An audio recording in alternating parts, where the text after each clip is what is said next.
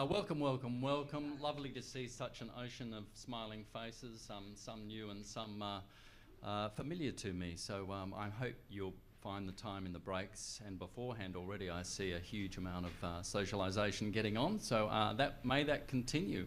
I'm here to welcome you on behalf of ANZMapS to the Southern Frontiers Conference, the umpteenth conference of the Society. We've been going since the early 1970s, so I've lost count. The current committee hasn't organised all of them, but sometimes it feels like it. And I'd like to start by paying respect to the traditional and original owners of this land, the Muanina people, to pay respect to those who have passed before us, and to acknowledge today's Tasmanian Aboriginal people who are the custodians of this land. My sincere gratitude goes out to David Walsh and the team here at Mona, without whom Southern Frontiers would be more myth than reality. Above all, I have to thank Erica Persack, current president of the Society. Oh, by the way, my name is Martin Woods. When I saw Erica's name, oh yes, that's someone's name. Current president of the Society, Erica, whose notion this was last year, in discussion with Jane Clark here at Mona, to bring the Society to Hobart for the first time in many years. Erica was unable to make it to this event. With great regret, her ongoing health issues made it impossible for her to attend.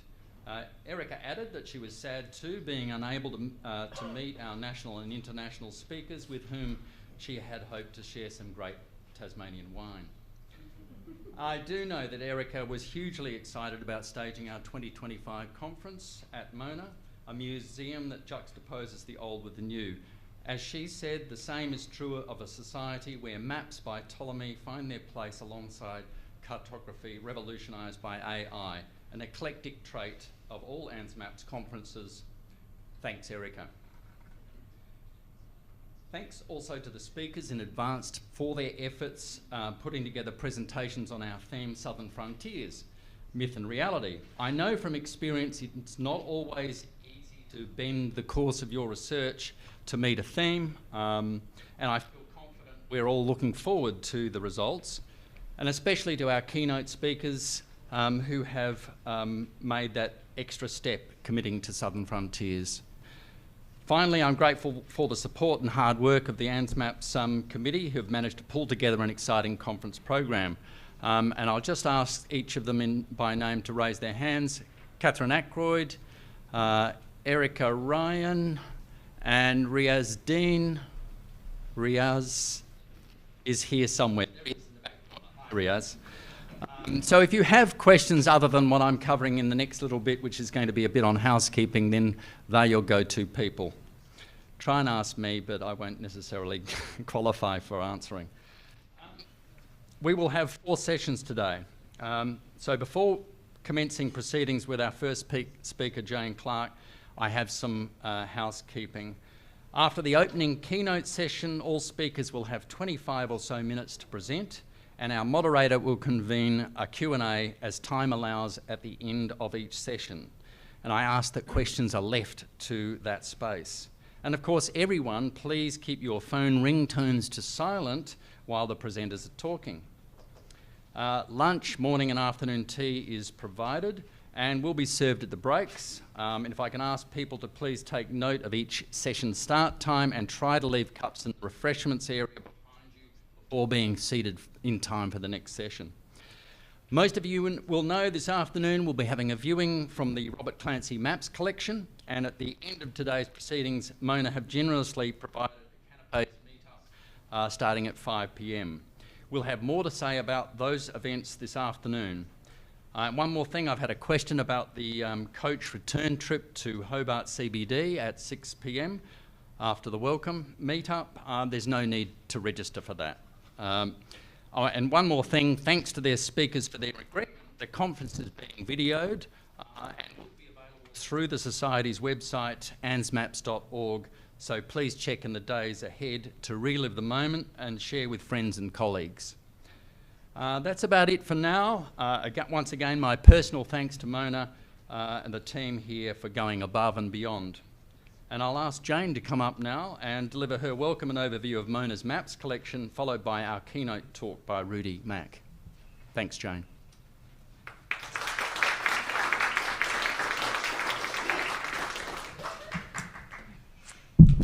I have to put it down. Let's see. How's that? Good. Well, thank you, Martin.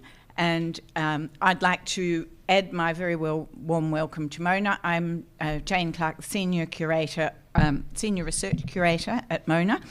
And it's very exciting to have you all here. I would also like to acknowledge that the Muwinina people were the traditional owners of the land we're meeting on, and acknowledge that the Pakana people are the continuing custodians of Lutruwita, Tasmania. Their elders and ongoing connection to country deserve our respect. And I think it's particularly important to think about that when we're talking about maps and discoveries and boundaries of land and so on. Now, let's see if I can get this. All right. As I hope many of you already know, Mona, the Museum of Old and New Art, is the largest private museum in Australia, with a permanent collection that ranges from ancient Egyptian funerary objects to Australian modernism to international contemporary art, as well as temporary exhibitions that you won't see anywhere else. And we opened to the public back in 2011, and I believe we've had well over 4 million visitors through the doors to date, many of them from overseas and the mainland as well as locals. Mona does have a library, which is dear to the heart of our owner and founder, David Walsh, and we're building a much bigger one, which my colleague Mary will tell you a lot more about tomorrow. And among the paintings and sculptures and antiquities and videos and room-sized commissions, we do have some very special maps. You'll hear later from Daniel Crouch, and I'm sorry it's remote rather than in person with Daniel, and from Professor Robert Clancy about some of the maps that are on display in the museum for the first time, and that's just to coincide with this conference. David had only a couple of early European maps in his collection when I joined Mona, and these were part of his personal drive, I think, to make sense of the world we live in by investigating and understanding all kinds of things that we humans have created through time. And at first, he collected purely for himself. He was at least as interested in science as in art, but printed matter and books seem to have always been one of his passions. And now, in contrast, although Mona is still an entirely privately funded museum, it's also a very public space, obviously, and it's a huge tourist attraction. I'm going to just touch on why I think Mona now houses these rare maps, globes, atlases, and some of them comparatively recently acquired. So rare and special, some of them, that David can show them off, and we curators can show them off a bit, like peacock feathers or the blue bits and pieces in a bowerbird's bower. And David has actually said from time to time that he considers this huge museum and library to be an evolutionary fitness marker, his own metaphorical peacock feathers, and he's also called Mona his hotted up Tirana. And if you want a bit more on that, we've just done a whole exhibition, and the book is available in the shop, and that exhibition actually included a hotted up Tirana for just to please those who are interested in hotted up Tiranas. Obviously, we today are interested in maps. Mona's is a gradualist collection, an informal, frequently random, often serendipitous learning by doing collection, about which David has said, when I asked that he decided why he was collecting after the fact, he decided, the things he cares about became his motives. He's retrofitted when asked justification for choosing the objects that he's chosen to display. And in fact, Mona and all we do here, I think, or a lot of what we do here, revolves around motives, both proximate motivations that we're conscious of, what we're aiming at now, and ultimate biologically impelled motivations that we're generally unaware of, including, importantly, the way we human beings assign meaning and value to things, and why universally we humans make art and other pleasing, elaborated creations such as maps. I mean, a map could just be lines on a page, but often, as you'll see, it's got winds blowing around the edges, it's got colour, it's got whales or ships in the sea. We make things more complicated and more special often than they need to be. In David's own words, though, you should never ask someone about their motives because they themselves will be the last person to know. I will say he does broach some comments and theories on collecting in his memoir, A Bone of Fact, which is definitely worth a read if you want to understand more about some of the deep delvings of what we do at Mona. So from lines drawn in the sand to prestige power objects to Google on your phone, a direction on which I think Kirk Mitchell will speak tomorrow, I'd argue that maps epitomise our uniquely human cumulative culture, preserving and compounding the expansion of knowledge over successive generations. Wayfinding is obviously an instinctive thing, but our means of recording the way and communicating our route to other people have evolved culturally through the natural selection of ideas. We humans imitate, we modify what's the best, what works, and we pass on what works best to be modified again by following people. Perhaps it's David's interest in the universal underpinnings of art deep in our biology that's brought together maps at Mona as diverse as these that you see on the screen. The route to the afterlife is laid out on this ancient Egyptian coffin of the man Osiris, who lived around the same time as Christ. On his coffin, you can't really see, but if you go into the museum, you can have a good look. You see his journey from his body being laid out by Anubis to his voyages with Isis and Nephthys across the sea to the afterlife. And it's mapped out like a kind of strip map down his front. And then we go to Ptolemy's map, or the map from the 2nd century Ptolemy, as updated by Nicholas Germanus and proudly engraved by Johannes Schnitzer of Armsheim and published in 1482. So this is a 2nd century map, as many of you, 2nd century idea, 2nd century cartography, that wasn't a map at the time, but made into a beautiful map during the Renaissance. And then still in its leather binding, not on display at the moment, I'm afraid, because we have to put it away out of the light every so often, but the Ptolemy's Geography as published in Venice in 1511, so still in the Italian Renaissance now, and this is a cuneiform map of the modern world based on updating Ptolemy.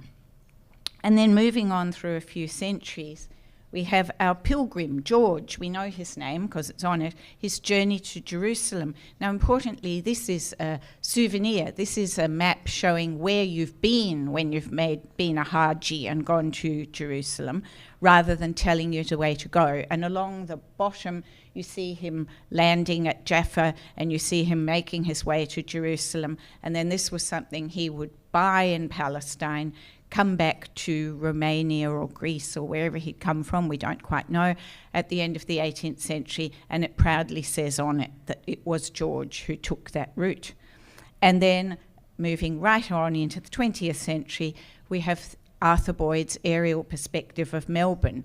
And this was inspired by Boyd growing up in Melbourne during the war and then seeing pictures of Hiroshima at the end of the war and envisaging Melbourne seen from above in an apocalyptic situation. So again, it's a kind of an aerial map and very recognisable when you look at the buildings of what's happening there. And then we also have Anselm Kiefer's wonderful mapping on lead. This is a painting on lead of the night sky. And the constellations are named, including Orion, Canis Major, Lepus and Columba, and the stars as numbered by NASA. And Kiefer says, this is the scientific heaven. And he goes on, but of course it's all illusion. All of the constellations are illusions or ghosts. They do not exist. The light we see today was emitted millions, billions of years ago, and of course their source was constantly changing, moving and dying. These lights we see, this heaven, has nothing to do with our current reality. We are afraid, he says, so we have to make sense of the world. And on the right are just two of many weather drawings that we hold. This is an ongoing, ever-increasing collection by the Melbourne artist Cameron Robbins, mapping the wind, and in some cases, not in the Mona ones, but in previous ones like this Flinders Street station, he was also mapping the rainfall. And his permanent machine there, his wind section instrumental, is outside the roundhouse, and it's connected to pen and paper inside, and so it turns wind patterns into drawings over hours and days that we then archive. And on to globes. We have globes, I'll show you more, but you might just have glimpsed my slide before, this vast pure white globe. It's 6 metres across, a meditation sphere by the American light artist James Turrell. And you can lie down inside it if you book, 2 at a time if you need company, and you embark on what's been beautifully described as an expedition into unknown territory, namely the journey into your own brain, the continuous and unconscious operations of your optical apparatus. Unseen Scene, as it's called, is housed in Mona's Pharos wing, named, as you may guess, for the great lighthouse of Alexandria, which Ptolemy would have seen, I presume, and which appears on one of our very recently acquired maps of the world by Willem Blauw, made in Amsterdam. And then continuing a bit circuitously back to cartography, David Walsh, with Mona's architect Nonda Katsalidis, had the great 18th century architect Etienne Louis Boullé somewhere in their minds, I think, when they dreamed up Pharos. And Boullé, in turn, had been inspired by the Sun King Louis XIV's so-called Marly globes from the 1680s, the largest ever globes of heaven and earth, which are now at the Bibliothèque Nationale in Paris. As we all know, maps are often instruments of power and manifestations of status. And just for those who haven't been to Mona before, and as a reminder, let's not forget Sidney Nolan's Rainbow Serpent snaking its way across Oceania. This was Nolan's statement, if you like, about everything about this part of the world, New Guinea, Australia, the Pacific, and with this serpent snaking its way, I think it's 47 metres across. And we actually, when the Mona was being built, the architect had to redesign and make this wall to fit in Nolan's great chart, if you like, of Oceania. And also, you'll discover, if you don't already know, and you should download it, Mona's handheld interpretive device, the O, which knows where you're going and also will show you where you've been and save your tour. So I hope you've gathered by now, and I quote, that the torrent that buoys Mona has many eddies. So having touched a little on why there might be an interest in maps at Mona, but not really dealt with it except in hindsight, I'll turn quickly to some of the what more at Mona's more pertinent today. I don't think any of you will have seen this set of vellum sea charts before. They've just been hung for the first time, tracking the route in 3 stages from Europe to the scarcely known southern frontiers. And they're printed on vellum rather than paper, so that they could be used and reused by a sea captain himself, marking out his voyage during the voyage, or by ship's owners back in port, mapping out the voyage and following where their ships are going, and then rubbing out the lines to use the charts again next time. We also have 2 beautiful sea charts by the same Hoos, or Goose, spelling it literally, that are printed on paper in the Clancy collection, which is more than 100 maps recently purchased by Mona that trace the evolution of Terra Australis incognita from an imaginative speculation to real science, and you'll hear more about that later. For 17th century seafarers and discovery enthusiasts who wanted to keep their maps closely about them, you could have a pocket-size atlas, and we have 2 pages from Claes Jansson Visscher's 1649 pocket atlas, and these are the first atlas maps in the world of the world that show the discovery of Tasmania. Still only kind of half discovered, but there it is. And as specialists among you may know, there's the wonderful story of the whole of one of these pocket atlases by Visscher being discovered only back in 1986 in the State Library of Victoria. It had been there for ages, but not really recognised what it was. And we're pretty pleased just to have 2 pages. And still on that small pocket scale, you'll see when you go to the museum a lovely collection of little worlds for the palm of your hand. This is just a few of them. They're mostly from the 18th century, and they're mostly housed in lovely shagreen cases. And the cases are lined with constellations, like the one that you can see here on the upper right. And I love the silver one. We don't even actually know, it's got initials on it, but we don't actually know who the maker was. And from pocket size to mural scale, these 2 maps, I'm afraid, are not on display at the moment, again for conservation reasons, but they will come out again probably around maybe the end of next year. But I hope some of you saw them when they were last on view, and some of you may have heard me talk about them at a symposium at Melbourne University a couple of years ago. These are 2 large wall maps published in Amsterdam by Johan or Johannes Blauw, expansions of the work of his father Willem, by whom there are also key examples in the Clancy collection. So the maps in the Clancy collection really do add in this extraordinary way to the relatively few things that Mona already held from that period. These are truly extraordinary survivors, even though obviously printed maps of this period and globes and atlases were produced in huge numbers by the Dutch in the 17th century. But for one thing, these were very expensive luxury items even at the time, as well as scientific documents.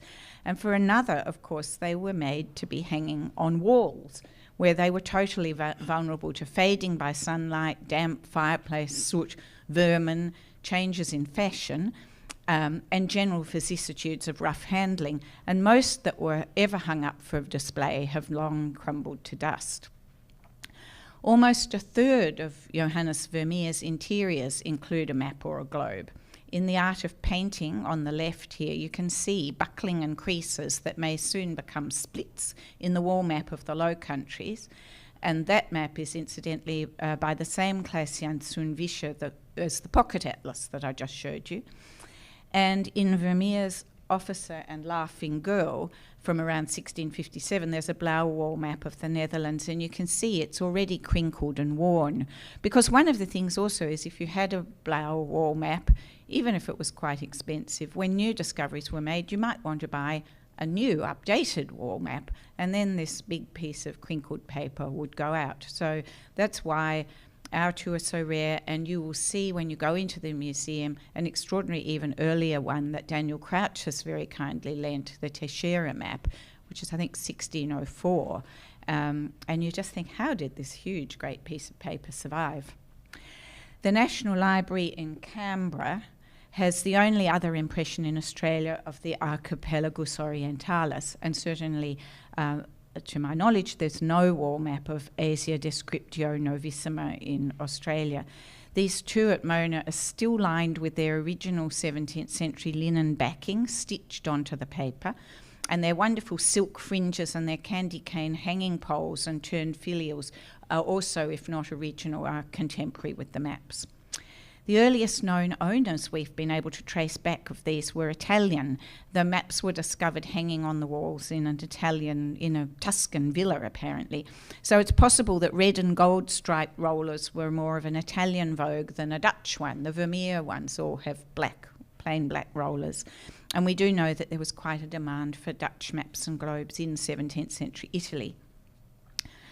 Blauw included the same partial antipodean coastlines on his various globes of the world. And here are Mona's 2 beautiful floor globes by Blauw, the terrestrial globe and a matching celestial globe. And these were made about 14 years before the wall maps.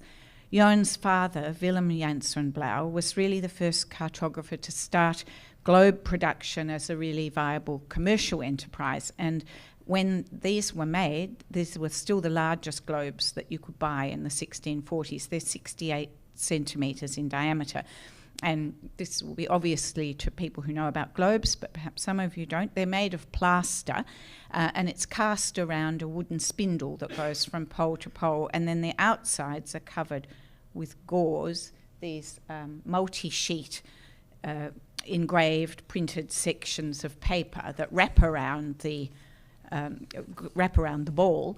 And I've seen estimates that just the process of engraving the copper printing plates for these globes would have taken a workshop about a year, and that's before they were assembled, and then they were hand coloured and they were varnished and they were put into the beautiful wooden stands.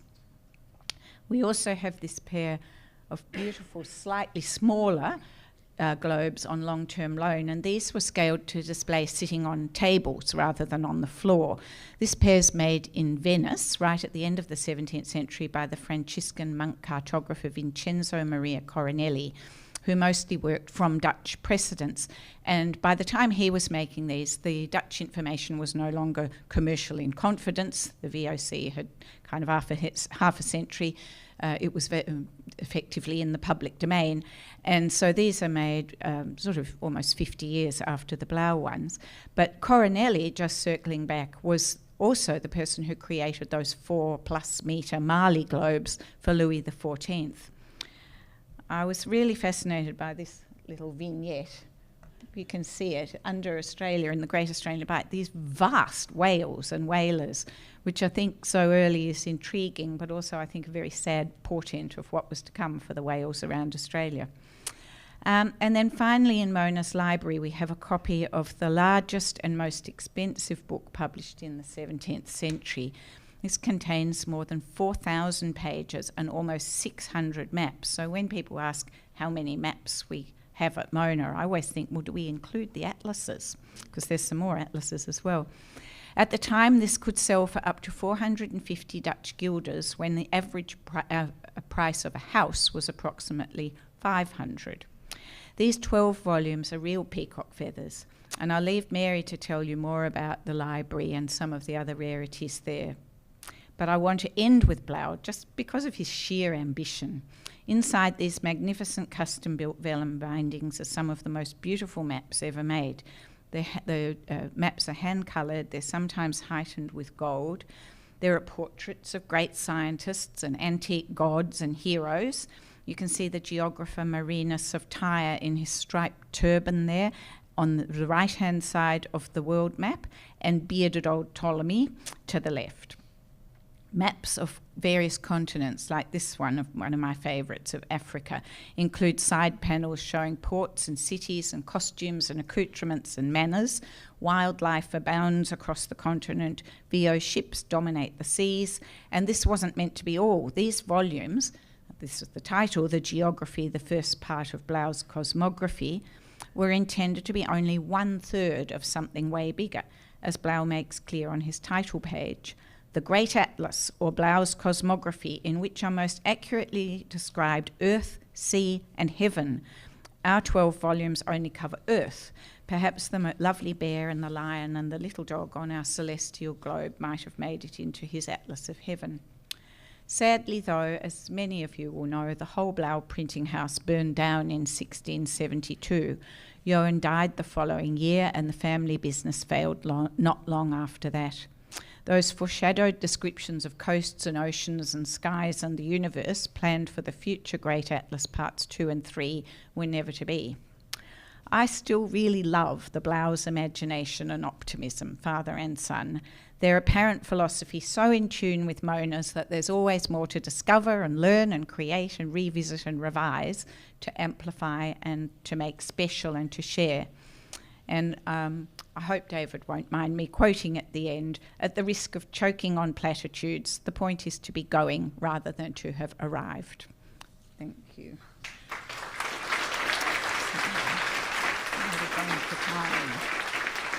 So that was a very quick run through, and I really hope you're going to have time to explore the museum. In the meantime, I'd now like to introduce our next speaker, Rüdiger Mack.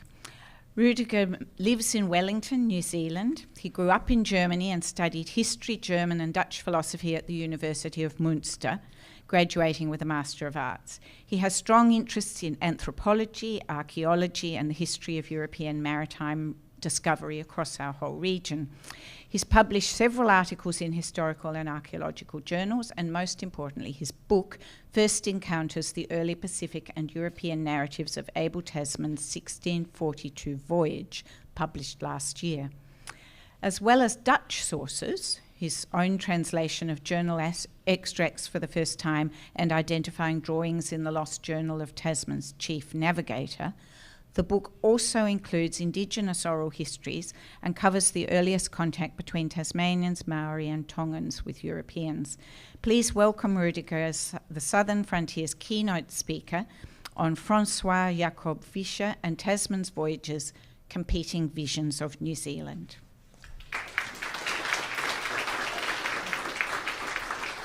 Thank you. Just going to adjust.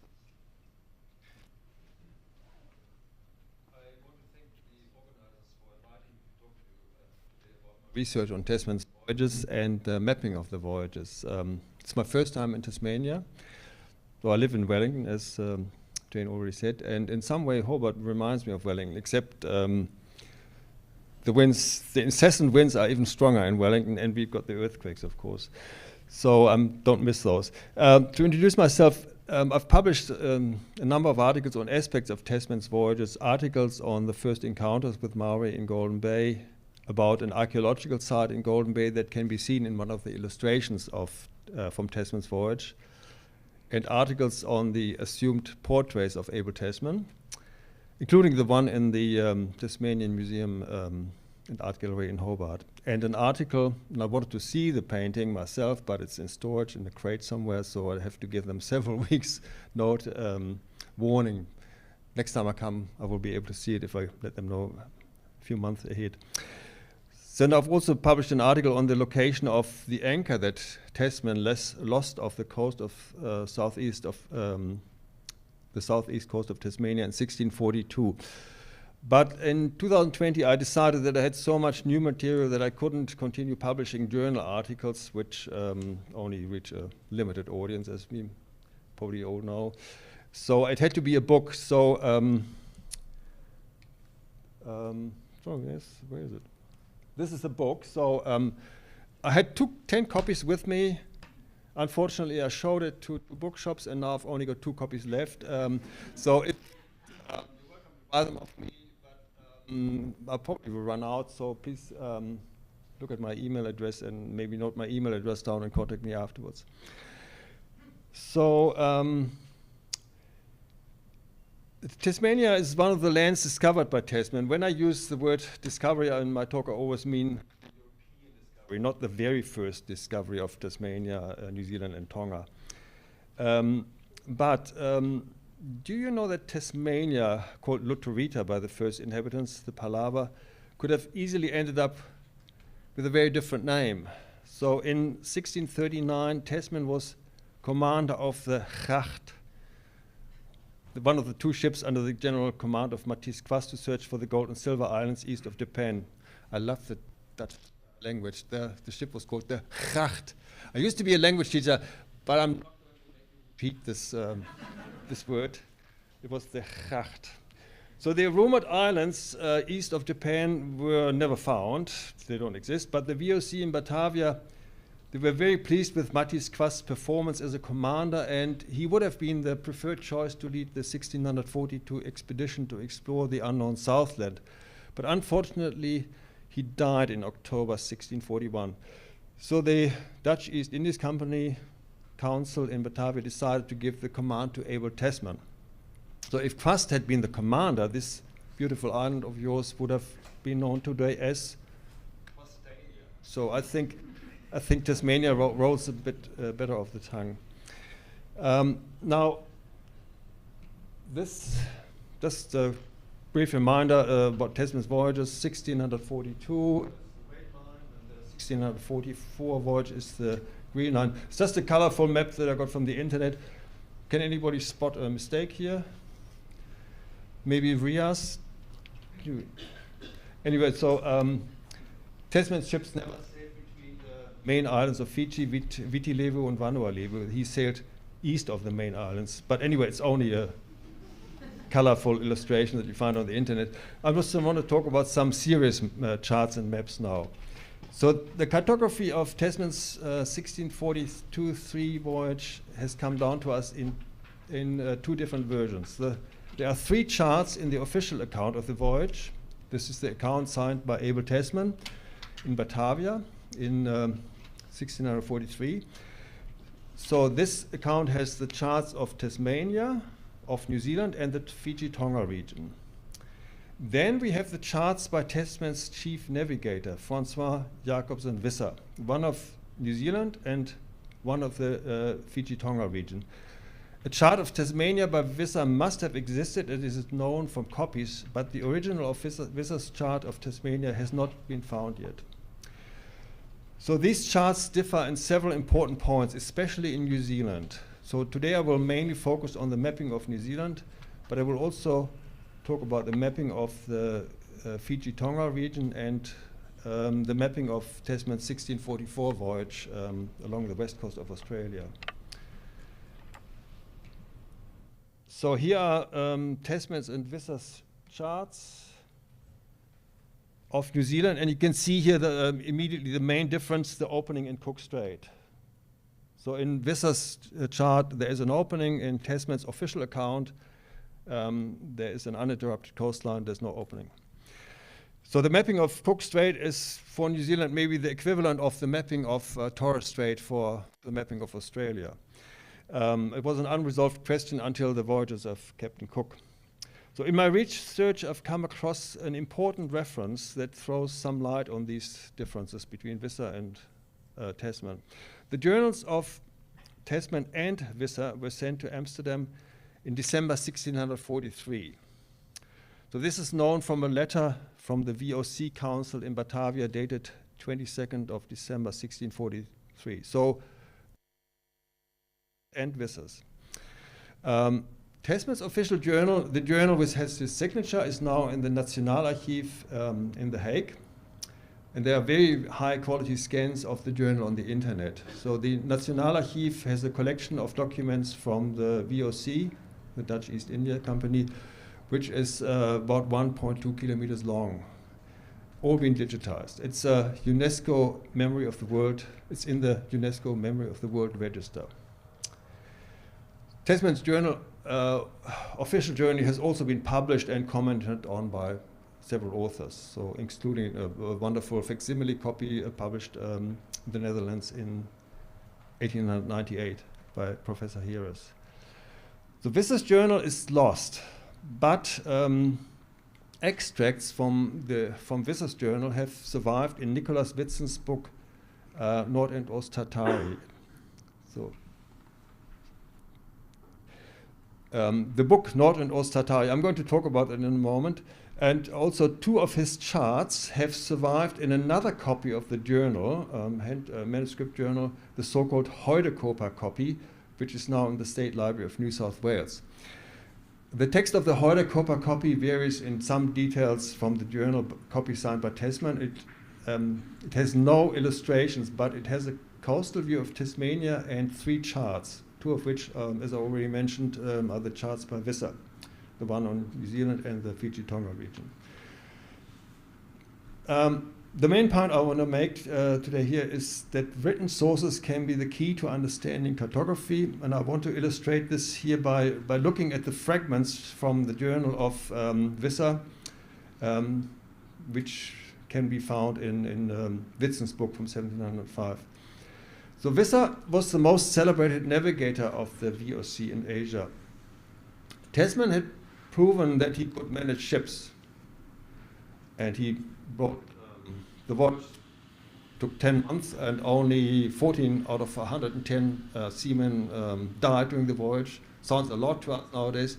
In those days, for a 10-month voyage, it was actually a pretty good ratio.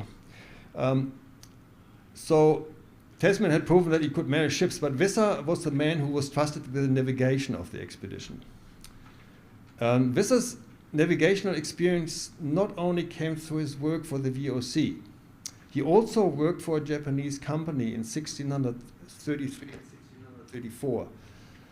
And during this work, he gained valuable knowledge about various Japanese ports. And basically, that was one of the reasons why the Dutch then were the only European country left over to trade with Japan for a long time. So it's very interesting that the only known portrait of Visscher is a painting that is kept in a temple in Kyoto. So here is the painting, and on the right you see, so on the left of the painting you see, I've enlarged the portrait of Tasman on the right. This was a painting that was commissioned by the Suminokura family at the successful conclusion of a trading voyage from Japan to Cambodia and Vietnam. So here is Visscher is seen celebrating together with his Japanese employers, the Suminokura family, and the crew of the ship. Looks like a really good party to me, and if the conference goes well today, well, that could be us tonight, maybe. So Visscher's journal was thought to be lost, but in my research I've been able to show that a few extracts were indeed published in 1705. And this is the book where they were published. The book is called Nord- and Ost-Tartaria.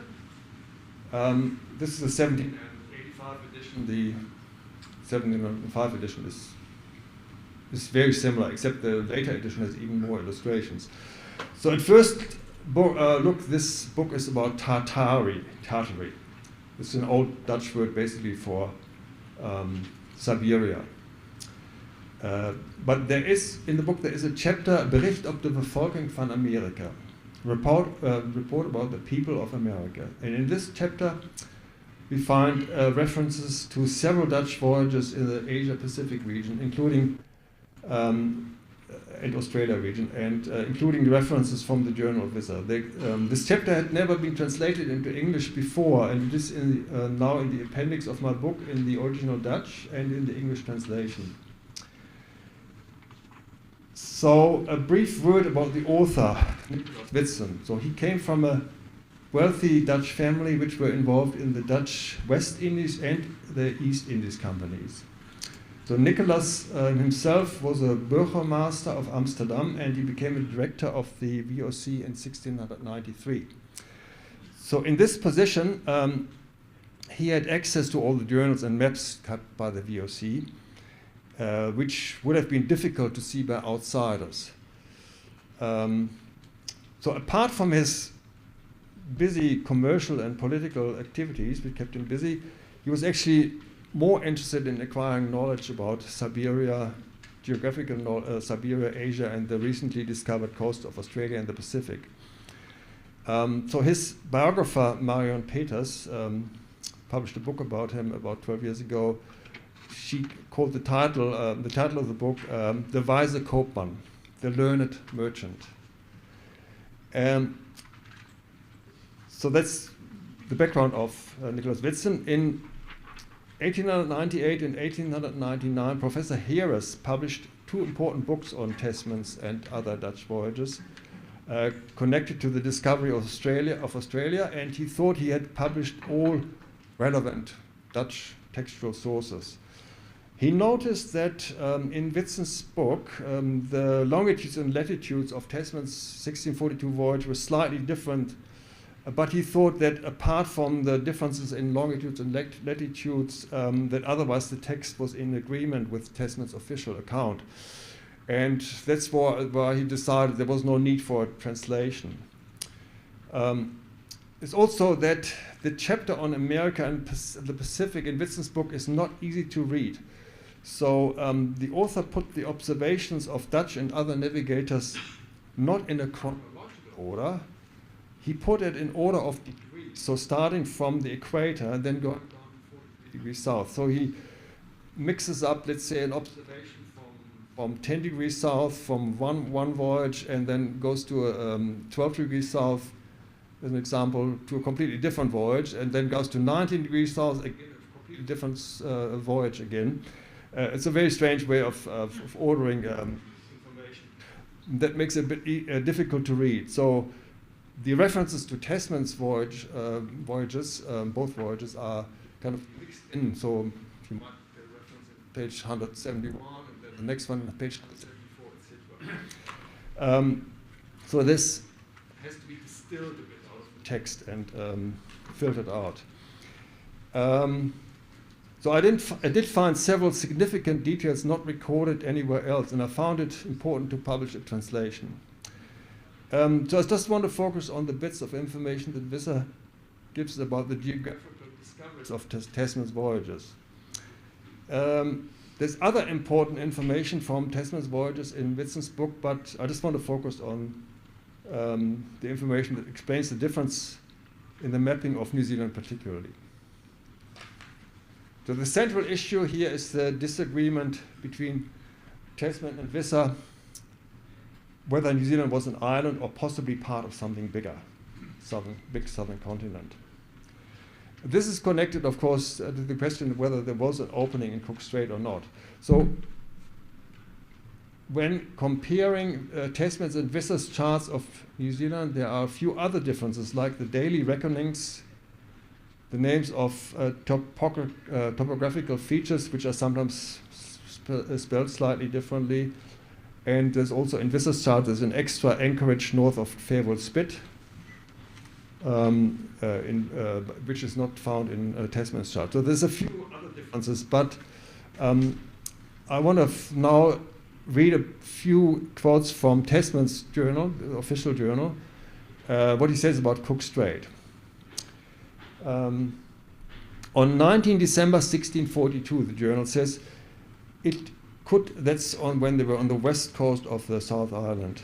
It could well be that this land would be joined to the Starterland, that is Staten Island at the southern tip of South America, named by Schouten and Lemaire in 1615. And the journal continues, "We trust that this is the main coast of the unknown Southland." End of quote. So Tasman's assumption was probably based on the Ortelius map from 1589, which shows a coastline, an uninterrupted coastline from the southern tip of South America to the south of New Guinea. So that was on the 19th of December 1642. One day later, on 20 December 1642, after sailing into the Cook Strait area, Tasman contradicts himself. The journal says, "In the morning, we saw here land lying on all sides of us. We had previously thought that the land where we had been at anchor to be an island. No doubting we shall find from here a passage into the open South Sea. But this turned out to our heart's pain very much otherwise." End of quote. And then a few days later, on 24th of December, he seems to have changed his mind again. While still in the Cook Strait area, we read in Tasman's journal, "The flood comes from the southeast, so that there might indeed be a passage." End of quote. So it goes backwards and forwards a bit about his opinion on Cook Strait. But in the end, Tasman decided to show no opening in the chart, in the official account. So when the journal comes to the North Island of New Zealand, it says that after passing Cape Maria van Diemen, I'll have a few arrows to point these things out. A moment. Cook Strait, yeah, okay. Cape Maria van Diemen. It says that after passing Cape Maria van Diemen, they noticed a strong current from the east and also a great swell coming from the same direction, which they interpreted as an opening to the South Sea. At Cape Maria van Diemen, Tasman's journal says, here the land falls off to the east, end of quote. And this is reflected in his chart. So it falls away to the east. The journal does not give an opinion about the insularity of the North Island of New Zealand, or, as for that matter, also the South Island. Now, what did Visscher think about the insularity of New Zealand? Let's first look at two details from the chart. So we've already talked about the difference in Cook Strait. But there's also a difference in the way the coast at Cape Maria van Diemen is shown. Visscher has a very short stretch of coast going to the northeast. Tasman has a much longer stretch of coast going eastwards. Now I want to read a passage from Visscher's journal in Whitson's 1705 book. They saw that the land extends no higher than 35 degrees, that's Cape Maria van Diemen, where it falls away sharply, thus forming an island which apparently extends beyond 43 degrees south, but they were not sure whether it extends further to the south, southwest, or southwest. But there, in the south, were very high mountains with sharp peaks, and more specifically, 6 ranges, mountain ranges rising above and intersecting one another. End of quote. So, by the way, this is a slightly more detailed description of what they saw of the Southern Alps, the island of New Zealand, than what is recorded in Tasman's journal. So Visscher does not offer an opinion whether the South Island is an island, but he doesn't go as far as Tasman, who suggested that it may be connected to Staten Island of the coast of South America. So what is interesting here is Visscher's statement about Cape Maria van Diemen. He clearly says the land at 35 degrees falls away sharply, thus forming an island. And as we can see, this is reflected in the chart. So a number of authors have discussed the difference in the charts between Visscher and Tasman in the Cook Strait area. But the different coastline of Cape Maria van Diemen has not been noticed or commented on. And it's only because now we've got the translated text of this from 1705 that more light can be thrown on it. Now we have a textual key to understand Visscher's chart better. So in Visscher's chart, we have to look at both the coastline at Cape Maria van Diemen and the Cook Strait area. And when you put both together, it becomes clear why Visscher was convinced of the insularity of the North Island. For a long time, Visscher's chart of New Zealand had not been widely known. We know that it was known to a few people in the 17th century, but then the knowledge of it vanished. The Heuderkoper journal, which contains the 2 charts of Visscher, had been in the possession of the Heuderkoper family in the Netherlands. And its existence became more widely known in 1872. And the differences between Visscher's chart and Tasman's chart were discussed in publications, have been discussed in publications since about the 1890s. So in a Dutch edition of Tasman's Voyage in 1919 by Posthumus Meyers, we find, he says he found it strange that Tasman showed an uninterrupted coastline in Cook Strait, since on 20 December 1642 his ships were only 6 miles from the opening between the North and South Island. So Meyers found it strange, but other authors have been much more critical on Tasman. So one of Tasman's main objectives given to him in the instructions by the council in Batavia was to find a passage through the South Sea to South America. This was in order to get access to the gold and silver mines there. So the background here is that there was a constant shortage of gold and silver in Batavia.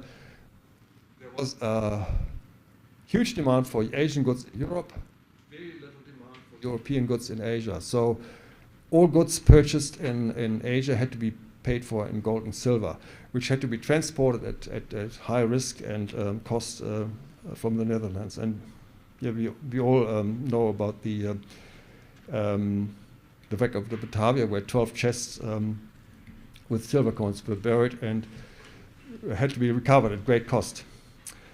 So that's why for the VOC in Batavia, the passage to South America was very important, and so Tasman achieved this objective. So he got praised for that. But coming back to the uninterrupted coastline in Cook Strait, I want to quote a more critical view of this part of the chart. So this is from B.J. Slot in his book Abel Tasman and the Discovery of New Zealand. If this opening in Cook Strait which might have also been a passage to Chile, had been shown on the chart, Tasman's superiors would have had good grounds for severe criticism. They would have been justified in asking why this passage had not been surveyed in detail. One is forced to conclude that Tasman was not a conscientious explorer. He was a fearful subaltern who falsified his findings to avoid problems with his superiors. So this is the strongest critic of Tasman. I mean, for his excuse, we may say, I mean, these charts were made for, well, to be used in other maps, to be given to captains of other navigators. And if you put an opening there where there's a little there is an opening, then you may lead other people to into the dangerous situation. So maybe, I mean, we could give this argument in favor of Tasman for not putting the coastline there. But on the other hand, as I said, Visscher was clearly completely of the different opinion. So the VOC Council praised Tasman for finding a passage to the South Sea, to the north of New Zealand, so between New Zealand and Tonga. But they did criticize him for not making an effort to explore the newly discovered countries further. It also seems that the VOC Council in Batavia were aware of the difference in opinions between Tasman and Visscher, and there was probably, this is my opinion, was probably the reason for their criticism and the reason why they sent both Visser's and Tasman's journal to the headquarters in Amsterdam. Now, what was known about the insularity of New Zealand outside of Europe? I just don't want to, I really don't want to get away a little from the solely Eurocentric view or colonial view or the history of maps and map making. So let's look at what Maori thought about New Zealand, Maori geographical knowledge. So this is just a map to show that Maori had a reasonably good understanding of the geography of New Zealand. They knew that there were two big islands. So this map was drawn by the Maori chief Tuki Tahua for Governor King on Norfolk Island in 1793. And it is published in Collins' book, The History of the Colony of New South Wales, 1798. Probably have it in your library, I suppose. So Maori knew there were, this is where the chief came from, so the area in Northland, the northern parts of New Zealand, is a bit better shown in the map than other parts of New Zealand. This is the rest of the North Island, this is Cook Strait, and the South Island. So they knew that there were two big islands.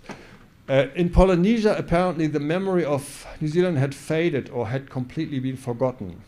So there was probably, for a period of maybe 100 or 200 years or maybe longer, there was a period of return voyages between New Zealand and Polynesia. But that's ended sometime probably in the 15th or 16th century. In Tahiti, in 1769, Captain Cook hired a very knowledgeable person to help him navigate through the Pacific, Tupaia. Tupaia drew a chart of his knowledge of islands in the South Pacific. I don't want to go into the details of this chart. This has been analyzed by many people for the last 200 years. The closest islands to New Zealand identified in Tupaia's charts are some of the Tongan, Samoan, and Cook Islands, but not New Zealand. So communication between Polynesia and New Zealand was probably lost in the 15th century when a series of tsunamis hit New Zealand and caused the and also Polynesia, and caused the destruction of many coastal settlements. So basically made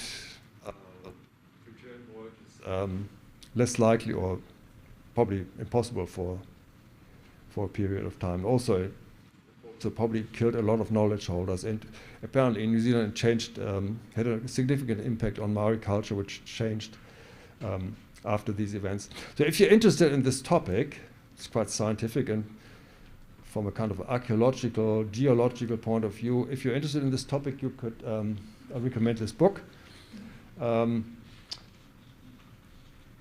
And so this is the Maori and the Polynesian view of the geographical knowledge of New Zealand. Now, here's something quite curious. The very first map to show New Zealand as an island was not created in Europe. It was a Chinese map from 1674. Don't worry, I'm not going into some pseudo-history of a massive Chinese fleet in the 15th century in the South Pacific. The map is called the Kunyu Kwantu, the complete map of the world. A world map created by the Flemish Jesuit Ferdinand Verbiest for the Kangxi Emperor of the Qing dynasty. It reflects a fusion of European cartographic knowledge and Chinese cosmological tradition, placing China at the center of the map on the right-hand side. Yeah. And the known continents and oceans of the time, including the Americas, Australia, and New Zealand. It is thought that 8 copies of this map exist. All are in libraries except one print, a later print of this exact map from the 1860s that is apparently for sale by Daniel Crouch, who's who's going to join the conference later today, but by video link, I think. Surprisingly, I think Australia has 2 copies of the map. Surprisingly, there's no copy in New Zealand. A serious gap, I think. I mean, it's the first map to show New Zealand as an island. I'll show you the detail in a moment. And there's no copy of it in New Zealand. I think it needs to be corrected.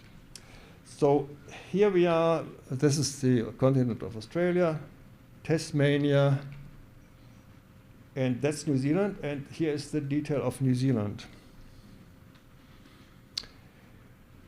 In 2017, a different Chinese map drawn on silk and created in the 18th century was found in a library in Bern in Switzerland. The creator of the Bernese map was drawing on earlier maps, in particularly this 1674 map by Verbiest. Though this later map says about New Zealand. As for this region, the ancients said that the edges of the earth connect to each other here from both sides. Recently, however, there was the navigator Tasman who reached here, explored, and came to see that there is an opening through to the Great Ocean. This means from this point one passes into the Great Pacific. End of quote. So Verbiest's 1674 map shows the west coast of the South and North Islands. In the middle, a large bay, which Tasman called Seehansbucht, Seehans Bay. That is the larger Cook Strait area between the North and South Island. Clearly, this map is based on Tasman's voyage, but my question is here, where did Verbiest get the idea from that New Zealand was an island?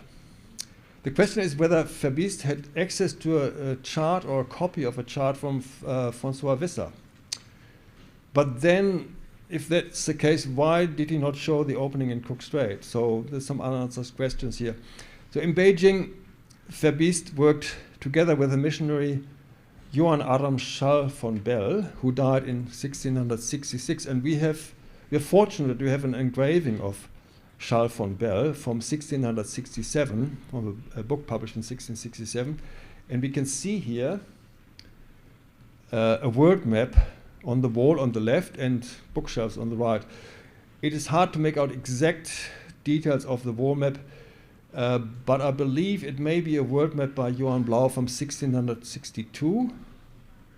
This, the one on the left is the one from the engraving from 1667, and the one on the right, which is probably the one that is shown in the engraving. This is the world map by Blau from 1662. Though this map shows Tasman's discoveries. So we can't draw any conclusion from this engraving other than that the Jesuits in Beijing had the latest maps and books, but maybe this is an indication that the Kunyu Kwantu map project had already started earlier in the 1660s. Now, I want to talk about the mapping of the South Pacific before Tasman. In the Ortelius map of the Pacific from 1589, there is an uninterrupted coastline from South America to south of New Guinea. Okay, this one, you're all familiar with this map, I suppose. So Tasman clearly had, well, if this coastline did indeed existed. Tasman had clearly punched hole through Australia's coast. He had shown that this coastline, if it existed at all, definitely at least had an opening to the north of New Zealand. But even after Tasman's voyages, Australia's coastline still lingered on, and here's an example of two small maps of the Southern Hemisphere by Pierre Duval from 1661. So this is the uninterrupted coastline. This is from Pierre Duval, a description, La géographie aux descriptions du monde, not sure the title. It shows, I think I've got an arrow here. Yeah, it shows New Zealand there. So you see the coastline, the coast discovered by, this is a bit difficult perspective, so I'm better show you the other one. This is a bit more south. You see the discovered coastline by Tasman. So first of all, this is Tasmania, and this is the west coast of the South Island and west coast of the North Island, discovered by Tasman. And you see there's a coastline on the right, which hadn't been seen by any European. It's basically left from the Australia's map from 1589 and earlier that was included in this chart by Blau. So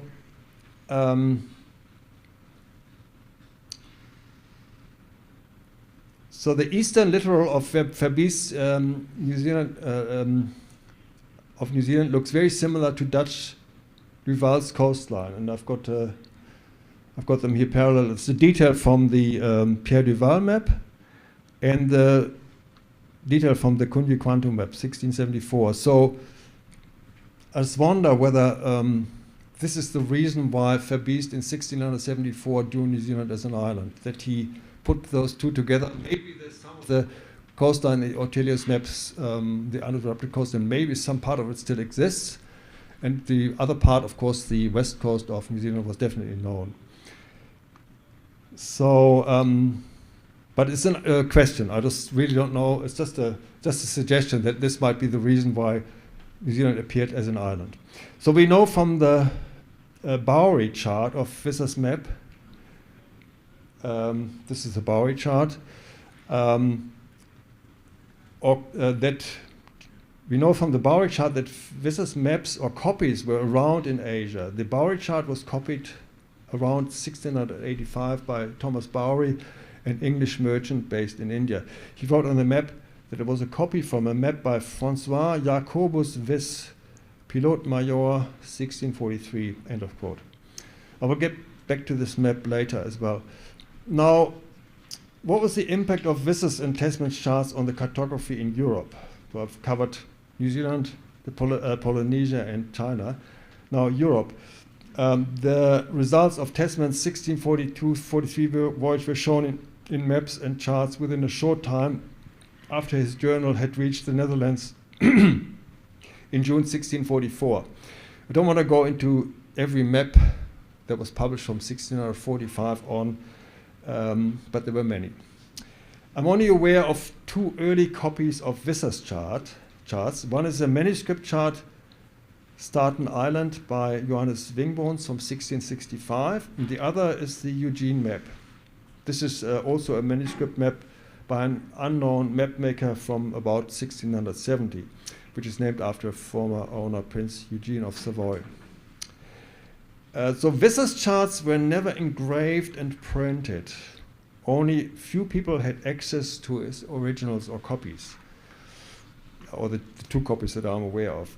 In contrast, the chart of Tasman's official account was printed and published regularly, and all of these charts, of course, show no opening in Cook Strait.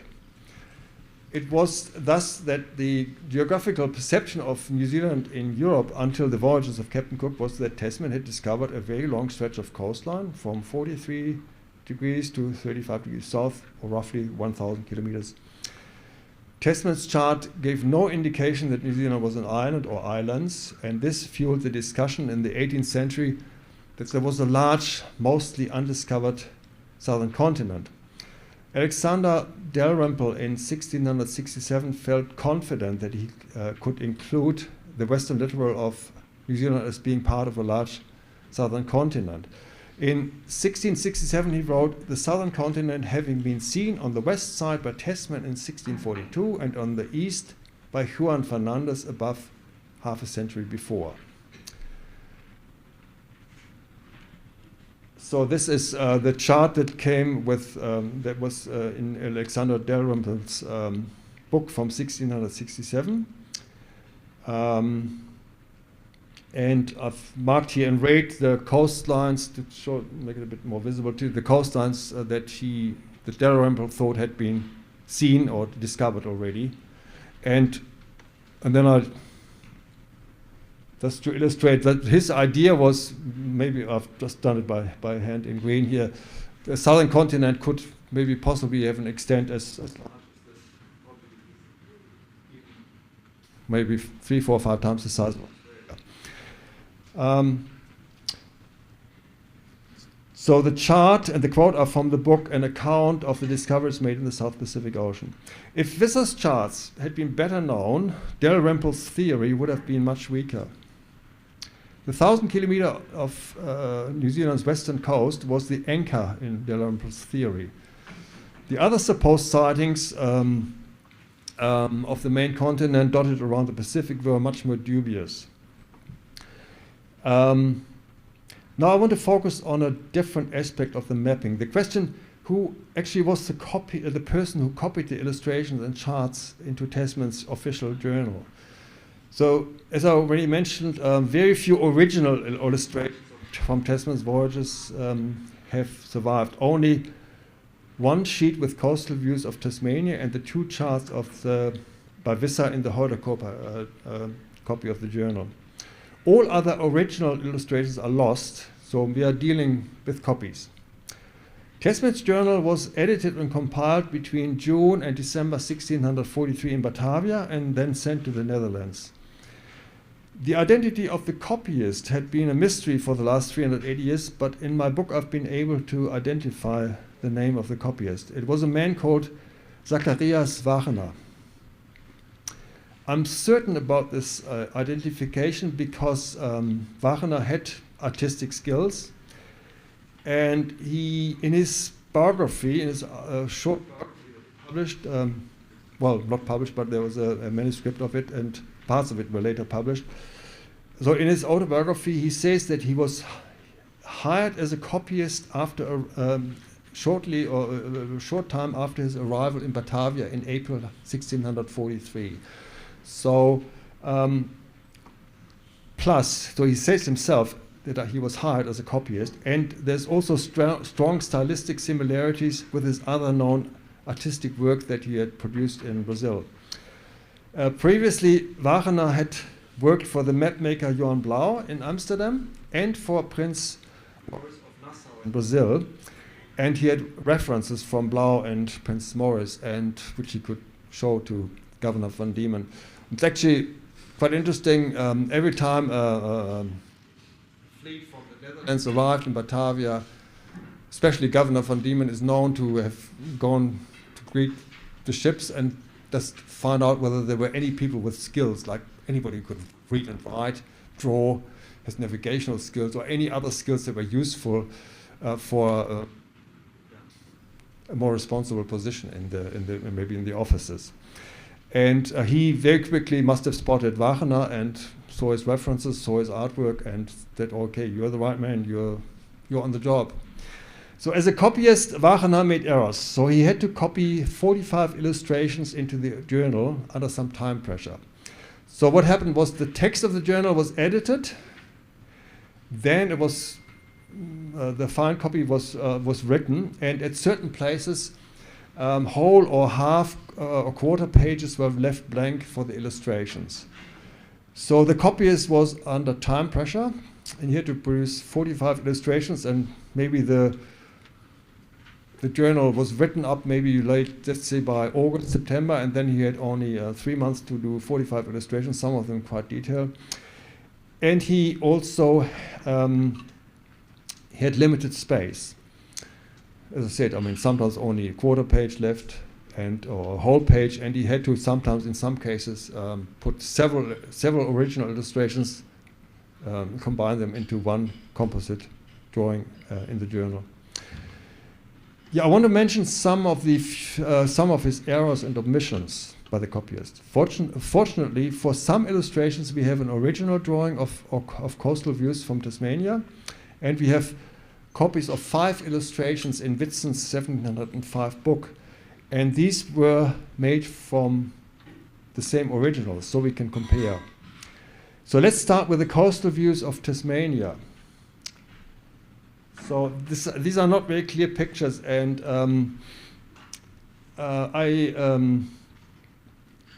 at the top you see the original views by Gilsemans, who was one of the artists on the voyage, and at the bottom the copies by Wagner. The images in this slide are not great, but I have poured over these and tried to find resemblances, and this is actually what I wrote in my book. A comparison between the original drawing of the coastal views of Maria Island, Schouten Island, and Freycinet Peninsula of Gilsemans and the corresponding drawing of coastal views in Tasman's journals shows no resemblance. Either the drawings of the Tasmanian coast in the journal were from an original by another artist of the expedition, or the copyist in Batavia did a poor copying job. Hills and mountains in Tasman's journal are depicted as oddly shaped pinnacles, sometimes leaning grotesquely, dangerously to the right, and I've got an illustration of this. So it's ridiculous. I mean, how? So there's a bit of carelessness, time pressure, restraint of space, and a little bit of carelessness as well. Now, here's another example of omissions and errors. This is an illustration from the island of Nomuka in the Ha'apai group in Tonga. On the left, you see Wagner's copy from 1643, and on the right, the copy in Whitson's 1705 book. So just please look and compare the child on the left. On the left, it's got a head the size of a golf ball. and on the right, it looks like a child. Also, please note the omission of the left arm of the man on the right. This is something in the 1705 copies. You see there is the man has in his right arm a fish, and in his left arm he's got a knife. So actually the knife was not Dutch. It's quite interesting. It was made in China. So basically the Dutch were the first people who imported Chinese-made goods into the Pacific. So the illustrator, the person who drew this, wanted to show here we established friendly connections. We traded food for European or Chinese goods. And then Wagner in 1643 ran out of space. He wanted to show the activities of the Dutch, and their arm had to be sacrificed. Also, please note the awkward position of the feet of the man in the middle. This is the illustration on the left. And look at the position of the upper body compared to the feet. I mean, it's a miracle that he's not falling over there. So these are like... really? Okay. So I went to Nomuka in 2014 to look for myself, and I could tell you a few stories about, maybe tonight at the dinner, about the voyage there on a rust bucket. It reminded me of the sinking of the Princess Ashika in 2009 with a loss of 70 lives, and I thought I was on Princess Ashika 2. And also, I really wanted to go there, and especially to take a photo whether the hill, which you see in this image, does exist or does not exist. And the photo shows the hill does exist. It's a hill called Matamuka. It's 52 meters high, not tall, but it's shown in the 1705 copy, but not in the copy in the Tasman's official journal. So these are examples that show omissions and mistakes made by the copyist. I've got a few more examples here of Golden Bay, New Zealand.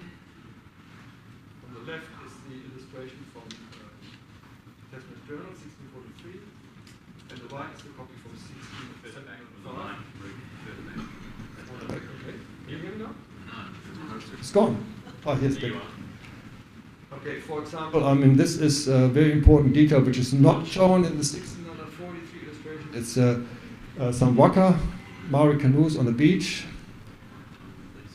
And this is an illustration from the same area, from 1844. This is from 2012, where I went with a group of archaeologists. We did a surface survey just to identify, and I've written up an article about this. But also, more importantly, on the other side of the illustration in Witsen's book, another detail not shown in Tasman's official account, there's a Dutch boat very close to the shore, much closer than the journal indicates. So this leads me to suspect that the Dutch came either very, very close to a landing, or they may have briefly landed. So this is a detail not in the official account. This is an I'll go through it a bit quicker now. This is an illustration also of another clear mistake in the 1643 copy. So in January, on 5th of February 1643, was the first European to catch sight of islands in the Fiji group. The next 2 days they saw several islands in the group and dangerous reefs in this archipelago. On the next day, the ships were suddenly in the middle of reefs and shoals, which they named Hermscake Shoals. The Fijian name of this area is the Nuku Basanga Islets. Dangerous situation, and the ships could have easily come to grief here. One shoal was straight ahead of them. They could not sail there. Looking to the north, there was another dangerous shoal which had to be avoided. For a while, they seemed to have no way of escaping, but then suddenly, by a stroke of luck, they spotted a small gap in the shoal where the waves were not breaking, and they managed to sail through. I think they had 2 or 3 fathoms of water under the keel. The chart by Visscher correctly shows the track of the ships carefully avoiding one smaller reef and then sailing through the gap in the larger reef. In Wagener's copy, the ships sailed right over the smaller reef. Wagener's copy, 1643, is where the track is gone right over the reef, and Visser's map, its chart is shown clearly a little bit to the north of that reef. Now, yeah, I think I'll skip this one. This is something about in 1643, an illustration from Tasman's journal. On the left, you see a group of islands, and when Captain Cook sailed there on his second voyage, Johann Reinhold Forster, one of the scientists, commented on this chart. So the islands on the left are not drawn in correct relative size to the island of Nambucca. So, and Forster says here, because Captain Cook had charts from Tasman's voyage with him, he commented on this chart, particular chart. It is amazing, or this is not a chart from this drawing, it is amazing that Tasman would have seen and however have drawn them in his map in view of Anamoka as small and inconsiderable islands, far less than Anamoka. Had he not passed the Isles so near, as it appears from his track, that he could not have been mistaken in size, I would have thought he might have been wrong in guessing at the distance and taking them for small islands. But it is impossible to mistake the size and distance and height in a man who was used to land at various distances at sea and to judge of their height and size from the appearance. End of quote. So he's blaming Tasman here for not showing these islands in their actual size or relative size to each other. But in fact, we need to blame the copyist, who, as I said, he probably had to draw, combine several original illustrations into one page, and that's why, well, it didn't work. But right on time. Okay, I'll leave the little anecdote out. As this is where I stayed with an Australian family in 2014, and just a little. I have to mention this. They're the only people. There's a couple who are running whale watching trips from that point. The only family living on the northern coast of Nambucca. And I asked them, why are the Tongans not living here? And he said, well, the Tongans think there are ghosts here. Well, at the time I thought, well, yeah, who knows what the story is. But of course we had the Hunga Tonga Hunga Pai eruption in 2022, and the whole northern coastline, including the home of the Australian couple who lived there with their children, was completely wiped out. I've seen photos since. There's only little stumps of concrete left in the ground. Everything is gone. So Tongans said they were ghosts there. It's clearly a reference to that there must have been a catastrophic event like a tsunami. So very briefly, if you're longing, Martin, do you want to have another 2 minutes? 2 minutes? Q&A, what would you prefer to do, everyone? No, I think you will find this interesting the next time. No, there will be. Talk during the break. Now, the 1644 voyage. I want to begin with a quote from Witsen's book again. In 1644, Tasman was tasked with the charting of the north and west coast of Australia, and most importantly, to find a passage between Australia and New Guinea. He came back to Batavia and reported that he couldn't find a passage. But then in Witsen's book, we read the following statement. It is believed that New Guinea is divided from New Holland or the Southland at about latitude of 10 degrees south. So this is in complete contrast to Tasman, who was sent out and didn't find it. So it is possible that we have here another difference in opinion between Tasman and Visscher, who again on this voyage was the chief navigator. Witsen may have based his statement on a journal of the 1644 voyage, which is also now lost. What we have of the voyage are two important charts, the Bonaparte map and the Bowery chart, showing the track of Tasman ships. But as I said, the journal of the voyage is lost, except, again, we have a few extracts in Witsen's book. And it is known, it's not known what Witsen's source was. It was possibly a journal written by Krijn Hendriksen de Ratte, but it could have come from a journal by Visscher. So Witsen gives 4 references to incidents of the 1644 voyage. I'm not going into every detail, only the last one, number 4, just to show you the positions. I've not been able to pinpoint the exact place. As we all know, 17th century longitudes and latitudes were not completely reliable, but I want to focus on one of the positions, the area around the Debja archipelago in Western Australia. And here is the area including Tasman's tracks in the Bonaparte map and the Bowery chart. And here we see anchorages.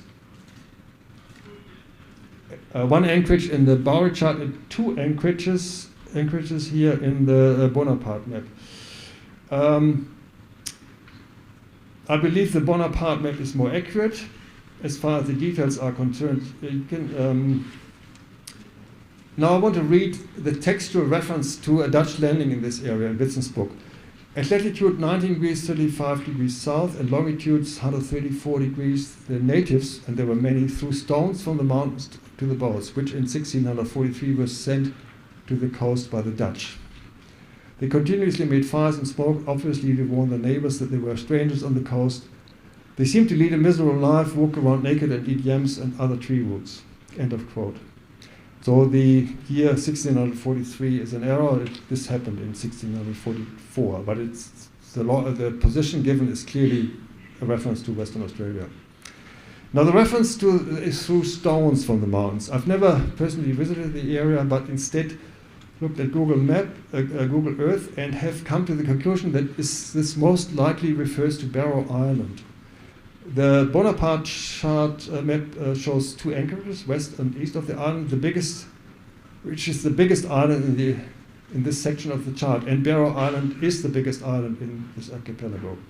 So that's a match. Barrow Island has a mostly rocky shore and low cliffs on its western side, and the shores on the northern and eastern sides of Barrow Island are a mixture of sandy beaches and occasional low cliffs. So it is reasonable to speculate that the reference refers to a landing on the northern or eastern side of Barrow Island. And I suggest that the Dutch landed on a beach which was overlooked by a cliff from where stones were thrown. this would make Barrow Island the only place in Australia which can be identified as a probable landing place where Tasman landed during the 1644 voyage. So there were 3 other landings, but I found it very difficult to pinpoint where that could have happened. Okay, so this is all, I think. Yeah, and to finish my talk, I just want to say I hope I've illustrated that textual references can in many cases give us a key to understand maps and charts better. So when I started research on Tasman's voyages more than 20 years ago, I thought that probably everything about the voyage had been published and there was not much new that could be found. But to my surprise, I've made some new discoveries and have been able to contribute to our understanding of the voyages. And I'm going to continue on this voyage, working on other aspects of Tasman and the first encounters with indigenous people in Australia, New Zealand, and Tonga. Yeah, last but not least, if you want to read more about this, just read my book. Also, when I do presentations, I always look around and see whether anybody's fallen asleep. So nobody did this morning. So I take this as a sign that you found it mildly interesting. So thank you very much.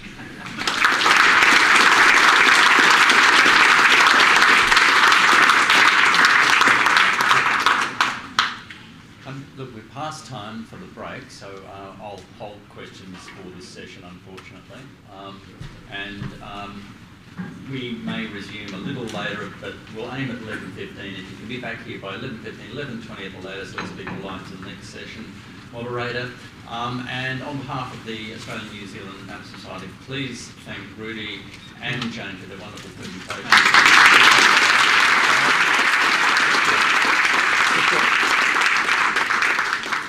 Thank you very much.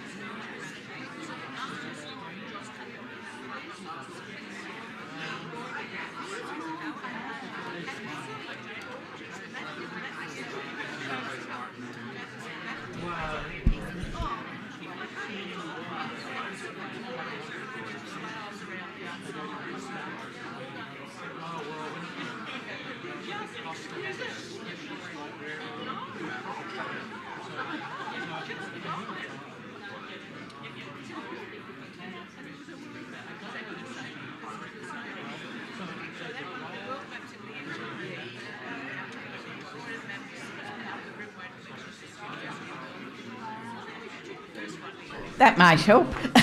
Thanks, Kat. Okay, welcome back from morning tea, and we're getting down to the serious business. This is session 1 after the keynote. Terra, Australis, Myths and Imagined Geographies. We've got 2 speakers, and we'll try and leave some time for questions afterwards. There'll be a roving mic, and do please use that, because as we can see, you do need the mic to get everybody hearing. So our first speaker is Catherine Ackroyd, Dr. Catherine Ackroyd, a researcher, collections, exhibitions consultant and paper conservator. She holds a PhD from the Australian National University, specialising in the imagery of early modern maps. She also serves as editor of The Globe, the journal of the Australian and New Zealand Map Society, and she regularly presents her research at international conferences. Today, she's going to take us into the remote Southern Ocean, a place where fogs, icebergs and flocks of birds once convinced sailors that they had seen land. And as she'll show, these phantom islands lingered on maps for more than a century. Her talk examines how such errors became embedded in cartographic traditions for a long time, and then what they reveal about the contention between observation and belief in an age before maps could be checked and verified from space. So welcome, Dr. Catherine Ackroyd.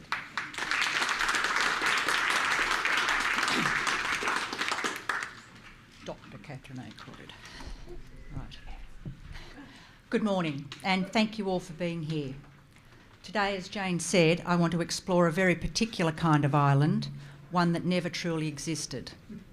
These are known as phantom islands, land masses that appeared on official charts, entered naval reports and sailing directories, and were treated as real geography, sometimes for more than a century, before they were finally removed from the map. But their existence raises 2 fundamental questions. First, how did something that never existed make it onto official charts? And second, and perhaps more interesting, why did they remain there for so long? To answer that, I'll trace 4 of the most persistent phantoms of the Southern Ocean: the Royal Company of Islands, Emerald Island, the Nimrod Group, and Doherty Island.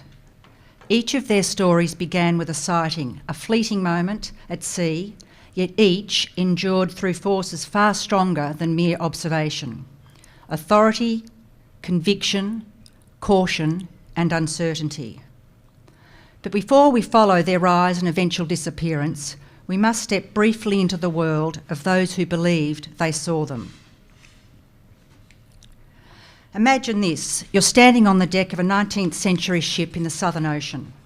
The wind is relentless, waves break over the bow, salt stings your eyes, you've been scanning the horizon for hours, half blinded by weather and exhaustion. Then, in a fleeting break of cloud, something rises on the horizon. Is it land? Is it refuge? Or is it only a trick of light? In that moment, everything depends on what you believe you saw. There are no satellites, no GPS, no Google Maps. A glimpse could mean safe harbour or a shipwreck. Many of these sightings were ice. A flat-topped iceberg like this one, seen through fog and distance, could resemble a coastline, vast, sheer and motionless. A lookout, convinced it was land, would call it down, and once that sighting entered the logbook, it gained a second life on the chart. Other times, sailors saw nothing solid at all, only air. When warm air lies over cold air, an atmospheric duct is created and light bends. Once objects are stretched, lifted and distorted, forming what is known as a superior mirage. Bent light could even transform ships. A vessel like this, inverted and elongated by refraction, could easily be mistaken for a distant and unfamiliar coast rising on the horizon. Once that eye was convinced, imagination supplied the rest. Cliffs, headlands, snowfields. A false landscape could form in seconds. And then there was the Fata Morgana, the most dramatic illusion of all. This mirage didn't just lift an object, it stretched, stacked and warped it into cliffs, coastlines and even entire islands. At sea, these visions could vanish in seconds, but once believed and recorded, they endured for decades on the map. Take, for example, this 1859 chart of the Pacific Ocean. Produced by the British Hydrographic Office, it was the official guide for the Royal Navy and the Merchant Fleet. It was expected to be rigorously accurate. In the Southern Ocean of this map are 4 of the most persistent islands, Phantom Islands: the Royal Company Islands, Emerald Island, the Nimrod Group and Doughty Island. None of them are real, yet each of them remained on charts for decades. To understand why, we must go beyond the errors themselves and examine the forces that preserve them. The Royal Company Islands are a good example of how mistake became cartographic fact, beginning not with a sighting, but with a cartographer. These islands were charted about 840 kilometres south-southwest of Tasmania. Unlike other phantoms, their origins are usually obscure. Accounts claimed they were first seen in 1776 by a Spanish ship, San Rafael, sailing for the Royal Company of the Philippines. But those reports present problems. The Royal Company of the Philippines was not founded until 1785, 9 years later, and no records exist of a ship named San Rafael in those waters at that date. What does exist is this 1803 manuscript chart showing the track of a ship named San Rafael from Manila to Callao. To make the crossing, it followed the trade winds across the equator, then dipped south into the roaring 40s to catch the westerlies, straight through the waters where the Royal Company Islands were said to lie.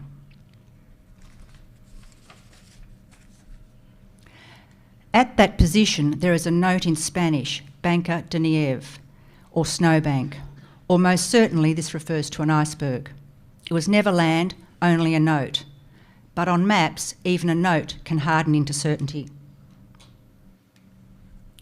A few years later, one of the leading English cartographers of the day, Aaron Arrowsmith, gave this note a very different meaning on his 1814 chart of the Pacific. Arrowsmith, arguably one of the most famous respected cartographers of his day, his work was considered the international standard of geographical integrity, and he was known for continually updating his maps with the latest reports from explorers and traders. He carried immense authority. On this chart, the snowbank is renamed.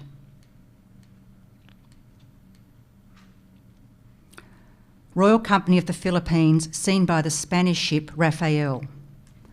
A drifting iceberg had suddenly become geographical fact.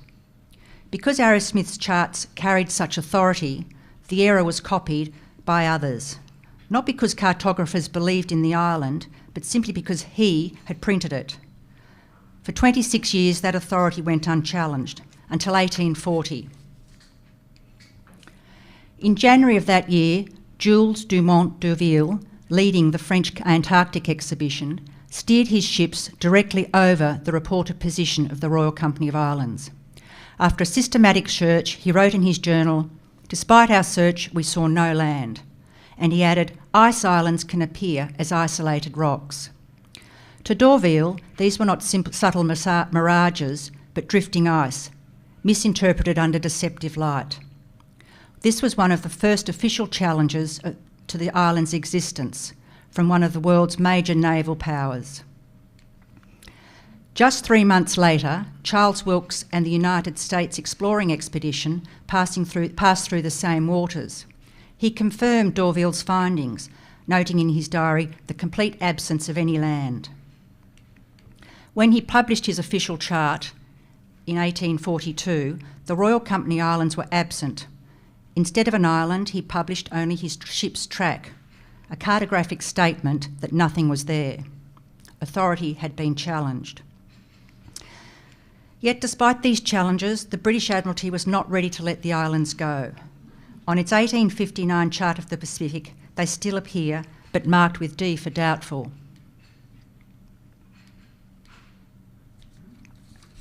For the Admiralty, it was safer to warn sailors of possible danger than to remove something that might exist. Authority had first created the island, now caution would keep it alive on paper for another 50 years. By the early 20th century, interest in Phantom Islands had shifted from belief to definitive proof. In 1909, the great Antarctic explorer Ernest Shackleton instructed Captain John King Davis on the return voyage of the Nimrod to investigate the existence of each of the 4 Phantom Islands, and if no land was seen, to take a deep sea sounding with a lead line to measure the ocean floor. For the first time, a sighting alone was not enough. This was a turning point, an organised attempt to remove myth from the map. His plan even made headlines, including here in the Sydney Morning Herald that April. Davis's map shows the Nimrod's passage over the 4 supposed sites. At the position of the Royal Company Islands, he recorded a depth of over 4,000 metres, far too deep for any island. After that, they could no longer be regarded as geographically credible, and they began to fade from official charts. Having dispelled one phantom, Davis turned his attention to further east, to Emerald Island, which was said to lie south of Macquarie Island. Where the Royal Company Islands' existence rested on authority, Emerald's survival depended on something far more potent, a vivid, confident sighting. Its story began on the 13th of December 1821, when the crew of the Emerald reported land, not vaguely, but in detail. They provided coordinates of what resembled an island, specifically noting the position by chronometer. And this is important because in 1821, a navigator confident enough in his chronometer to stake the ship's position on it was making a statement of precision. The description they gave was landscape, reporting the island nearing east by north, about 25 miles away, with very high-peaked mountains. This description was convincing enough to enter the map as fact. So strong was the belief in Emerald Island that in 1841, Wilkes chose it as a rendezvous point for the United States exploring expedition. And if you think about it, he had 6 ships to meet, and instead of choosing a known island, he chose one based entirely on a 20-year-old unconfirmed sighting. So when he reached the site, he wrote, "Saw nothing of it, nor any indications of land, which I therefore infer it does not exist in the locality where it was laid down." He also noted that the first iceberg of the voyage appeared the next day. Perhaps those peaked mountains had never been land but ice. But despite d'Urville and Wilkes' doubts, the British Admiralty chose not to remove Emerald Island.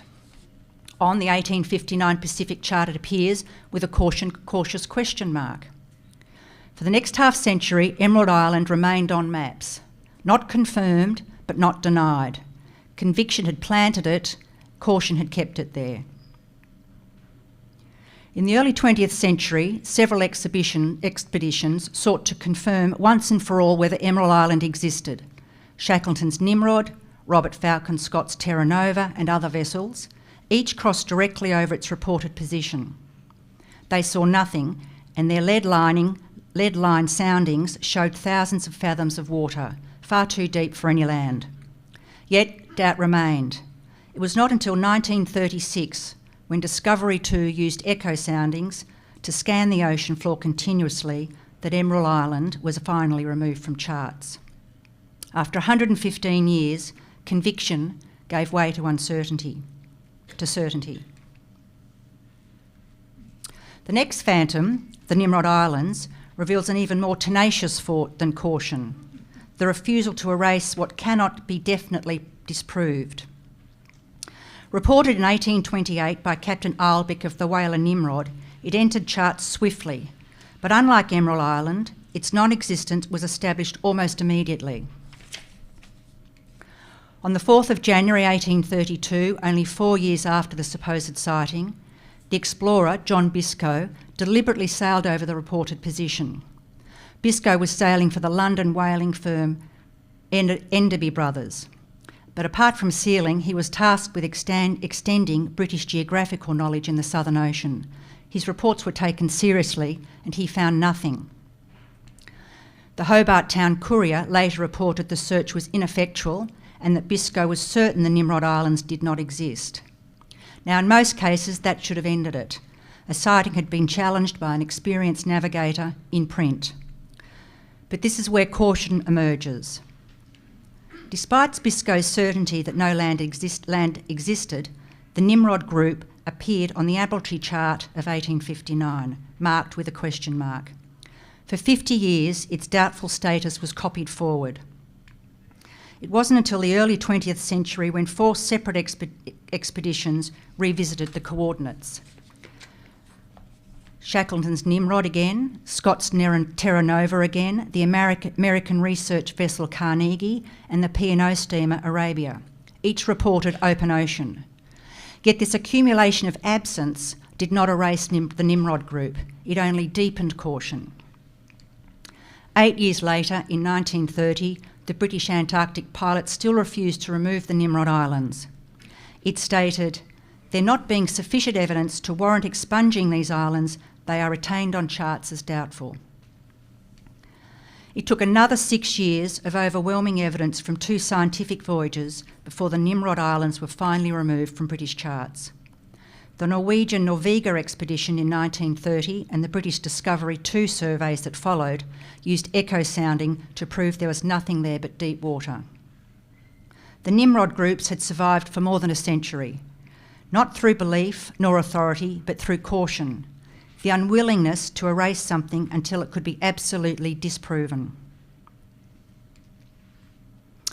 Finally, we come to Doherty Island, the most persistent phantom of all.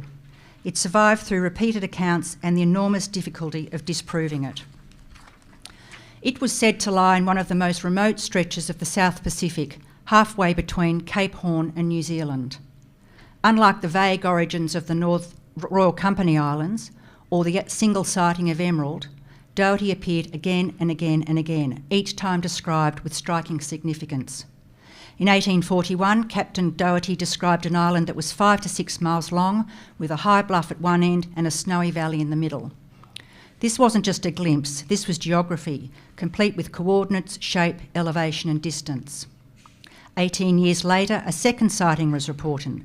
In 1859, Captain Keats described a dark rounded island nearly 80 feet high with what he believed was an iceberg aground against its shore. 2 reports, nearly 2 decades apart, each with descriptions, was enough for the Admiralty. It charted both.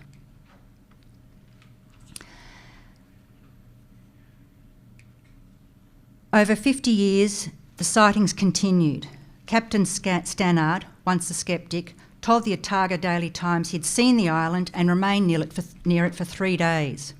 And a New Zealand sealer claimed he'd sailed around at 3 sides of it and dismissed all doubts as nonsense. By then, Doherty Island was no longer speculation, it had become a matter of certainty.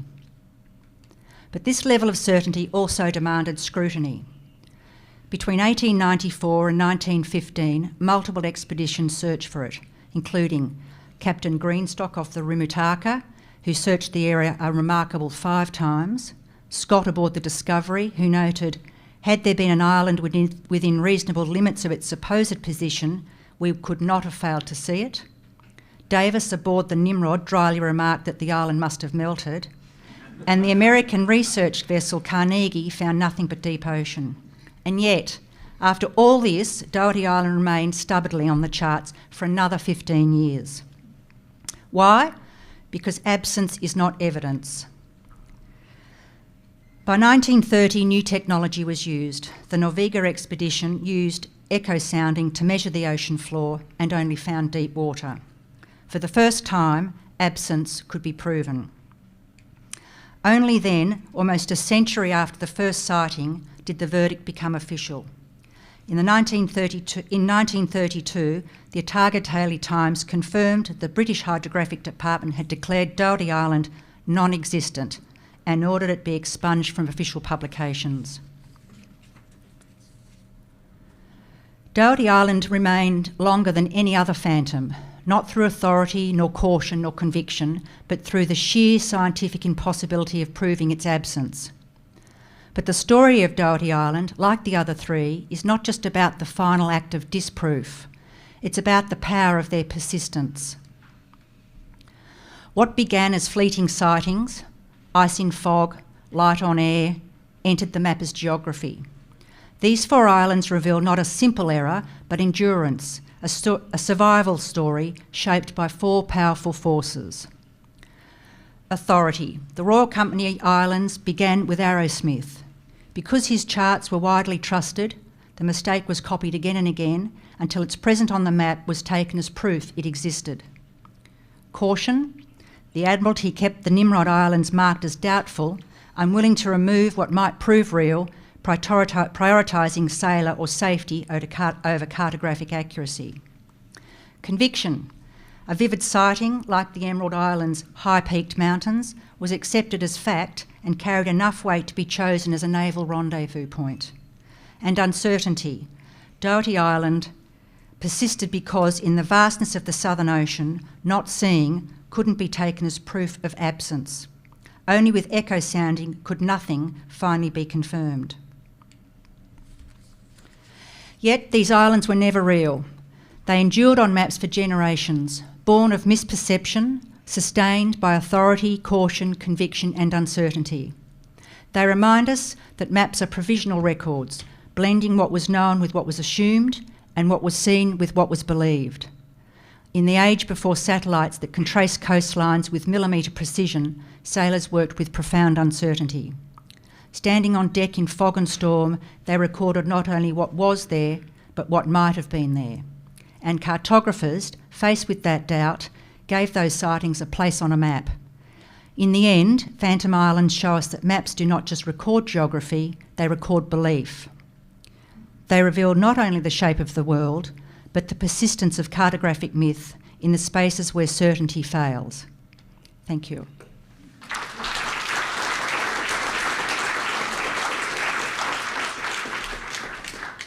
Thank you, Kath. That was just fascinating. I'd like now to introduce our second speaker for the session, Sumaira Salim.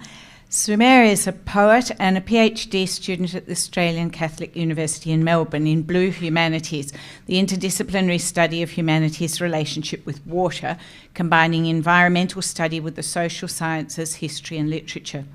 Her research interests involve environment, colonialism and religious identity in world literature, and her current work focuses on the representation of the ocean in Australian literature. Today, Sumaira will speak on an extraordinary Indian 18th century circular map of the world, not only its scientifically cartographic context, it draws on ancient Arabic and European knowledge, but also its rich cultural context. And I'm longing to learn all about it. Welcome.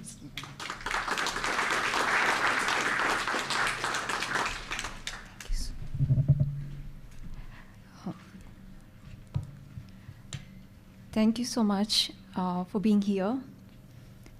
I would begin with my sincere gratitude to Chetwenduza for his generous support in preparing this paper.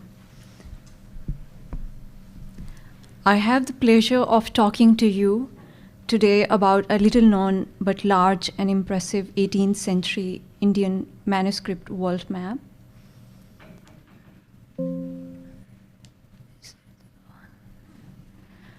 Which is included in the collection of the Berlin Museum of Islamic Art. My focus will be on its depiction of the Indian Ocean and the Southern Hemisphere. This is a circular world map oriented with south at the top. It has a diameter of 260 centimeter and was made in the middle of the 18th century, probably in India. The map is made of cotton cloth painted with tempera paints and ink. The cloth has survived in its entirety, but the painting is damaged along 3 parallel horizontal folds and 1 vertical fold. And the illustration has been affected by mold stains. The earth disk fills the square of cloth almost to the edge, leaving little room for the long inscription, which runs around all 4 sides. Within the disk, a distinction is made between land and water, and land is left in the natural whitish color of the cloth, whereas the oceans, rivers, and lakes are colored in blue. Mountains are indicated by a pink coloring.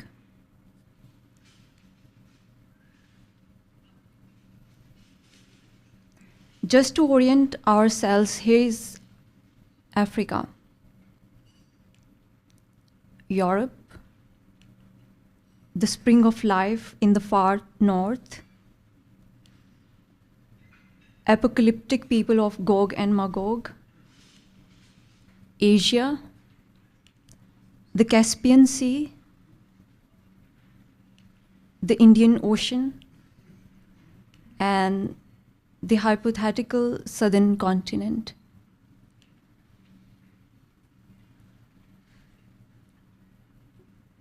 The map is a complex cultural synthesis. The Earth is depicted as a flat disk. In accordance with the Balkhi tradition, as Elke, Neuner, Eberhard, and Kolme argue in the Berlin Indian World Map in Facts and Artifacts, Art in the Islamic World. Secondly, the inhabited world is divided into 7 climes in Ptolemaic fashion. And these 7 climes may also be interpreted as the 7 realms of the universe, culminating in the highest realm called Arsh, which means the divine throne according to the Quranic narrative. Thirdly, the map incorporates materials from a variety of cosmological and religious and folkloric traditions, which include Indian, Islamic, Persian sources from the medieval Alexander Romance, and also from Muslim geographers, poets, and prophets. The map was likely produced in Rajasthan or Deccan, as one can see from the Devanagari inscriptions and the pattern of painting, fitting the map into the syncretic tradition of South Asian cartography. Following connections with navigational knowledge of the Indian Ocean and its connection to southern region, the map may be read as an attempt to integrate the sacred dimension and geographic references in line with religio-cultural thought of the Indian cosmological tradition. As I mentioned, the map is south-oriented. South is at the top, which is normal in Islamic cartography. The inscriptions and illustrations do not, however, follow this alignment, making it necessary to move around the map in order to read all the inscriptions and view the illustrations from the correct angle. The southern half of the map is largely covered with water. Only 2 land masses protrude into the Southern Ocean. Africa and a hypothetical southern continent in the southern Indian Ocean. This latter inspired by Ptolemy's geography. On his world map, Ptolemy shows a land bridge that joins southern Africa to Southeast Asia. In the Southern Ocean near the equator are numerous islands, among which a red Portuguese caravel with a dinghy lies at anchor. In the middle of the ocean, a large area has been left wide to accommodate a poem, and the map maker's signature. Consisting of 4 couplets, the poem by the 12th century Persian poet Thanai describes the 9 celestial spheres and the 12 signs of the zodiac. Drawing on Ptolemy's model of the cosmos, the 13th century cosmographer Zakaria al-Qazwini, in his Wonders of Creation, lists the 9 spheres that compose the universe: the Earth, the Moon, Mercury, Venus, the Sun, Mars, Jupiter, Saturn, and the sphere of all spheres, which embraces all other spheres and causes day and night, each moving in its own orbit. Next to the poem, the name of the map's commissioner is inscribed Sayyid Isa Khan Bahadur. All place names and most of the geographical terms on the map are written in Persian. South of the inscription, there is a range of mountains running from west to east, forming a barrier to the south border of the map. According to the caption, they are the Kaf Mountains.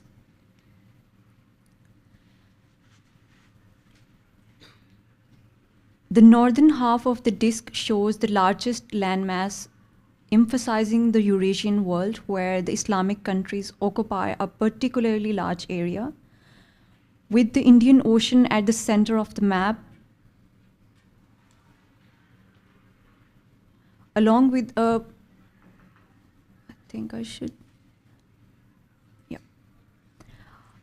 the Portuguese caravel with its dinghy, we can see Africa to the right, where the river Nile is portrayed. Conspicuous in size and accentuated by a drawing of a kiosk, Constantinople appears on a square peninsula stretching into the Black Sea. Shown as a black rectangle, the spring of life lies at the northernmost part of the map. Diagonally below and almost at the center of the Asian landmass is the Caspian Sea, which, as is sometimes the case in Islamic literature, is called Bahr-e-Kulzum, a name normally given to the Red Sea. It features the red horses swimming through its waters. It is the Caspian Sea where Alexander the Great is illustrated along with the men who had reached out to him for his help against the barbaric people of Gog and Magog. These men had asked Alexander to build a wall for their defense against Gog and Magog.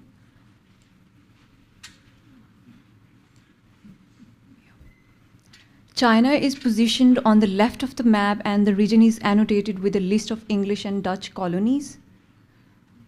The northwestern coastline of the Mediterranean, along with the regions of Europe, is vaguely outlined, marked by the labels such as Austria, Germany, and France. Such vague labeling signals cartographers' limited knowledge of Europe. It is also notable that cartographers' conception of the world is bounded by the northern Kaf Mountains, stretching from southwest to northeast, suggesting the mythical character of the world on the map. To the south and southwest of the sea, many Persian cities have been mapped. In a westerly direction, there are Caucasian, Turkish, North Mesopotamian, and finally Syrian towns. To the south lies Mesopotamia, where 6 rivers flow together and into the Persian Gulf. One of those is the Euphrates, which has its source in a green-colored range of mountains in Africa and which flows in a right angle around Arabia and Mecca, marked by the black square of the Kaaba. Part of the long inscription round the edge of the map begins in the east and contains a quotation from the ancient Muslim prophet Idris. The invocation of Idris, who is mentioned on the map as the prophet before the prophets, symbolically gestures towards the cosmological history of Islamic tradition, as the map notes the quotation from the book of Samara. In the Muslim tradition, the prophet Idris is considered to have ascended to heaven while still alive, and there he was awarded eternal life and a permanent home in the fourth heaven. Although some traditions placed him in the sixth heaven, Idris was an antediluvian figure whose importance to humanity is that he succeeded in saving human knowledge and science during the flood and transmitting it to subsequent generations. Known as the prophet, astrologer, and seafarer of celestial realm, the mention of Idris on the map may be read as the invocation and call for mercy against sea monsters, floods, wrecks during the sea voyages, calling upon the order and balance in the cosmos. According to Idris' cosmology, the use of meridian line suggests the reordering of the universe in which the seas, rivers, and stars are entangled in a larger cosmic design. The map cites and alludes to a variety of geographical sources. The horses in the Caspian Sea on the map likely come from Al-Idrisi, who in his Nuzhatul Mushtaq describes the Caspian Sea as inhabited by monstrous fish resembling beasts of burden and speaks of marine creatures likened to horses and mules. The map also shows influences from the Ptolemaic model of the universe as suggested by the short quotations from geographic works whose title or authored are cited by the cartographer in Arabic. These works include the Geography of Ptolemy, the anonymous Kitab al-Madarik, which means the Book of Perception, and Muhammad ibn Majid in the Book of the Sea. These references foreground the indigenous and non-indigenous understanding of the cosmos, integrating the influences from South Asian cosmological tradition, Persian folkloric literature, and Quranic narrative. As I mentioned earlier, the map contains materials from the medieval Alexander romance. Alexander's character links to traditional Islamic history and Persian literature that represent him as the possessor of the two horns. The references to Sikandar, which means Alexander, who is also named as the Dhul Qarnayn, and Iskandar locate the map within the Islamic references of Quranic narrative. His mythic and prophetic character occupies a complex role in Islamic tradition as sovereign, seeker, sage, prophet, and perfect person. In Islamic accounts, Alexander's two horns may be the east and the west, suggesting breadth of his dominion. The 13th century famous Andalusian mystic and philosopher Ibn Arabi interpreted Alexander's figure allegorically, identifying the possessor of the two horns as the heart ruling the earth of the body through the east and west of its palpitations. In the Islamic tradition, his major roles are those of sovereign, seeker, sage, prophet. Earlier, I showed the scene in the map where Alexander constructs a wall to contain Gog and Magog by constructing an iron wall to contain them and defending the world against apocalyptic chaos. Alexander shares his mysterious notoriety with Al-Khidr, a prophetic figure whom Islamic tradition identifies as Moses' unnamed guide on his search for the confluence of the two seas. The 11th century Persian poet Firdausi, in his Shahnameh, which is the Book of Kings, names Al-Khidr as Alexander's guide in his quest for the spring of life in the land of darkness. The spring of life at the northern limit of the map is mentioned extensively in Arabic and Persian folkloric literature, according to which Alexander embarked on a journey to find the spring of life following the guidance of the Prophet Khidr, whose journey with Moses is narrated in the Quran, and Khidr comes to share the immortality of Jesus, Idris, and Ilyas. According to these narratives, Khidr attains immortality through the spring of life, whereas Alexander remains unable to do so because of his engagement with the worldly concerns. In this context, Alexander's character moves between two realms, the material and the spiritual. According to the Quran, Dhul-Qarnayn, Alexander, built a barrier against Gog and Magog, which is mentioned in the Quran as Yajuj and Majuj, who are to be prevented from sowing corruption in the land until the Lord's promise comes to pass. Two people known to Jewish and Christian eschatology and similarly associated by the Quran and Muslim tradition with events at the end of time. The names Yajuj and Majuj appear twice in the Quran, both times in apparently eschatological context. Gog and Magog is embedded in the Quran's extended account of Alexander the Great. Described as two semi-human people in the Quranic narrative, Gog and Magog possess certain monstrous or animalistic physical qualities. They graze as wild beasts and hunt their prey as predatory animals, eating vermin such as snakes, scorpions, as well as human flesh, and the placentas of their wives.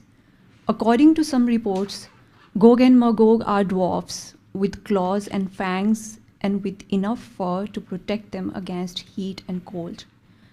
According to others, they are of three physical types: one as tall as cedars, a second as broad as they are tall, and a third able to use their giant ears as covering for their bodies.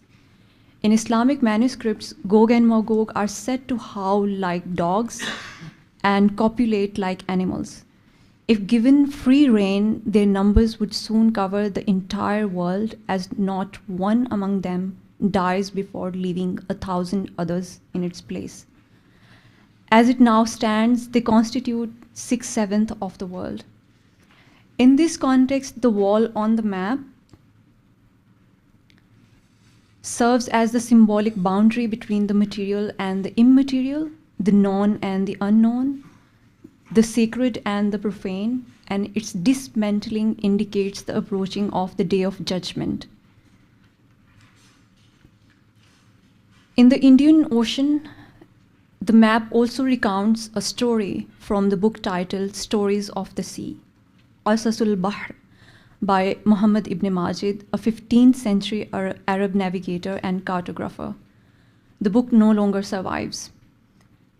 The map reads, "It is written that in this sea a ship was wrecked by a storm. A young man clinging to an old plank arrived at this island. He saw a massive tree and a group of creatures around its base. At the top of the tree were two bird-like creatures that had laid eggs. When the creatures saw the young man, they let out loud cries. The young man climbed the tree and ate both eggs raw. After 40 days, feathers grew all over his body, and after 6 months, he had learned to fly.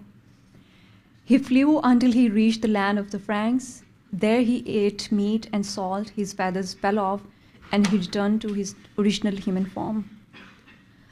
This story resonates across long-standing folkloric narratives in Arabic and Persian literature and likely corresponds to the mythical bird, the anka.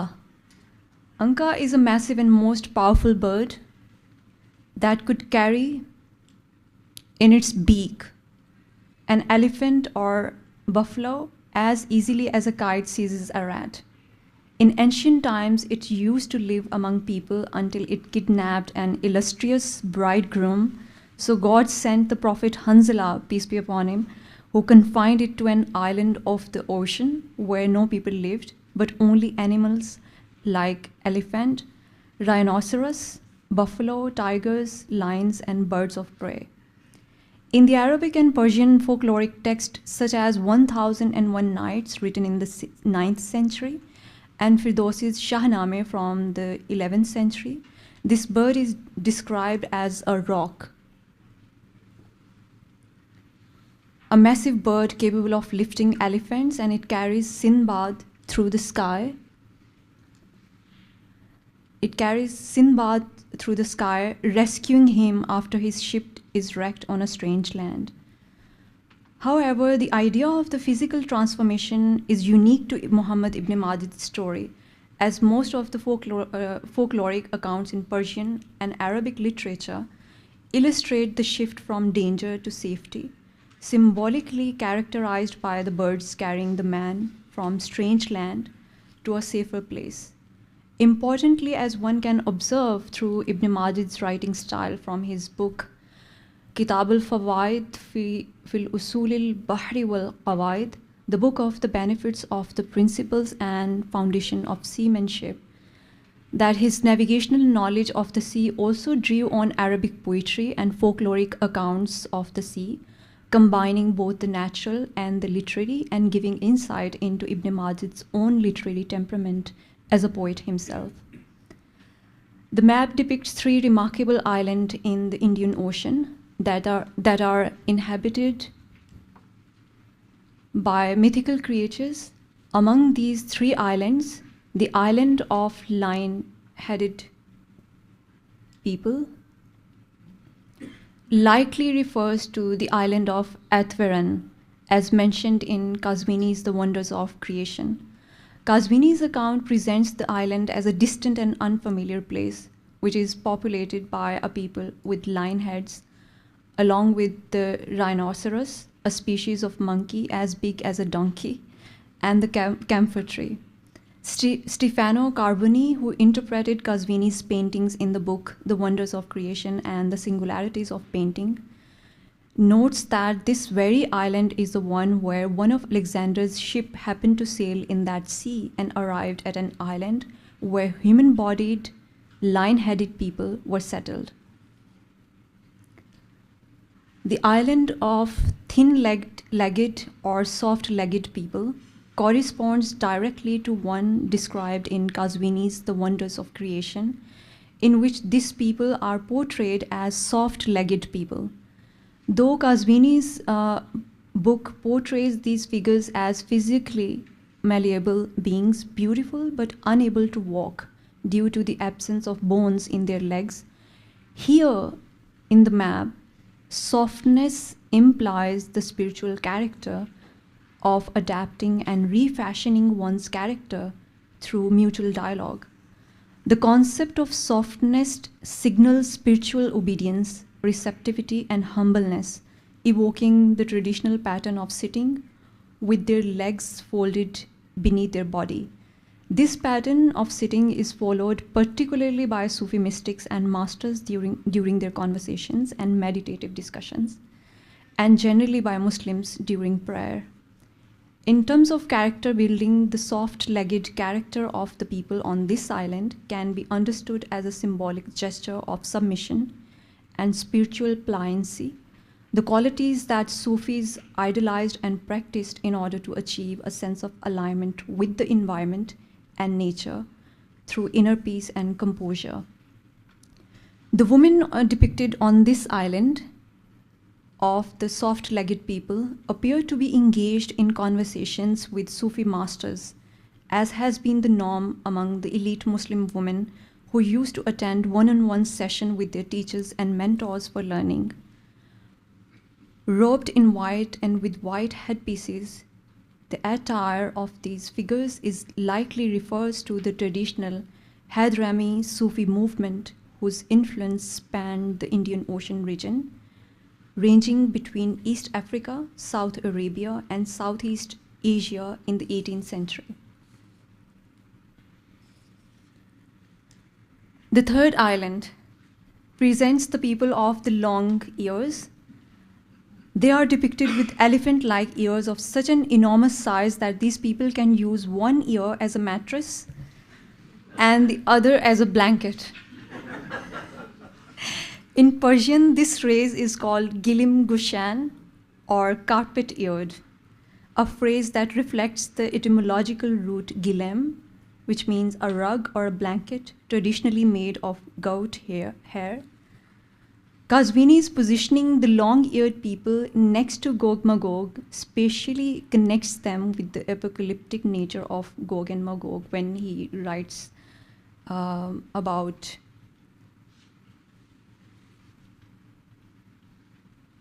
these people in his book. Their proximity to Gog and Magog reflects the liminality of their existence, rendering their presence exceptional and beyond the spectrum of the human. But here it is important to note that on the map, these two people, Gog and Magog, these two people, the people of the long ears, are very distant from each other, from Gog and Magog. One in the Indian Ocean and the other is in farthest north of the world. Additionally, the presence of white-skinned naked women swimming in the Indian Ocean gestures towards the figures of houris, which according to the Islamic tradition are youthful virgin females with large dark eyes, white skin, symbolically related to paradise. Here on the map, paradise serves as the site where bodily materiality transcends itself into otherworldly presence. This image of the woman swimming naked in the Indian Ocean is surprising, as the ocean is too cold for that. And thus the image characterizes the woman as otherworldly characters. In her book on women and Islam, Amina Wadood situates the figures of houris within the Islamic tradition. Wadood argues that the specific depiction of the figures of houri as the companions of paradise demonstrates the Quran's familiarity with the dreams and desires of those Arabs. Wadood further adds, quote, "It is impossible to believe that the Quran intends white women with large eyes to represent a single universal description of beauty for all humankind. If we take these mythological depictions universally as the ideal female, a number of culturally specific limitations are forced on the divergent audiences of the Quran. The value of these particulars is extremely limited. The Quran itself demonstrates the limitation of this particular depiction when the community of believers in Islam had increased in number and established itself at Medina. After the Meccan period, the Quran never uses this term of houris again to depict the companions in paradise. Following Wadood's perspective, we can say that the map projects a particularized view of paradise into a geographic space, while simultaneously locating it in the sacred imaginary, characterized by the religio-mythical elements. To conclude, this map is a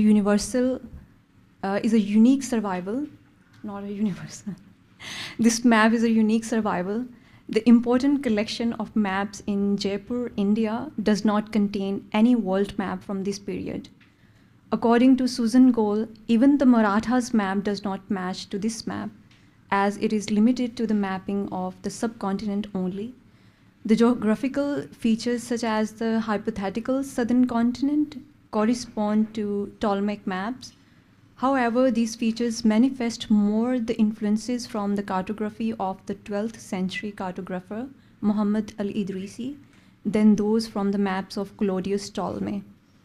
If any similar world maps were made in the 18th century, it is intriguing that no such map has survived, suggesting either the limitation of production or loss of such maps over time. Ultimately, this 18th century Indian world map stands as both a cosmographical document and a work of imagination, one that situates the Indian Ocean not at the margins, but at the spiritual center of the world. Thank you so much.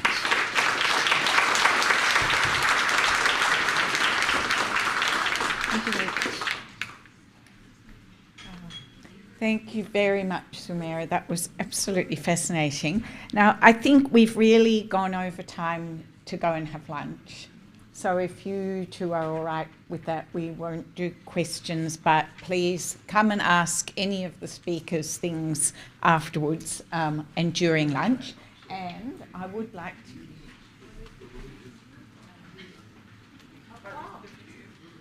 Thank you, present from ANZMapS.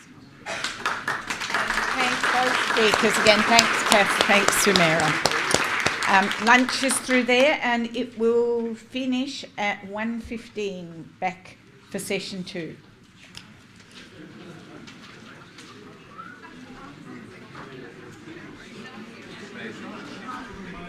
One other thing, if anybody needs bathrooms and hasn't found them, they're just out there sort of past the stairs.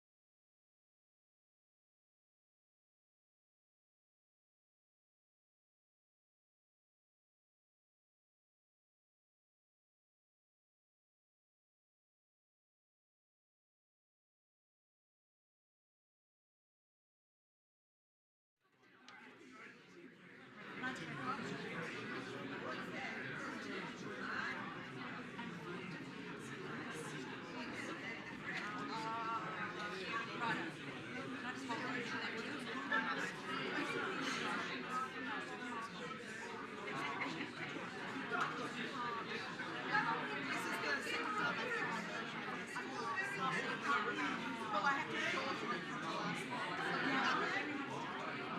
Mine was about 22 when I practiced it yesterday. I then added one more. Then a second. Is that right?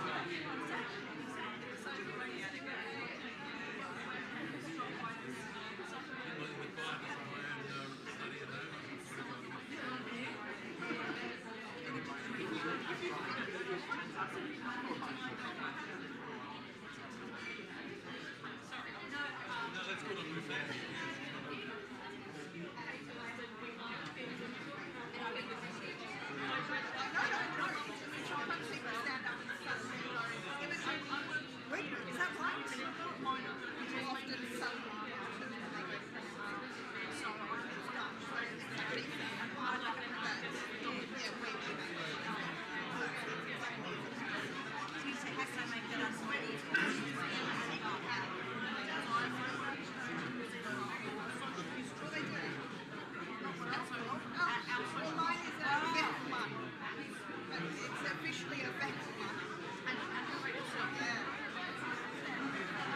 Dad came out from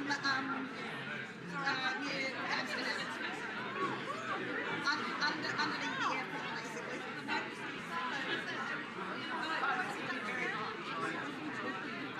Like, the surname came from Germany in like 1500.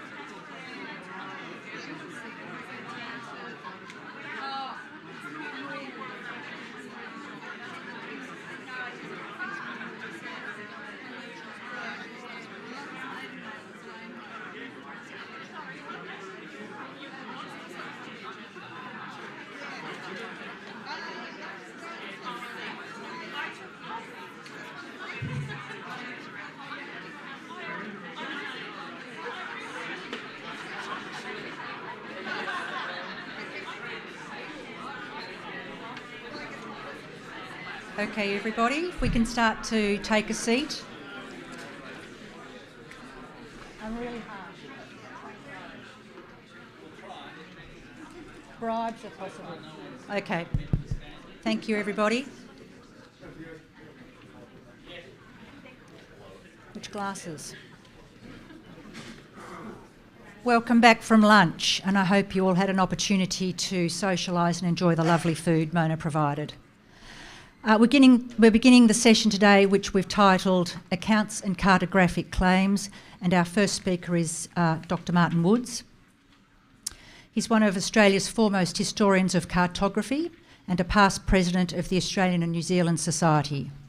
Formerly the curator of maps and senior curator of special materials at the National Library of Australia, Martin has been responsible for acquiring some of the library's most significant cartographic treasures, including a rare example of Joan Blau's wall map of the East Indies in Australia.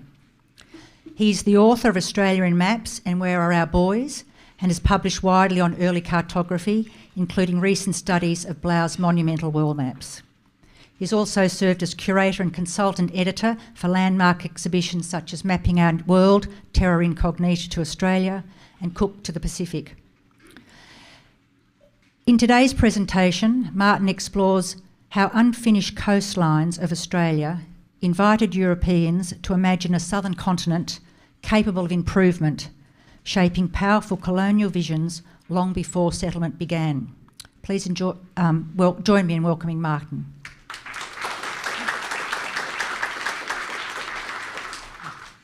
Thanks, Paul. Thank you, Kath. Okay, most of you sitting here today will know that European colonies across Australia were founded in no small way on promises of a fair climate.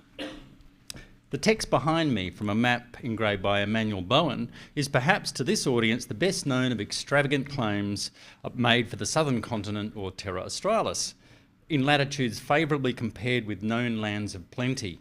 Such ideas were not new and would continue even after European settlement, with sometimes adverse results. Well into the 19th century, long after the first settlers experienced the highs and lows of Australia's environment, an optimistic view of the country, its climate, soils and water still prevailed. It's a powerful vision of a country we know by experience has its challenges. As originally a South Australian, I need go no further than Edward Gibbon Wakefield's A Letter from Sydney, penned in 1829, to find plans based on little more than the supposed healthfulness and beauty of the climate, just as had Wentworth in New South Wales, Stirling at Swan River, or later Thomas Lempriere in Tasmania, claimed Wakefield, who'd never set foot in Australia, weighed up its attributes in the form of lived experience elsewhere, with rainfall, fertile soils and sunshine the foundation of his new society. At the time, this map, published in 1744, there was a sort of climate relativism about Terra Australis in the ascendancy among would-be colonisers. In the decades after William Dampier's celebrated, if rather negative, assessment of New Holland's natural environment, the imagined southern continent in the spaces between Carpentaria in the north, Tasmania in the south, and as far east as Vanuatu or even further, was reimagined as something of an environmental utopia, with a climate superbly suited for colonisation and improvement, awaiting the proper attention. Here is the prize in more concrete form, depicted by a committee of French scientists, rather interesting in its division north-south. Terra Australis, no matter how you drew it, was being readied for colonisation by a new wave of nationalists who compared it to the best of European lands, expressing little doubt that with the injection of the right sort of labour, its output would soon pass Europe's. And it was often the fertile, well-watered provinces of southern France that was the climate epitome for would-be colonisers. Now, whether you assess Bowen's or Wakefield's claims about flourishing fruits, abundance of every produce and rivers abounding with fish as mere hyperbole, or maybe they guessed some of it right, we know that the British brought with them confidence in their ability to tame the environment and belief that Australia's imagined climate could support their colonial dreams. So wherefore these climatic and environmental claims about Terra Australis? Bowen's map is one of the best known and collectible of 18th century maps of Australia. On the face of it, a complete map of the southern continent. It's a clear, if picturesque, summary of the Dutch unfinished project, but it carries with it some problems. There was the map's title. A complete map? Hardly. So why did Bowen give it this ironic label? There's also the fact that it was such a late summary of Dutch mapping, half a century after the VOC planned voyages to Australia had ceased. Here was a British map, a reimagined copy of earlier cartography issued by one of Britain's leading and usually sober map publishers, proposing an unauthorised, undefined, and if we allow the eastern boundary to go way out into the Pacific, largely fictitious territory. To which we must add climatically favourable and abundant, as imagined in the two panels, predicting a land with the best climate in the world. A map sometimes claimed as a signal of British interest in Australia. The most common claim about it was that the map and text was Bowen's handiwork, a rare literary flourish for a cartographer, and even this wasn't accurate. Others knew better. Very few writers have situated the map in its proper context. One was historian Glyn Williams. As early as 1990, he correctly placed the text within a rising tide of British nationalism in the 1730s, and particularly the product of the prominent historian and promoter of colonies, John Campbell, and his geographic work of 1744. And here we have another puzzle. On the title page, you don't see John Campbell's name anywhere. Campbell copied the format and title of an earlier celebrated collection of voyage stories by clergyman scientist John Harris. Harris's Navigantium was by all accounts a popular work. Presumably this is why Campbell uses the title. But it's a much expanded work. All editorial comments and original text were Campbell's, as was selection of the voyage accounts and illustrations. Authorship anonymity was not uncommon at the time, whether for commercial opportunism or avoiding the new copyright laws. And authors like Samuel Johnson made an open secret of their anonymity, dispensing with their names, as after all, who else could it be? Perhaps Campbell saw himself in this light. As later his friend Johnson quipped, Campbell was the richest author that ever grazed the common of literature. Perhaps not the sort of historian who by later standards would be considered dryly analytical. Today he might fit right in. He was a persuasive writer. a British nationalist whose subject shortcomings never outweighed their achievements. On the face of things, a travel collection was something of a departure for Campbell, admittedly a versatile talent. In his introduction, he gives us a window into his thinking about such compilations, good, bad, and indifferent, and was clear about the sort of work he preferred. He was an historian, of a highborn Edinburgh background, and in his day considered the preeminent biographical historian writing in English. He built his reputation on epic multi-volume works, some of which I've listed here. A regular contributor to the British biography, he was equally at home writing on political, religious and moral questions or pumping out lighter, more popular history. And as an ardent British loyalist and author of influential works on trade and commerce, Campbell was a favoured writer when government required backing for its trade policy. In his dedication to the merchants of Great Britain, Campbell, as you can see, is touting for sales, making the case for his new compilation while spruiking British trade. Serious about travel writing, he claimed to include the work of some 600 travellers, explorers, colonists and thinkers, and included a lengthy introduction advocating means of expanding British trade. In reflecting on previous attempts in the genre, Campbell singled out French scientist Melchizedek Thévenot for praise. He had no interest in works that exist, in his words, to kill time, but preferred an able, diligent, accurate and useful compiler. Thévenot, from whom he liberally borrowed and enriched his collection with useful and observations and remarks, was to Campbell an invaluable treasure. For those of you who know of Bowen's map in Campbell's book, this relationship with Monsieur Thévenot will not be surprising. In his own travel compilation, Thévenot was clear in his commitment to a useful scientific approach, which he saw as benefiting humanity, in his case France first. Some 80 years later, Campbell is in agreement, but with Britain in the lead role. The connection with Thévenot, a leading figure in the formation of French scientific assemblies, is made all the more conspicuous by Campbell's reuse of Thévenot's Terra Australis map, first published from Dutch sources in 1663.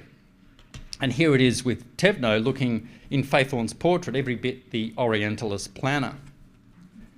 The first map published outside the Netherlands, which took into account Tasman's findings, as you can see, it's virtually identical with Bowen's later engraving, at least in outline. While giving a good overview of the Dutch discoveries, the map serves Thévenot's objective, positioned in the volume after a series of essays describing the East Indies. It's a tantalising glimpse of what might be east of New Holland for those who seek it. The inclusion of an open-ended Terra Australis on a map which Thévenot titled A Map of the Fifth Part of the World was no mere curiosity. Voyages was composed as part scientific project, part exhortation.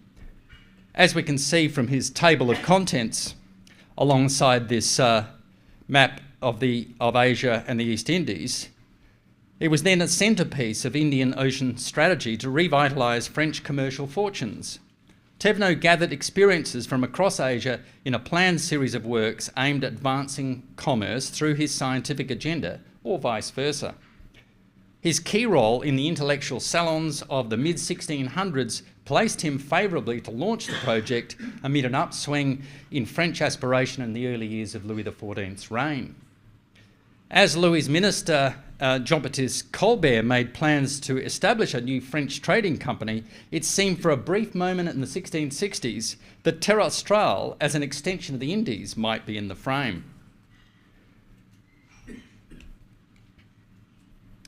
The map is there to illustrate a sequence of essays on the East Indies, and through it, Thévenot was one of the first to differentiate between New Holland to the west and Terra Australis to the east.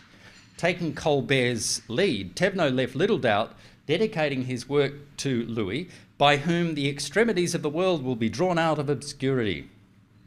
In his introduction, Thévenot gently derides the Dutch for not having established a trading post there. Apart from retelling the old beliefs associated with Marco Polo about Terra Australis, and that the Chinese knew of it, he includes accounts of travellers who, to his mind, spoke with authority about trading in the East. And at the conclusion of his sequence of these East Indies essays is the map and edited account of Pelsart, or Pelsart's Batavia ordeal, there, as Thevenot explains, as he was unable to obtain Tasman's journal. Though not explicit about the climate of the supposed Southland, placement of a line bisecting his open-ended landmass is hardly coincidental. It's worth bearing in mind, as did Campbell, that this is not merely a meridian line separating Terra Australis from New Holland, but a latitude staff, showing that it lay in the most advantageous climates. For Thevenot, much of Terra Australis, lying within about 10 to 44 degrees south, was favourably positioned. It should be understood that Thevenot, like many other scientists of his time, largely adhered to a climatic theory which still accepted the zonal schematic of the ancients. These broad climates, described in this map by Janssen, in effect really an aggregation of latitudinal bands that increased by length of the longest day in half or 1 hour increments. A century and more of European explorations had extinguished several ancient notions, such as that habitation wasn't possible in the central torrid zone. It was also understood that proximity to mountains or large bodies of water and prevailing wind direction in certain areas could, among other factors, vary known and therefore anticipated southern climes. These and other realisations opened up the possibilities for those travelling south into unknown waters. There's one further observation regarding Voyage that reflects on this point, and that is Thevenot's inclusion of a hard-won translation of a Greek manuscript held in the Vatican of the climates of Sind and Hind. He spends some time explaining his pursuit of Abul Afida, the compiler of centuries of Islamic geography. The climates introduce his readers to Asia, and particularly to the diverse regions of the subcontinent. Sind and Hind were significant to both Abul Afida, writing in the 1300s, and to Thevenot centuries later. Briefly, Sind in the 1200s, part of the Abbasid Caliphate in Abul Afida's time, the land of the 5 rivers, covered what is now Pakistan and parts of northern India, while Hind was used geographically and culturally to describe much of modern-day India. Together, the two regions span diverse climatic zones from tropical in the south to temperate and alpine in the northern regions, from about 10 degrees to 35 degrees north. And as we see from these two encyclopedia maps, they are also at the heart of maritime trading networks across Asia. In this key respect, the climates essay, apart from providing useful locational information for this key region, demonstrated the variety of subclimates that could be expected. Here as well, Thevenot made note of the preference for temperate latitudes shared by Islamic and Western scholars alike. As Abul Afida and others contended, regions possessed of a temperate climate were more conducive to rational thought, commendable desires and character, hand in hand with a beneficial mode of life.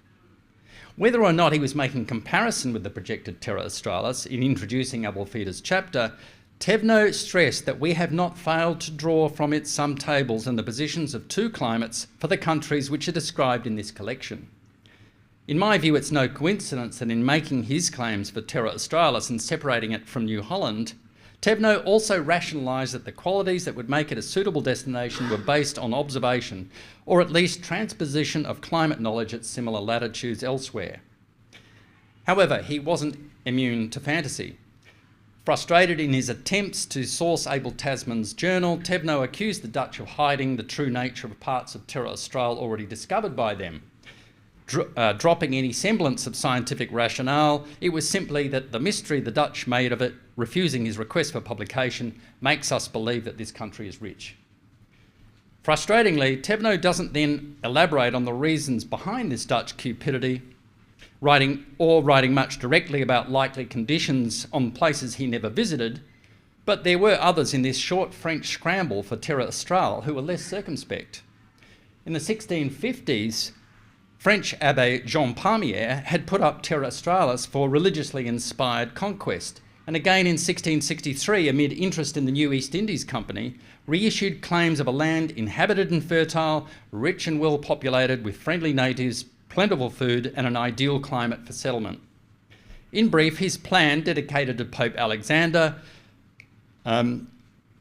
achieved some favour, but ultimately failed to launch. For a start, spatially, it was amorphous, and depictions would see it here oscillate between east and west of the Cape of Good Hope, or somehow impossibly merging with New Zealand. Before Palmier, of course, the celebrated Portuguese correspondent Ferdinand Quiros in the early 1600s put claims for his Terra Australis west of Vanuatu and noted the land's favourable position within the same parallels as northern Peru, suggesting a viable and promising location for settlement. And for others, the French historian La Popinière likewise banked on Terra Australis' latitudinal position for all kinds of goods and things of excellence. Ultimately, the complex task of building a new French East India Company failed, and with it Thévenot's hopes for Terra Australis. French ambitions refocused on its colonies in New France in North America. Things did not go well for Thévenot either.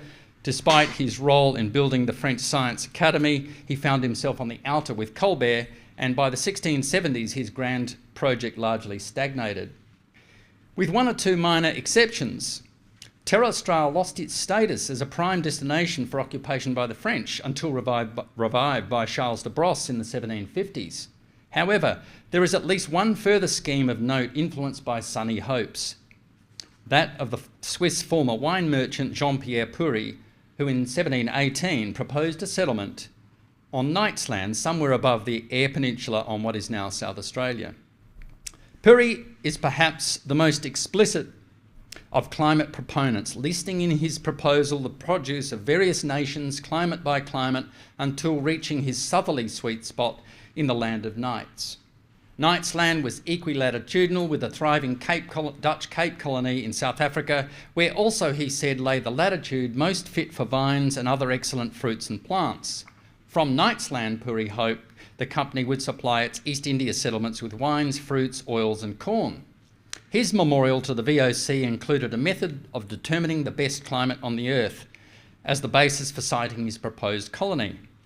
He was aware of a revised theory that enumerated the habitable globe so that it comprised 24 climate zones, preferring the modern fifth climate at about 30 degrees south.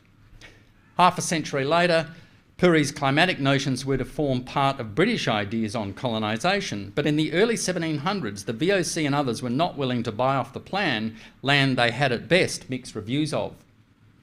But it was further support for the hypothesis that there existed ideal or optimal climates for agricultural productivity.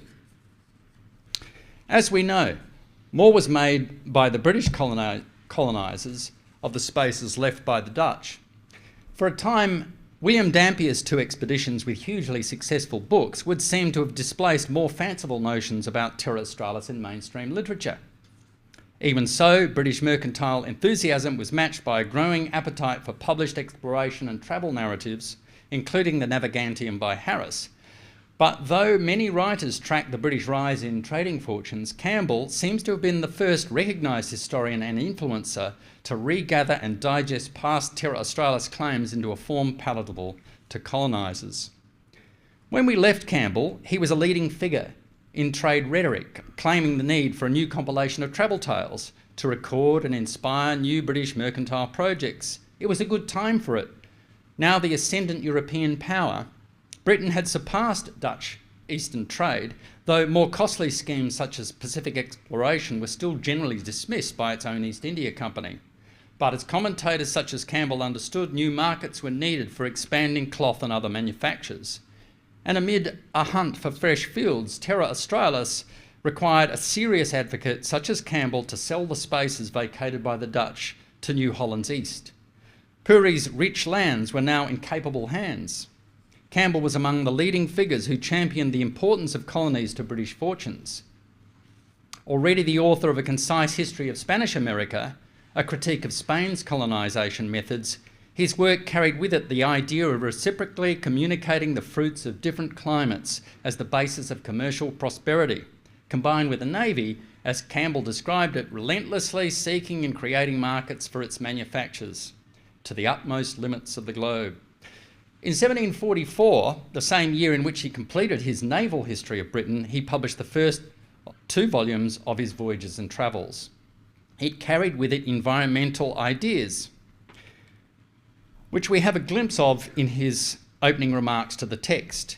Here and elsewhere in Voyages and Travels, it included such notions as an expanded view of climatic habitability, a racialised hierarchy of climatic zones and civilisation, the relativity of old and new worlds with assumptions about fertility, produce and resources. And in addition to advocating commercial opportunities to be had in China, together with a primer for trading in the East Indies, Campbell editorialised on how to make a successful British colony in Terra Australis. In illustrating the work, Campbell found an active collaborator in the noted Welsh cartographer and engraver, self-styled geographer to the King, Emmanuel Bowen, also a Southland enthusiast. Bringing his own skills to illustrate Campbell's white spaces, Bowen played a significant role in producing maps that were not only functional but also served as political statements.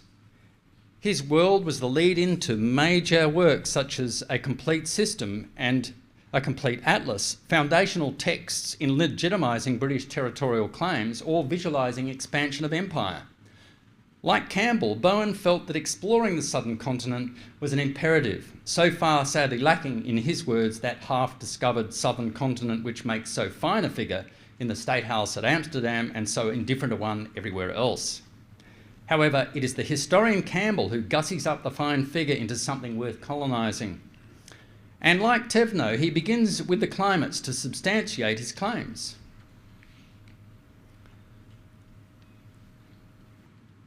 Campbell's table of climates is drawn from Herman Moll's earlier system of geography, and in Campbell's time is supported by the beginnings of systematic long-term weather observations. The full table shows the 24 northern climates in half-hour increments from the equator to the Arctic Circle, each annotated by Campbell with descriptive information about known places at each climate. As Campbell explains in his introduction, by the distinction into climates, we have an opportunity of looking around and comparing countries of like temperature. If a pseudoscience, guessing rationally at the products of unknown countries by considering the climates in which they lie, was a requisite for those contemplating trade and settlement on Terra Australis, where situational data was hard to come by. In Voyages and Travels, reference points are drawn from the handful of voyages touching on the Southland, with comparisons freely made. For example, in recounting the Pelsart saga, he takes the opportunity of drawing favourable comparison with climates in South America and Southern Africa. Similarly, the voyage of Willem Schouten, who in 1615 sailed west after passing below South America, confirmed for Campbell that unmet lands at these latitudes would, by virtue of their association with other countries at these latitudes, be fertile. Campbell is throughout most enamoured of temperate climes. I'll just go back to that. Of temperate climes which are in several essays associated with Terra Australis. Paraphrasing Schouten's fellow voyager Jacob Lemaire, the greatest part of it must lie between 30 and 36 degrees of latitude, where the most fruitful parts of countries were to be found.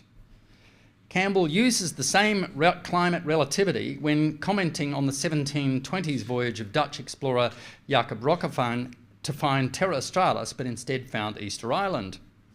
In this case, the longbow is drawn from the Juan Fernandez archipelago off southern Chile, which is circled on the map. As Campbell contends, from whence a great part of the southern continent might be discovered in one summer. The island chain is given as equilatitudinal at about 33 degrees south, with the best parts of Terra Australis. Drawing on century-old assessment, there is little room for doubt that the continent's climates and soils would likewise realise its potential as a mountainous, fertile land with strong flowing rivers, inhabited by white peoples and with all the fruits necessary to live. In his Tasman essay, Campbell shifts the focus further south. As others had conjectured since Tasman, Terra Australis was bounded by Van Diemen's Land in the south, and he singles it out for special mention. Overall, as Bowen's and other maps showed, Terra Australis is extensive from the 1st to the 7th or 8th climate, where Tasman's discovery lay at about 42 or 43 degrees south. In the far north, according to Campbell, would be the most unwholesome and disagreeable part of this country, while below the Tropic of Capricorn, and particularly for him near Van Diemen's Land, are a variety of fruitful, pleasant and healthy islands with a climate equal to the southern provinces of France, among the happiest in the world, a greenhouse for cultivation. Even Dampier's lukewarm account of New Holland in the hands of Campbell amounted to a new Indies with the dual benefits of a large extent and extensive temperate tracts, and where, in his words, we may be able to undertake settlements as advantageous as any this or any other nation has hitherto made. Campbell's plan, such as it was in 1744, urged action from either the East Indies or South Seas companies, proposing an initial beachhead at Vanuatu to take advantage of anticipated trade in precious commodities and plantations. But for ongoing settlement and production, he prefers temperate climes further south, because the finest countries in the world lie all of them within the same latitude. I should end there with Tasmania on top, but just to add that Campbell's writings found traction well into the 18th century and even after colonisation of Australia. In the 1750s, and we have more latitudinal bands by the looks of that. In the 1750s, he published 2 consolidated histories of the southern continent for the Universal History to supply readers as clear an idea of the situation, inhabitants, produce and consequence of the Terra Australis, as by its very situation no part of the world abounds in richer merchandise or is capable of producing them. We hear little more of Campbell directly on the subject of Terra Australis. After the Peace of Paris in 1763, he wrote a history of the Sugar Islands in the West Indies to show the value of those which had been ceded by the French at the close of the 7 Years' War. And in 1765, he was appointed agent for the Crown Colony of Georgia. But the climate-flavoured rationale he championed came in handy for those developing plans for colonising Terra Australis. In 1764, pro-colonies economist and officer of the South Sea Company, Adam Anderson, in his History of Commerce, rebooted the assumed truth that there is a certain latitude on our globe happily tempered between the extremes of heat and cold, as to be better adapted than any other for all said rich productions. He seems to have fixed on the latitude of 33 degrees, Puri's land of nights. In 1767, Southland enthusiast Alexander Dalrymple bound Campbell's Universal History essay as an appendix with his own account of the discoveries made in the South Pacific, the would-be leader of the Endeavour expedition employing it in support of his case for a greater southern continent, even as Cook was preparing to disprove it. And according to Cook's biographer J.C. Beaglehole, Cook carried with him a copy of Campbell's Voyages and Travels aboard the Endeavour, along with instruction to approach the southern continent at latitudes to the northeast corner of Van Diemen's Land. Though you might think that Cook and Banks' impressions of New South Wales a few years later would have supplanted any imaginings by Campbell and his predecessors, relativist climate rhetoric seemed to have captured the imagination of those with a say in the 1788 project. Joseph Banks, in giving testimony to the Bunbury Parliamentary Committee in 1779, concluded of Botany Bay that the climate was similar to that around Toulouse, and embellished details on the quality of the soil in contrast to his 1770 notes. When asked whether Britain would reap any benefit from a colony there, it was not to be doubted. And when James Matra, let's move on to our statements. And when James Matra in 1783 made his proposal for establishing a settlement in New South Wales before the idea of convicts was foisted on it, it was with a healthy dose of certainty that the climate would sustain a flourishing colony.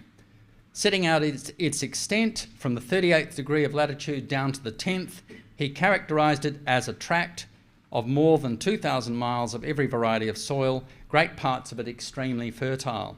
Sounding much like Campbell's words on Bowen's map, while Terra Australis's northern climes abounded in ready wealth per the Spice Islands, further south in ideal temperate climes is where the settlement would be established. Thank you.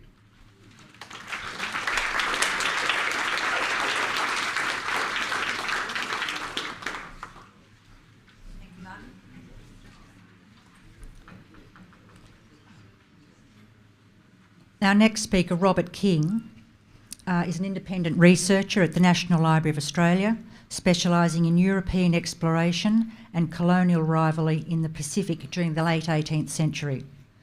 From 1975 to 2002, Robert served as an officer of the Australian Senate, including as Secretary of the Senate Committee on Foreign Affairs, Defence and Trade. He is the author of The Secret History of the Convict Colony, based on Malapisna's report, The British Settlement of New South Wales, and has written extensively on early proposals for colonisation, not only in Britain but also in Spain and France. His paper today on the remarkable case of Henri Pay de la Coudronnier, proposal for a Spanish or French colony at Frederick Henry Bay, anticipated European interest in Australia decades before 1788. Please join me in welcoming Robert.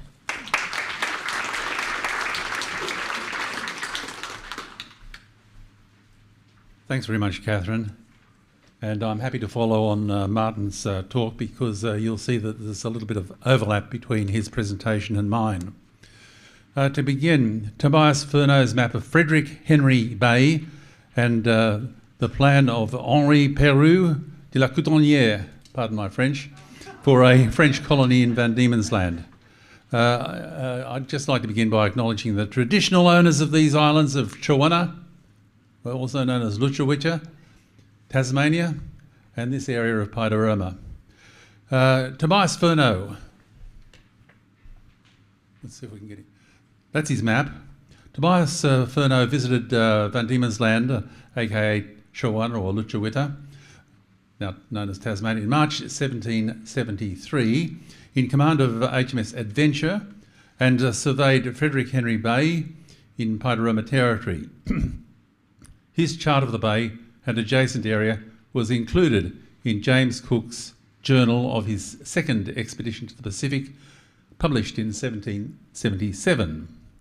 A French translation of this was published in Paris in 1778, including Furneaux's chart. There's Furneaux. It seems to have caught the eye of one Henri Pérou de la Coudronnière. I don't have a portrait of him, unfortunately. He was a native of Nantes, Brittany, who in 1783 came to New Orleans, Louisiana, as interpreter for the 1,600 Acacians who had been resettled there from their temporary refuge in Nantes. New Orleans was then ruled by Spain and called Nueva Orleans. Pérou was the author of a number of articles and pamphlets on the natural history of Louisiana. Sometime in 1774-75, we're not sure of the exact date, Pérou wrote a memoir on the advantages to be gained for the Spanish crown by the colonisation of Van Diemen's Land and New Holland, with the initial settlement at Frederick Henry Bay. Not meeting with a positive response to his proposal from the Spanish authorities, who had more than enough territory to try and look after at that time, he submitted it to the French government. A partial transcription of it was published in 1927 by Paul Rüdiger. Unfortunately, Rüdiger did not divulge where he had located the memoir, which still remains unlocated. He said that the memorandum he found was unsigned and undated.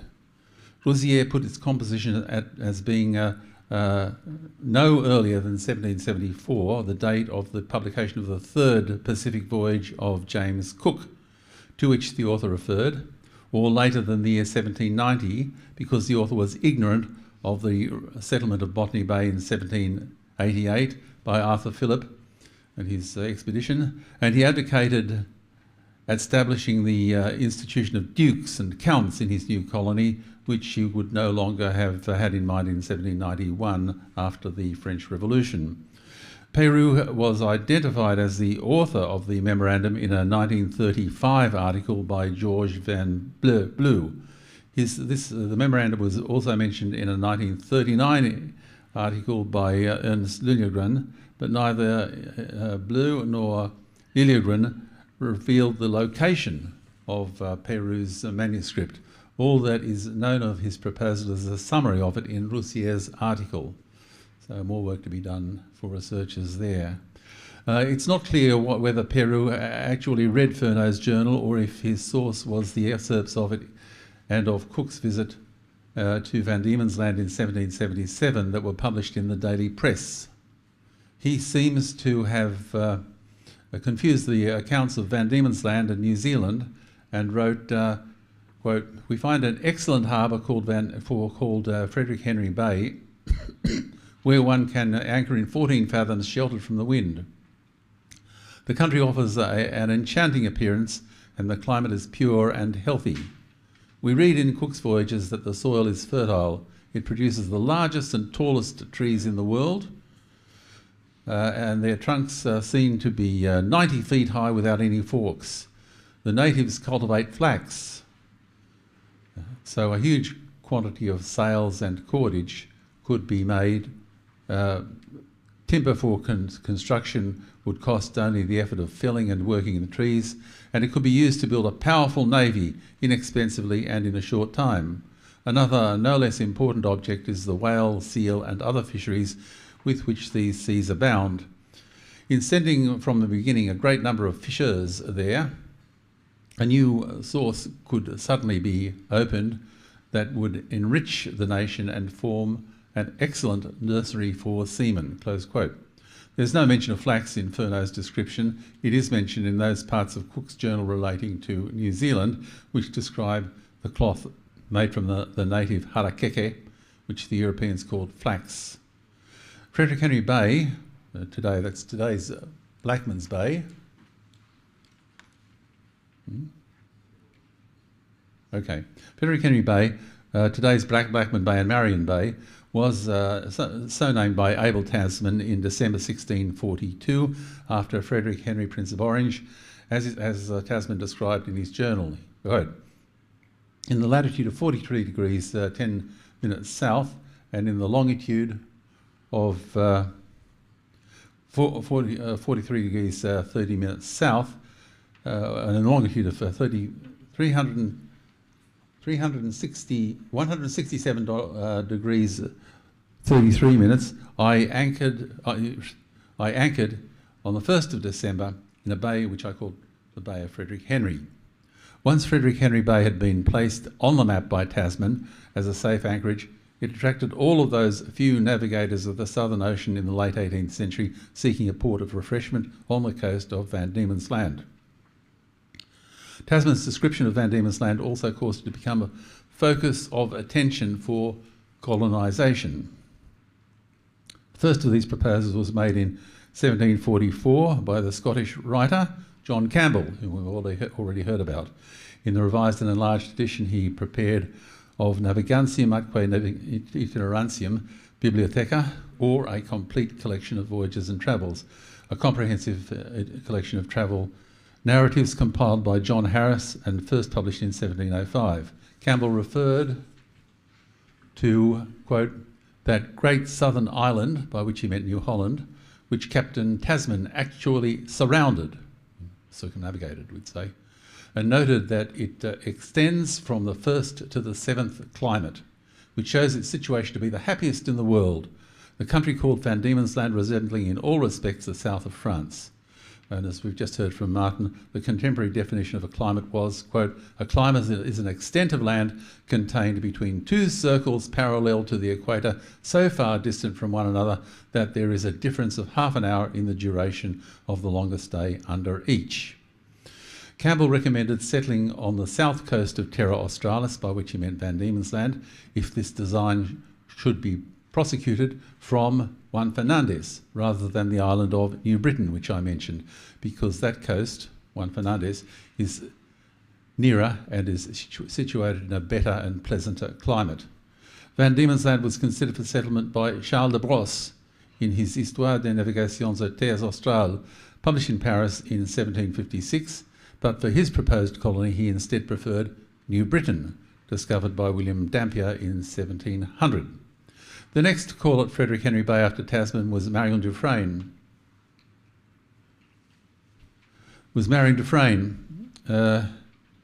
In 130 years later, in May 1772, on the ill-fated expedition he led, which ended with his death at the hands of Maori in New Zealand's Bay of Islands. He gave his name to Marion Bay, so called by the hydrographer Bertrand Beaupré on his 1807 chart of Van Diemen's Land, Terre d'Anthony Van Diemen, or the land of Anthony Van Diemen. In March 1773, Tobias Furneaux, in command of the Adventure, glimpsed the opening to what was later called the D'Entrecasteaux Channel, thinking that it was Tasman's Storm Bay, then anchored in what was subsequently called after his ship Adventure Bay, the Palawakani name of which is Kaparati. He erroneously identified the northern cape of Adventure Bay, today's Cape Queen Elizabeth, as Cape Frederick Henry, and a bay to its north called North Bay as Tasman's Frederick Henry Bay, and recorded these on his map. Cook's resolution of discovery watered in Furneaux's Adventure Bay in 1777. Come to that in a minute.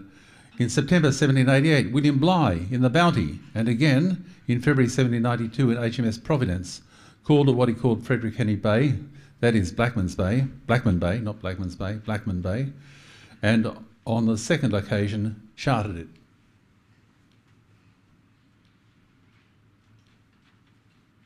That's a more or less modern chart of the area. We'll get to Bligh's. Yeah, that's Marion Bay, Blackman Bay. Again, Anthony Van Diemen's Land taken from Tasman's chart as it was reproduced in later French charts. And that's Bligh's chart. And on the second occasion charted it. Frederick Henry Bay, Marion Bay, and the neighbouring Adventure Bay were visited by the fur trader John Henry Cox in July 1789 in the Mercury brig on a voyage under the flag of Sweden to the northwest coast of America. The voyage was undertaken under the pretext of attacking Russian fur traders, Russia and Sweden being then at war, but in reality to trade there for furs himself. And in July 1791, a bay on Skelton Island, or the Freycinet Peninsula, was visited by the Matilda, a whaler under Matthew Weatherhead, transporting convicts to New South Wales to wood and water there. Weatherhead named the bay where he anchored Matilda Bay, but unfortunately the name has not stuck. It's not known if Peru de la Coudonnière, was aware of John Campbell's proposal or of the suggestion put forward in 1756 by Charles de Brosse, but the advantages he foresaw from colonisation were similar to those they did, as Martin has explained. Peru wrote that the foundation of a strong French colony in the South Sea was needed first to remove from the English the ability to make settlements that could one day procure for them the conquest of Peru and Mexico. He didn't lack imagination, did he? It was much to be feared, he said, that if they were so inclined and turned their minds to this, they would soon become more redoubtable than they'd ever been. And the only way to stop them was to prevent them while France still had sufficient forces in India. And secondly, to arrest what he called the formidable increase in strength of Russia in Kamchatka and in the province of Okhotsk that threatened the South Sea in an alarming way. Probably unknown to him, in 1786-87, the government of Empress Catherine II planned an expedition under the command of Grigory Ivanovich Milovsky to the North Pacific to expand and consolidate the Russian Empire there. It was to proceed by way of New Holland. The outbreak of war with Sweden and the Ottoman Empire, which I've already mentioned, caused it to be cancelled. Finally, said Peru, the purpose of the proposed colony would be to provide to the French nation every facility to trade in the South Sea with the rich countries that bordered it, China, Japan, Mexico, Peru, and all the islands of the Southern Hemisphere that were unfrequented by either European or Asian fishers. To assure to France the dominance of these most important seas, she would have to found a strong, durable colony which would be a genuine New France in the Antipodes and not a mere trading post like the settlements in India, like Pondicherry, etc. The advantages which Peru found in Van Diemen's Land were numerous. This land, he said, is so happily placed that we could from thence make the most brilliant trade with Africa, Asia, America, and a countless multitude of islands. These advantages of position on the sea route were complemented by the possibility of establishing a base in a particularly favourable site like Frederick Henry Bay. He apparently took from Fernot's account that the existing inhabitants of the area were few in number. We'll come to them. Yeah, few in number and could be disregarded. James Cook and his companions concluded following their visit to Adventure Bay in January 1777, quote, "I feel that they seem to be nearly upon a par with the wretched natives of Terra del Fuego." And there we see Cook at Adventure Bay forming his impressions of the Palawa people. The subsequent colonisation of Tasmania reflected this bias, unfortunately. Although Peru's proposal, would they have been better off under the French? Who knows? Although Peru's proposal fell on deaf ears at the time, Jean-Francois Galut de la Pérouse was instructed in 1785 to visit Adventure Bay or Frederick Henry Bay, called La Baie de la Pensière, or Île de Frédéric Henry, during his voyage of exploration to the Pacific. But this objective was laid aside when in September 1787 he received new instructions in Petropavlovsk, Kamchatka, to investigate the English colony at Botany Bay. Antoine Bruni d'Entrecasteaux, appointed in 1791 to command an expedition to find out what had happened to La Pérouse when he was presumed lost, was advised in his instructions that he might call at Frederick Henry Bay or other bays put on the chart of the southern Van Diemen's Land by Tasman. He stayed instead at what he called Port du Sud, that is Recherche Bay. Exploration of the coast and islands of the north of this to the north of this anchorage through the D'Entrecasteaux Channel, as far as the northern tip of Bruny Island, was carried out in January-February 1793, but Frederick Henry Bay was not entered. An inset map of the bay, copied from Tasman's chart, was included in the map of Van Diemen's Land prepared by Bertrand Beaupré, the hydrographer with the D'Entrecasteaux expedition, who also named it Baie de Marion after Marion Geoffrain. In December 1798, Matthew Flinders and George Bass, in their first circumnavigation of Van Diemen's Land in the Norfolk, sailed up Storm Bay, explored and surveyed the Baie du Nord. Flinders says he was at the time quite ignorant that this bay had ever been entered before, and misled by the errors of Fernot and Cook, he laid it down on his first sketch chart as Frederick Henry Bay. Louis de Freycinet, hydrographer with the expedition commanded by Nicolas Baudin, charted Tasman's Frederick Henry Bay and adjacent coasts in February 1802 and followed Bertrand Beaupré in naming it Baie Marion, reserving the name Baie Frédéric Henry for the present Blackman Bay. Baudin was probably acquainted with Peru de la Cordonnière, as, like him, he was from Nantes, Brittany. In 1785, Baudin was captain consecutively of the Saint-Rémy and the Caroline, which transported the Acadian settlers from Nantes to La Nueva Orleans. In May 1800, Baudin was appointed commander of a voyage of discovery to the western and southern coasts of Australia, and in 1802 explored southeastern Van Diemen's Land. The activities of the expedition alarmed British authorities and spurred them to forestall any French colonisation of the island by settling Risdon on the Derwent estuary, the forerunner of Hobart Town, in 1803. Peru's proposal reminds us, in conclusion, that by the 1780s, colonisation of Australia was seen as feasible and desirable not only in Britain, which actually carried it out, but in France.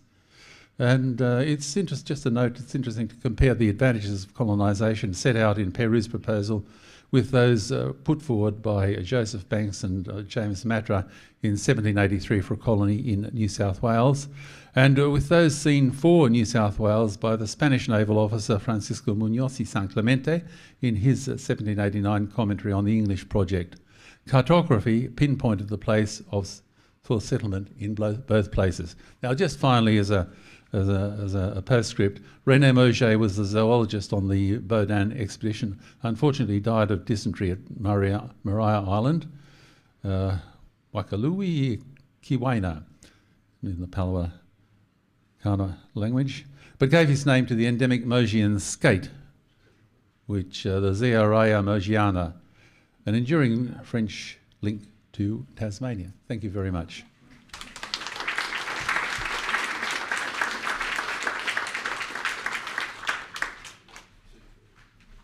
Excellent. Thank you, Robert.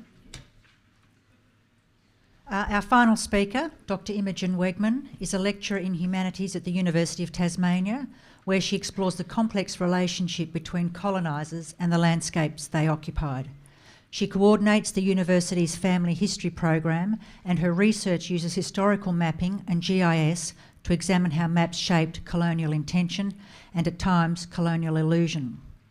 Today she will share the story of Buckingham 14, a small manuscript map drawn in 1823 by the young surveyor William Stanley Sharland. Though it depicts only 30 acres, it reveals a far greater narrative, a landscape now lost and a farm that may never have existed. Please join me in welcoming Imogen.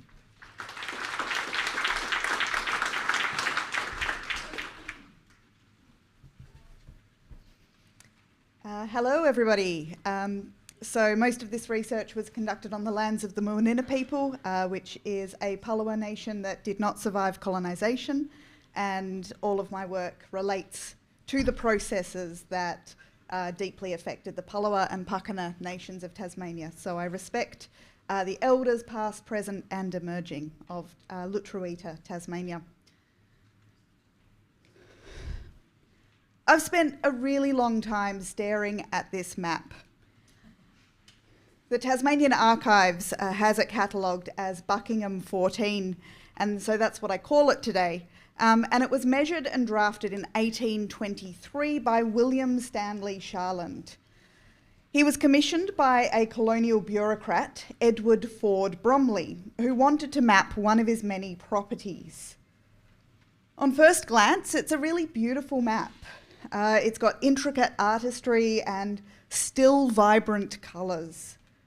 But there are a lot of details that raise more questions. Are there too many fences? Why was this property mapped when none of Bromley's neighbouring lands were? If we look closely at it, we can see that Bromley wanted to show off his aspirations for the colony through the established cartographical conventions of an English estate plan. To all outward appearances, Bromley was a fairly ordinary colonial eccentric. After a career as a naval surgeon, he emigrated in 1820 to take up the positions of a naval officer and treasurer of the police fund in Hobart, and he was quickly appointed to other government positions as well. When he had later troubles in his professional and personal life, he was not without friends to provide strong testimony in his favour. I always thought that spending a small fortune to commission this map was simply part of his extravagant personality. He started to accumulate a significant land portfolio in several districts of Van Diemen's Land, and for reasons that may become clear, in 1823, he decided that he needed an elaborate map of one particular property in Newtown, which is just north of Hobart. He commissioned the 21-year-old surveyor, William Stanley Sharland, who had recently arrived in the colony with his father and older brother, drawn out here by the easing restrictions on land grants. If we look closer at the plan, we can see that around the boundaries of the property are the names of the neighbouring landholders. Bromley himself is named on the western boundary line. His property was split into this lower farm and an unseen upper farm.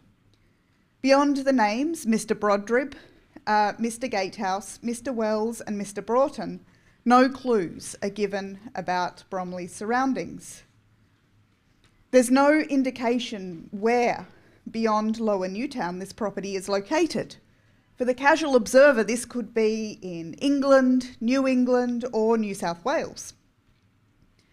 In the top right of the sheet, a decorative feather and a drawing compass adorn a scale, while a key in the bottom tells the reader that the plan contains features like the house and garden at A, the creek and meadow at D, and the high field at G. The other two corners contain the title of the property and the name of the surveyor. This plan stands out among the cartographic collections in the Tasmanian archives because it's one of only a few surviving charts from this earlier period of the colony's history that was drawn in a decorative style showing a specific property. Estate plans became especially popular in Great Britain in the 17th century, and they could usually include a high level of detail about the estate they depicted, but they usually lacked detail beyond the boundary lines of the property. Such maps assisted the landholders in managing the resources within the property boundaries, but they were also a tool for storytelling, and their elaborate designs were intended for display as well as for practical use. For the landholder who could afford a surveyor, displaying a beautiful estate plan reinforced the fact of their wealth in both the creation of the document and in the ownership and the working of the land. A plan allowed Bromley to organise and understand one of the properties he controlled on the outskirts of a growing colonial hub. But this could be done through a simple map made up of ruled lines and scribbled names. The estate plan specifically reinforced Bromley's power as the possessor of the map and therefore of the land.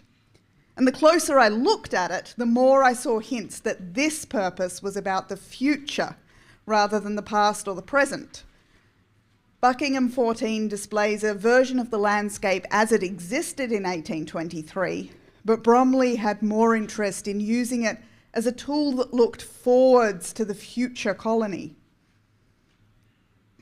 So as Charland drafted this plan, an explosion of booster literature was taking over the Anglophone world as potential migrants sought information about possible destinations and encouraged others to invest their money in colonial ventures.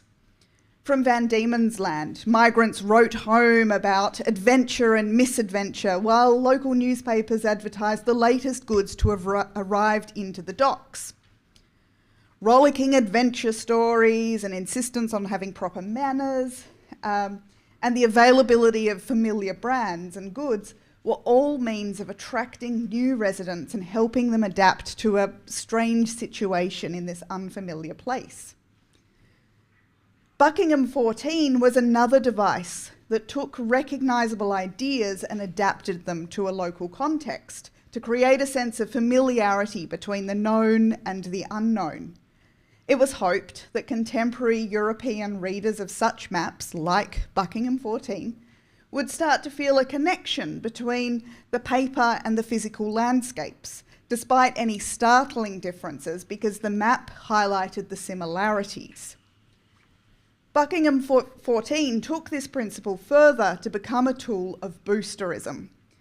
It fertilised the enthusiasm of the colonial settlers, not only to see the similarities between their old and new homes, but to physically transform their new home into a version of the old. So Bromley's aspirations are clear in the design that's set out before us. We can see the influence of a landscape designer like Lancelot Capability Brown and Humphrey Repton, who were two of the very influential designers of the late 18th century in England. Although the driveway is reasonably straight, do I have a pointer here? So you can see the driveway is reasonably straight, and it avoids the sinuous curves that characterised a Brownian style. This route still tells a narrative of taming nature by taking the traveller through an apparently natural environment into a controlled one. This is a heavily Europeanised landscape with very little to suggest that there is anything unfamiliar remaining in this world.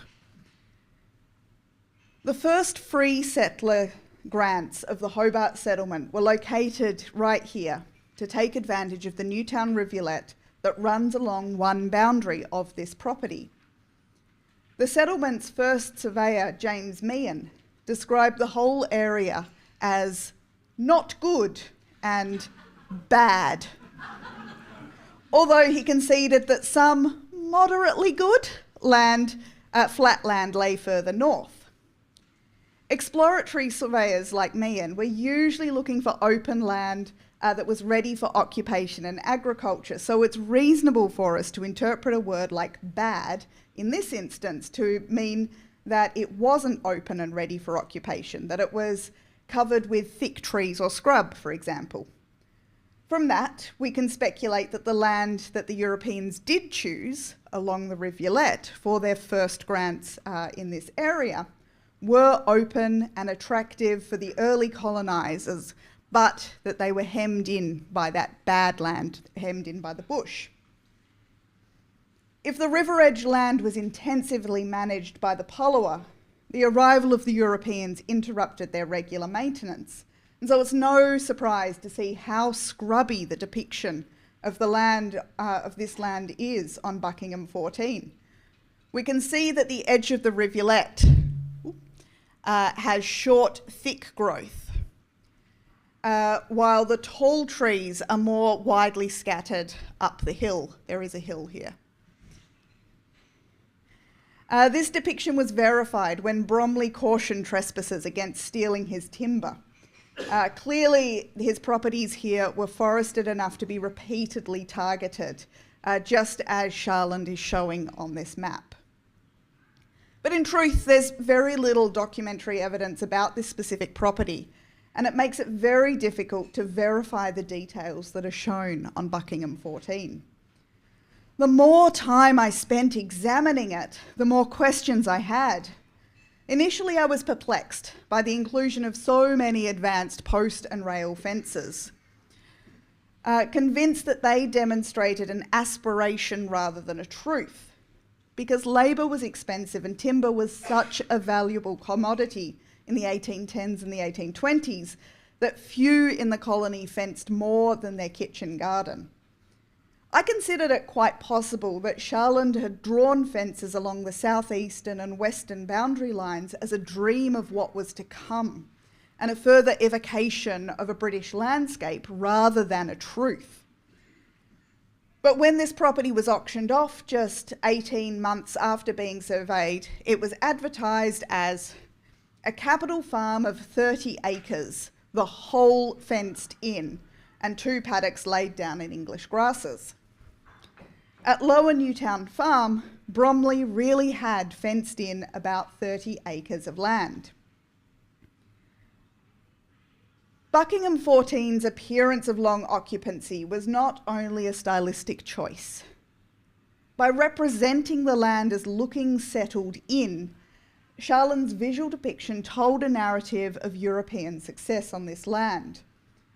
While the estate plan was usually deployed to represent the aspirations of the landholder for his own property, Buckingham 14 had a far grander aim. Bromley designed his entire property, and thus the associated cartography, to represent his goals for the whole colony. Lower Newtown Farm was a model farm, fabricated to inspire other landholders in Van Diemen's Land into turning their farms into proper British farms. Visitors and newcomers often derided the free-form farming style that they perceived on farms across this colony. Few people had the means to import expensive equipment or to pay for the labour that was required to clear and maintain vast tracts of land to the high standards of the British agriculturalist. Instead, most farmers cleared only what was necessary to plant, so that a visitor who wrote to friends in 1825 about seeing little stumps of the trees appearing among the corn was hardly describing an unusual scene. This must have concerned Bromley. Among his many government offices, he held various positions on the committee of the colony's new Agricultural Society. This society was established under his chairmanship in 1822 with the stated aims of protecting livestock and rewarding agricultural progress. It championed the construction of fences, hedges, and other protective boundary structures that slowly stretched across the landscape according to the financial abilities of the landholders. In 1822, the Society announced that there would be a medal to the person who shall have fenced in the best manner the greatest extent of land, without reference to natural boundary, in the year preceding the show. Bromley took great care to practice what he was preaching.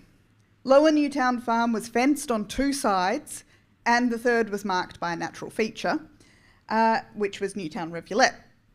One fence ran along a busy main road between Hobart Town and other bustling hubs. By spending resources on this highly visible structure, Bromley was living and displaying the values of his agricultural society. He used both the landscape itself and Buckingham 14 to demonstrate that the idealised English landscape of parks, fruit trees, kitchen gardens, a home and familiar animals contained within a regular fence line could be adapted perfectly to the Vandemonian environment. If you look at this map for long enough, it's easy to lose all sense of cartographic perspective. The lack of topography is disorientating for those who know the area, and I haven't told you where it is yet. Bromley's triangle of land floats untethered in the middle of the parchment, and each road and waterway fades away just past the boundary to continue on a route unseen. There are no clues to the written descriptions, no clues in the written descriptions about the precise location of the property, nor labels on the roads. A reader needs to have contextual clues beyond this sheet to know that Lower Newtown is near Hobart Town in Van Diemen's Land. Estate plans usually included, at the very least, the name of the county and some named rivers or roads. They didn't illustrate the land as existing in a vacuum, even if they only used brief pointers such as road to X or river Y.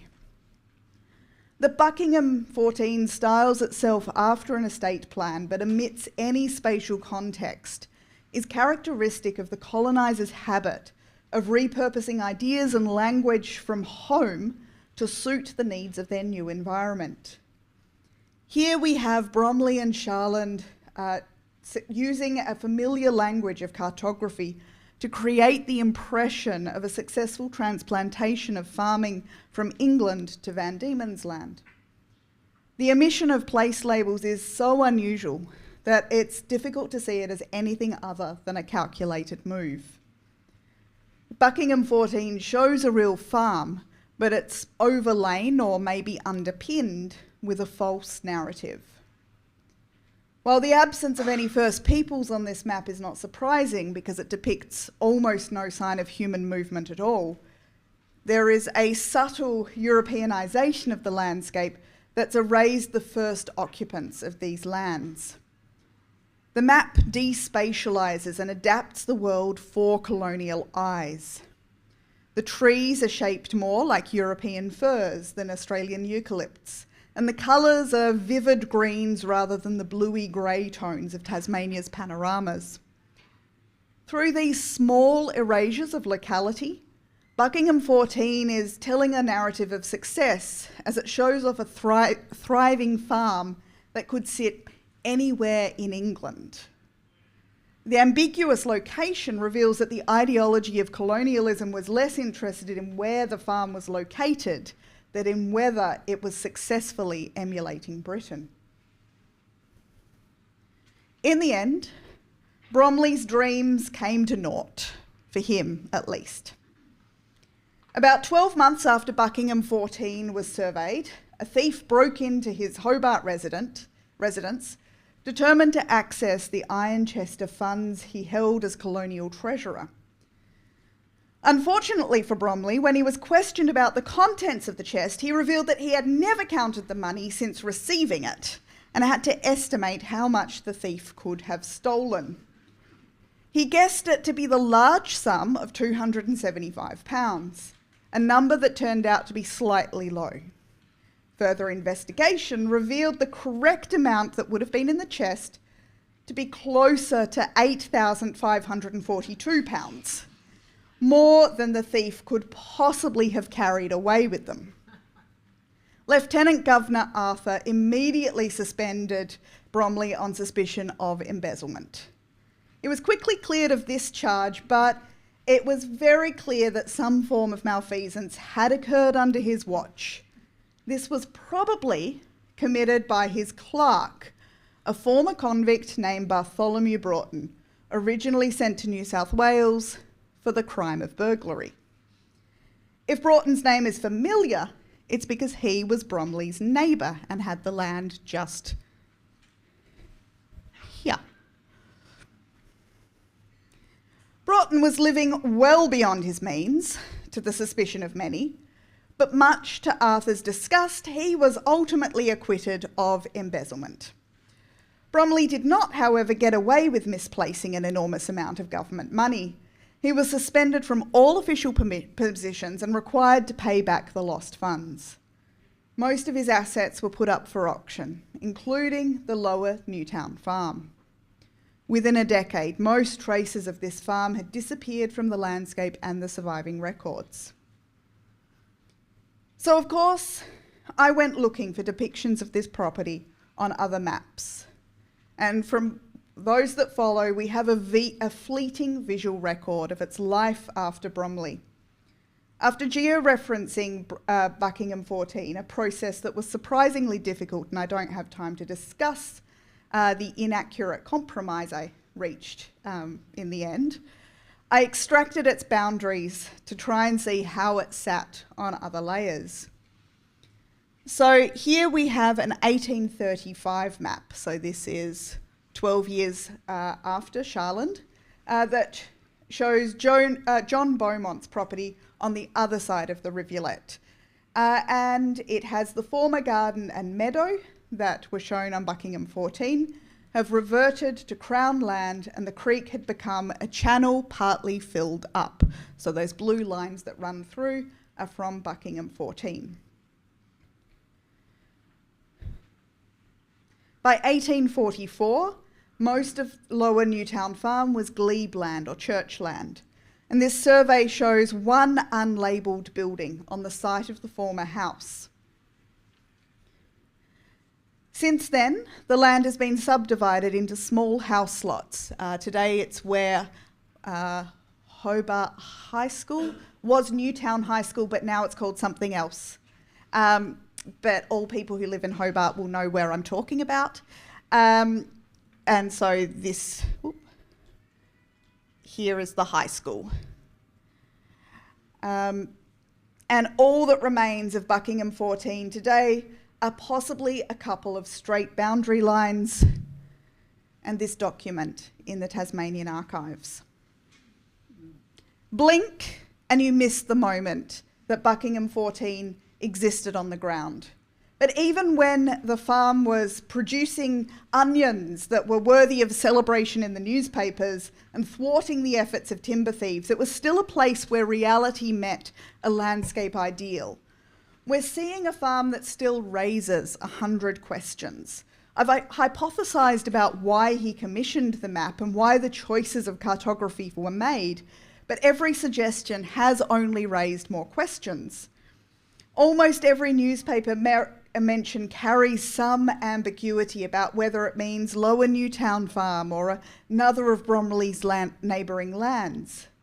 There are no clear records about who lived or worked on these lands or who constructed them or what was produced on them, apart from a reference to some onions.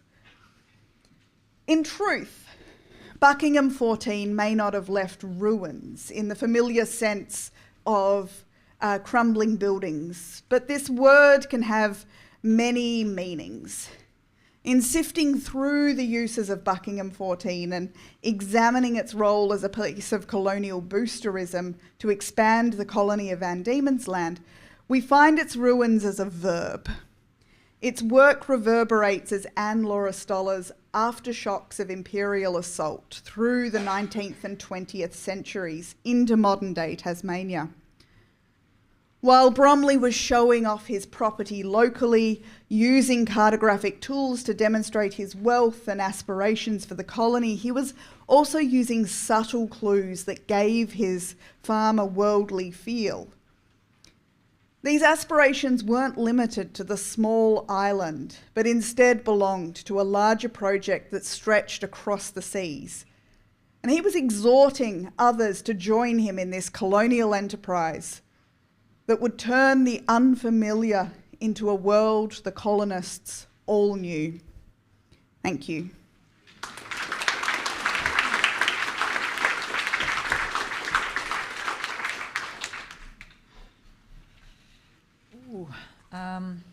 I don't think we'll have time for questions, unfortunately, but obviously the speakers will be available during afternoon tea. Hold the line. On behalf of ANZMapS, I'd like to present each of you with a book to thank you for presenting such engaging talks. Thank you. Thank you.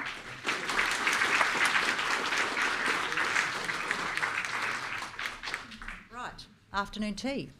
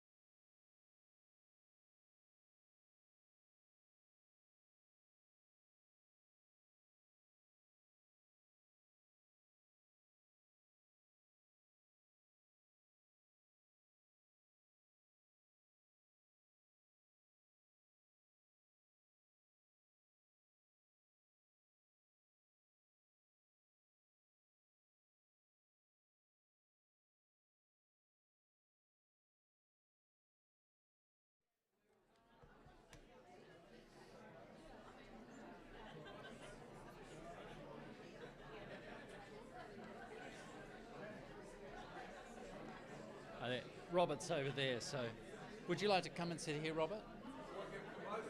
Yeah, you're on the team now.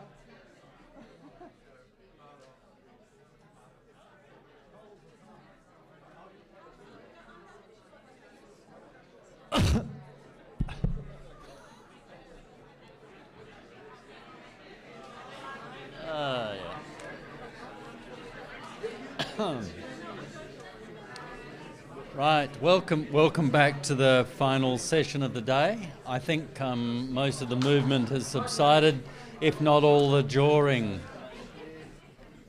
Excellent. Schoolmaster words. Welcome to the last session of the day, and I just want to do one quick bit of housekeeping first, and that is to say that at 4:15, according to the program, there's a map display of the Robert Clancy collection. So we will be picked up from the exit entrance here, and we'll be walking to another venue. The advice that I have is that if you've got a large bag, something that needs to be cloaked, leave it here. It will be supervised. You can take a handbag or anything like that. Sorry? Noise from the floor? Large bags, etc., especially backpacks, but any larger bag, anything above A4, I think, is the standard advice that usually are given. You must leave here. Otherwise, what will happen is they'll make you cloak it, and then you'll miss the tour, because it'll take 20 minutes to cloak 10 people. Okay, so. Let's get on with the final session of the day, and I've got two speakers in this final session. The first I'm going to introduce now is Emeritus Professor Robert Clancy, AM. Has had a distinguished career as a clinical immunologist. However, as he will tell you, his professional, apart from his professional medical interests, he's long been involved in historical research, including cartographic history. Professor Clancy has been awarded at AM for his services to cartography as a collector of early maps of Australia and to the field of immunology. He's written 5 books on the mapping of Australia and Antarctica and has served as the International Secretary of IMCOS, the International Map Collectors Society. Today, Robert is talking about defining an Australian outline, the Clancy-Mona collection. Welcome, Robert.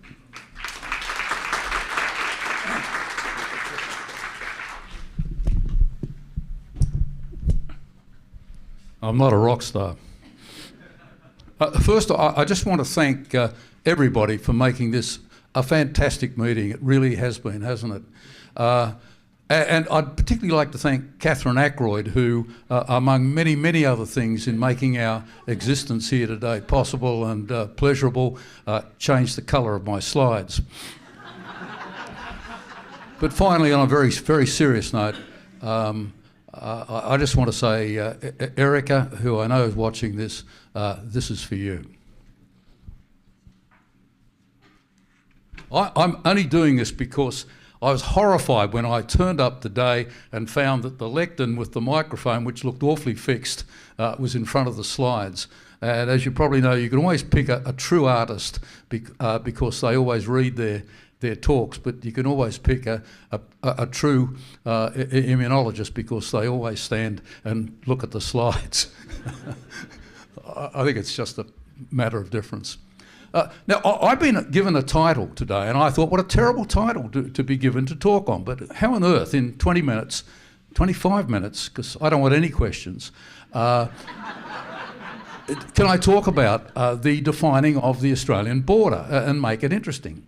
So what I've done, I've just selected a few maps that I think do tell the story, because my interest in maps is that they are the documents, historic documents of history. They're the story. I like storytelling. It's the same as clinical medicine. You know, you're looking for a story and trying to look how you can have a happy ending. The happy ending of my story is that the maps that Christine and I put together have had a very happy outcome, and I'm looking forward to showing a few of you, a few of them a little later. Now, first of all, that's not the first one. How did that get there? Oh, yes, it is. Yes, it is. I'll tell a lie. what's missing is, what's shaping Australia. Key cartographic moments. Now I'm orientated from Dieppe to the Australian portfolio. Now, if some of you are old enough, you'll remember Helen Wallace. Helen Wallace was one of the most remarkable people anywhere, and particularly in maps. She ran the British Library section of maps for many years, and she was a great supporter of the concept that the Dieppe maps related to the outline of Australia. And what I want to do is build up a story about how the Australian outline came together. And it's an exciting story because it's the story of printed maps. It's the story of sequential European striving for empire, trade, expansion. All of these things come together in the defining of the Australian border. And that's the idea and the story that I'd like to get across to you. Now, Helen Wallace used to tell this story about Alexander Dalrymple and Joseph Banks sitting there in Soho where Joseph Banks lived, having a chat about this extraordinary map that Banks had acquired. Now, it was a map from the Dieppe school, and it was prepared probably because Francois I of France, who was quite an extraordinary king of France, had asked the Dieppe map makers to make this particular one probably for his son. And the Dieppe school had developed in Dieppe as a result of the expansionists of Europe into the different parts of North America, the New World, into the spice trade, to provide the maps that recorded discovery and to provide directions on where to go. And in this conversation, Banks had acquired this map from the Harley family, and it was the Harleian map, which I think, Martin, you had in Canberra, didn't you, for that wonderful exhibition of maps, world maps that Canberra put on, 10 years ago. And Harley and Banks was telling Dalrymple that the way he got this map was that Harley himself had actually provided his collection as part of the foundation collection for the British Library, but somehow this map had been pinched by the butler. And the butler sold it to Banks, because Banks was a man of great principle, provided he didn't have to pay for it. And so he managed to get this map from the butler for a small amount of money. And he then showed it to Dalrymple, and Dalrymple was so taken by this map, because they really didn't know a lot about it at the time, that he had published a copy of this after Banks had donated it himself to the British Library. So if we go back to the Dieppe school, the Dieppe school was a school of quite extraordinary manuscript map makers in the middle part of the 16th century. They produced, and I'm standing here, Catherine Ackroyd is the world expert on a lot of this, and the other world experts sitting in the front row. So if I say 18 Dieppe charts were produced between 1542 and 1584, they'll probably say I'm at least a year out or 15 charts out, but it was probably something like that. The Dieppe was then supporting the French trade, Newfoundland, Brazil and the East Indies, these three broad areas. They were sending out through a very prominent ship owner close to Dieppe, ships to different parts to identify new trade opportunities. And the Parmentier brothers in 1529 were one of these particular groups, and they went to Sumatra. And when they were in Sumatra, they heard of a Portuguese voyage south.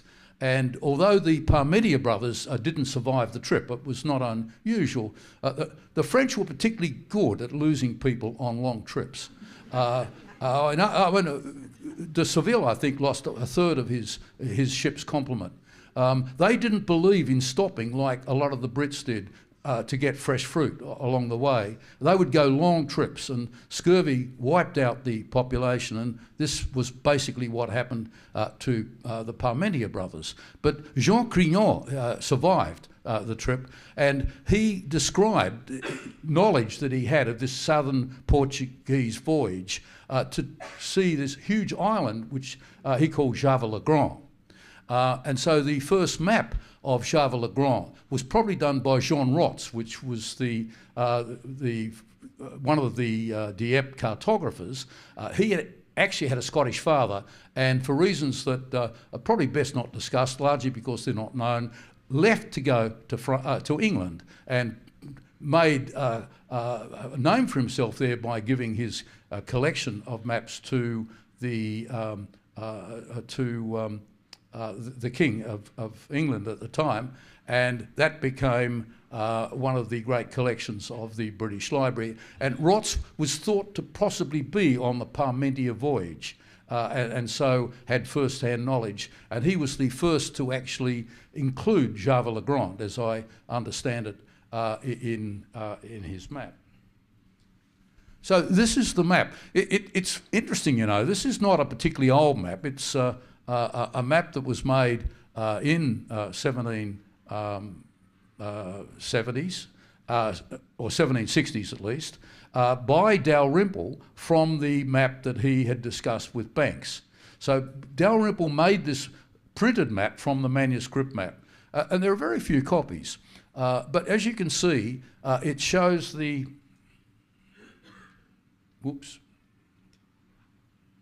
It shows the Java and then this extraordinary likeness of Australia.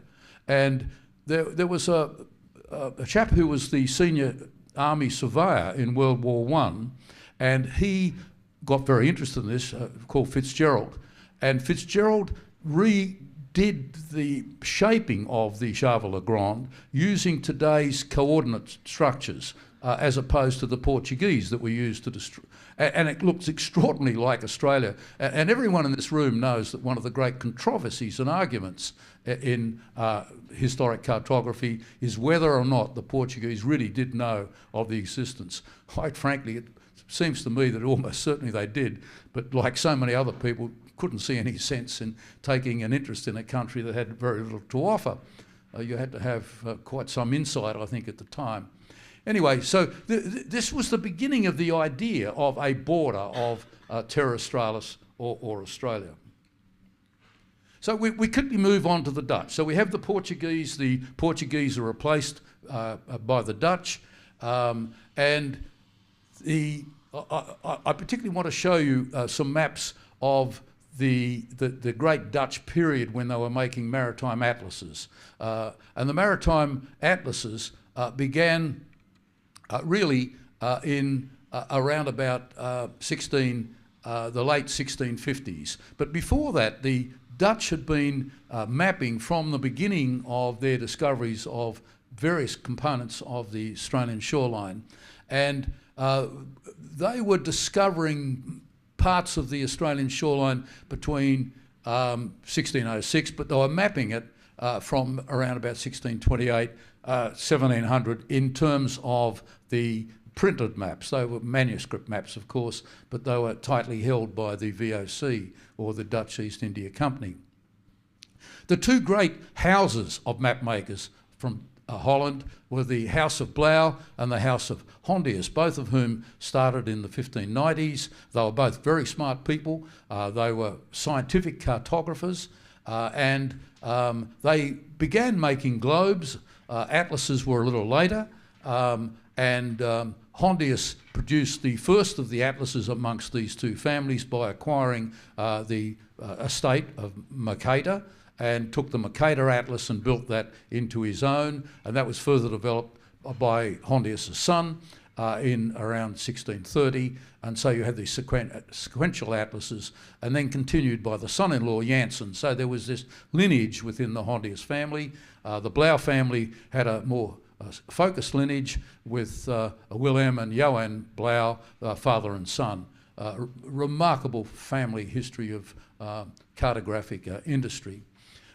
So most of the maps that you see that first record change and discovery come from one of those two houses. But the idea of a maritime atlas really, in a sense, I guess it was developed by Janssen from the Hondius family group in around 1650 by adding some extra maritime maps at the end of one of his atlases. But it was really 1658 when Colomb, who was a magnificent map maker, decided to put together a comprehensive set of hydrographic charts, if you like, of the world. And he was hotly competing with Donker, who actually bought or took his plates the following year and developed probably a far better known and better sold set of maritime atlases.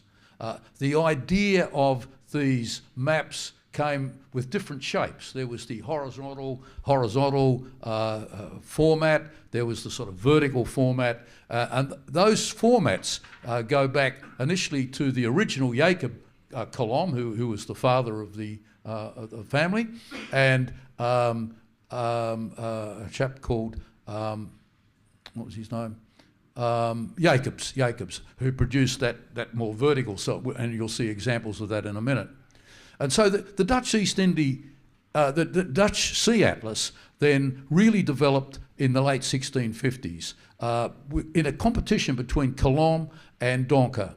And that was followed by Van Keulen, who would buy the Donker plates, and then after that, many other cartographers, a total of about 21 really important cartographers made the French maps of the day the greatest golden age of map making. And some of the best known ones, and you'll see some example of these I think a little, in fact I think you put out all three of the ones purely by accident that I've got on the list here: Goose, De Witt and Robbion. I'm just thinking, you know, I look at these names and these maps, and Jane will know that every map's got a story, hasn't it? Getting every map's got a story, and it's the story behind getting the map sometimes that's the one you remember and the interesting ones. So these are two magnificent maps. Now, you'll see on the left, you've got the pre-Tasman map of Australia. These are both the Donker maps related to the Donker Sea Atlas. So this is the type of map that the Sea Atlas, and you can see that the shape of Australia was starting to take place. In fact, the interesting one is the map on the left, and it was the same with Colomb, using the same plate. It was so competitive, they didn't have time to fill in Tasman's findings, even though they knew them, because the first one was 1658, 1659, and the second edition the year later is the map on the right. So they were pretty busy that next year filling in the Tasman discoveries, which they've known for 10 to 15 years. But such was the competition was intense, and that's part of the reason why these were so immensely decorative. Because they were selling these maps. And I think someone earlier today was talking about the cost of the Blauw Atlas, which was equivalent to a home. And they were very nice homes in Holland at the time, because Holland was so incredibly rich, and people used to put maps on the wall rather than, as you saw in another slide I saw this morning, of the fantastic artwork in Holland, so often involving the maps. So the map on the right then is Hendrik Donker, the second state. I mean, isn't that it's a beautiful map, isn't it? And I think it's the height of Dutch cartography. And already we've got something like 2/3 of the Australian. So I've only got a couple of seconds to go to zip down the eastern side and complete that map. Yeah, we think of Cook. As a kid, we were all taught, you know, Cook discovered Australia, etc. All Cook had to do was fill in the rest. It's a bit like a sort of a jigsaw puzzle, isn't it? And provided he could go further enough south and then turn against the winds and keep sailing west, he had to run into that eastern border somewhere. So far then we've talked about the Portuguese and the Dutch. They were mapping basically for trade. They were run by commercial companies, backed solidly, of course, by the political game of the day. But they were mapping for money. They were mapping for commerce. When we come to England, England was also not against making some money, but it was also mapping for empire. And I just want to very quickly go through the story of English mapping as it relates to Australia, because I think it's interesting and important. It really goes back to John Seller. Now, John Seller was a complicated guy. He was about to be beheaded for treason. And, I mean, how many people can be on the block being beheaded for treason, 10 years later become the royal cartographer? And that's exactly what happened with Seller. He pointed out that it was a terrible mistake. He really wasn't the treasonous one, it was someone else. So their heads went off and Seller became the royal cartographer. He initially developed his Atlas Maritimus, which was based very much on second-hand Dutch plates.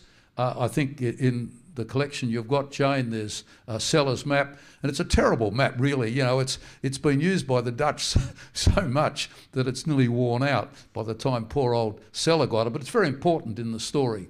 But Seller made his name particularly through the English pilot, which he began in 1671, and he, through the Seller family, continued it to 1794. Now, why would the English pilot be of any interest to Australia? Well, it's of interest because it continued after Seller, and a third book. It was called, with huge imagination. It's sort of imagination I'm used to in immunology. It's the most unimaginative. I've got the Nobel Prize this year, though. You got the Nobel Prize. Mountain Page, they were a very big English manufacturing company. They bought out from Thornton, who had bought out from Seller, the English pilot, and Thornton had actually brought out what he called the third book. And the third book included charts and directions for the East Indies, and actually included two from the third book that related to Australia. In fact, I think the most important is called Trial Rocks, which Jane, you've seen. And the Trial Rocks was where the Trial, which was a British ship, ran aground. It was the first British ship to actually see a bit of Australia. The Australia saw it before it saw it, because it hit the Trial Rocks and sank.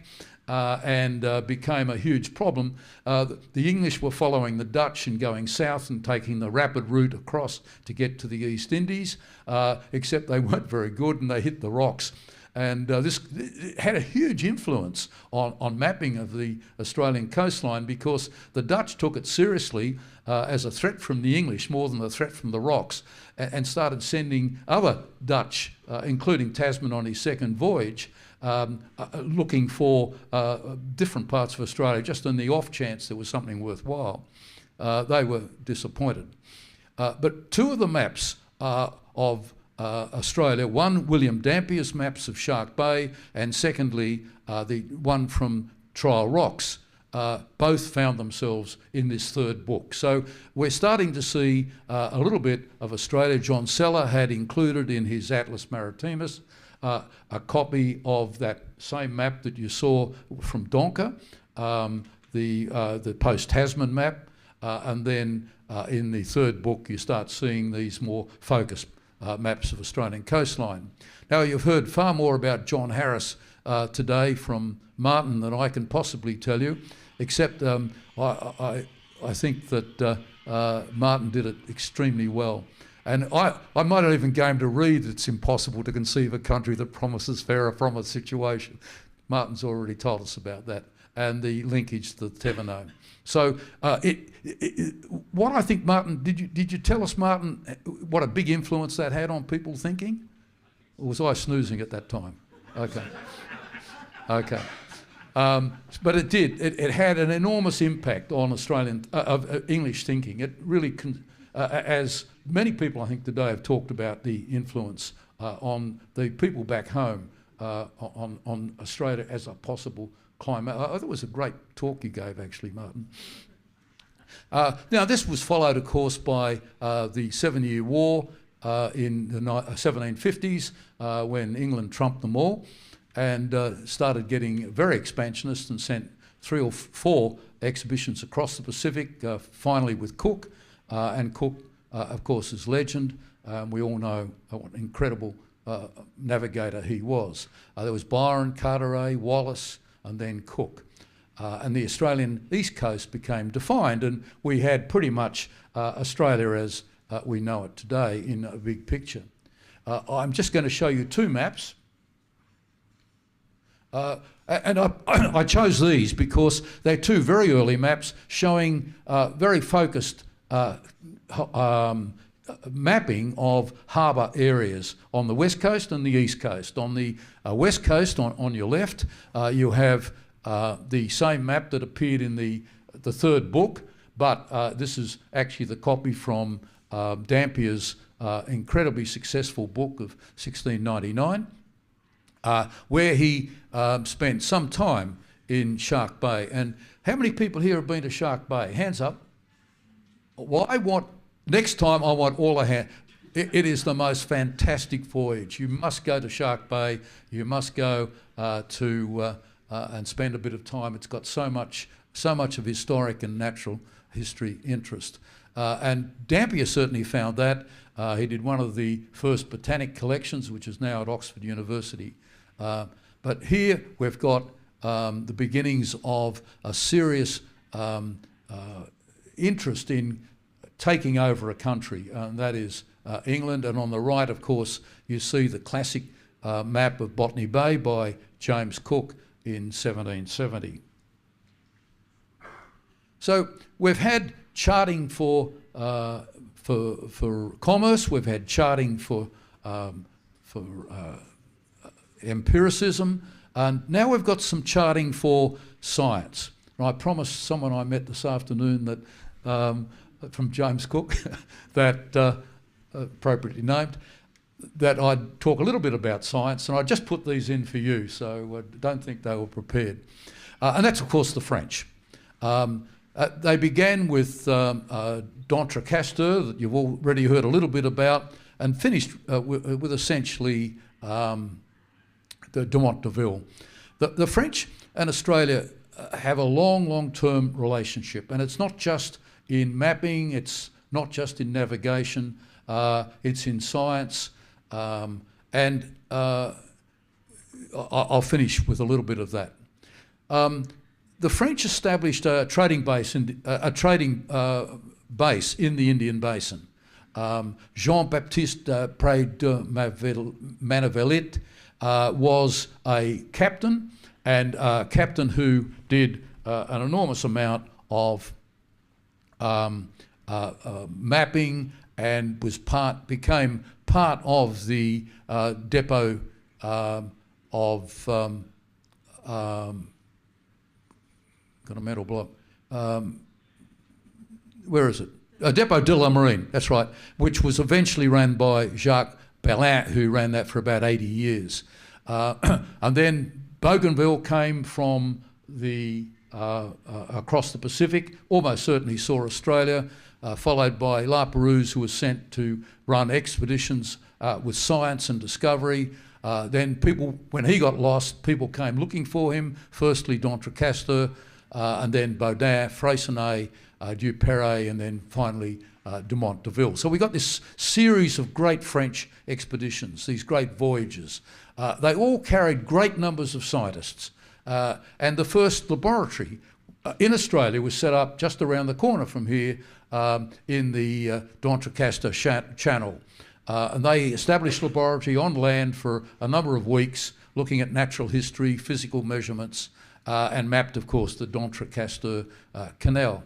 Duperrey, who didn't spend a lot of time in Australia, did an enormous amount of important science around Australia, because what he did was trying to complete the world picture of magnetic surveys being critical to sailing at the time, so you don't miss where you want to go by hundreds of miles, which otherwise you would. And his map was present in the first of the physical atlases, which was published in 1845 in Germany by Berghaus. And I just wanted to mention that from my perspective and my other interests, French science in Australia has been so important. It saved the wool industry by vaccinating against anthrax, which we called, having no idea what it was, blackleg, which was wiping out whole populations of sheep in the 1860s and 70s. He moved Pasteur's laboratory to Sydney Harbour and started making anthrax vaccines. You probably all know the story. Anthrax was the first vaccine made, hell of a lot better than the one we had for COVID, because it actually saved lives without killing them. That's for David. And the other thing, though, was a French engineer that was responsible for us establishing our frozen meat exports. So this is the d'Entrecasteaux map of the canal d'Entrecasteaux, which many of you would know very well because you live here. And this is the map showing the completion or semi-completion of the magnetic variations around the world at a time that was so important. And Hobart was very important and very involved in establishing the base for this later in the 1840s, when, and in fact the base for this is still present as a building in the governor's grounds. So just to complete the French, this is a map I think someone showed earlier today of the hypothetical eastern border of Australia before Cook. This is the map they showed Catholic school children in the 1890s, showing that really the discovery of the east coast of Australia was French. True story. And it was wiped out only when the then Catholic head of education died or retired. I just want to finish with the final English set. How am I going? Oh, I'm on, right. Okay, so I'm finishing the explorers. Flinders and King were incredibly important because they established the base of the hydrographic charting for Australia through the 19th century. Apparently I've over time, so I will finish by saying that the maps of Flinders and King participated in the 1825 collection of hydrographic charts. On the left you've got King showing the incredible accuracy of his charting up the east coast, whereas Flinders would take the easy route by missing it completely, and King came later, as many of you know, doing the hard bits. And just to finish, this was the Australian map of that series of the so-called 1825 Australian portfolio. So my apologies to Maggie. Thank you very much.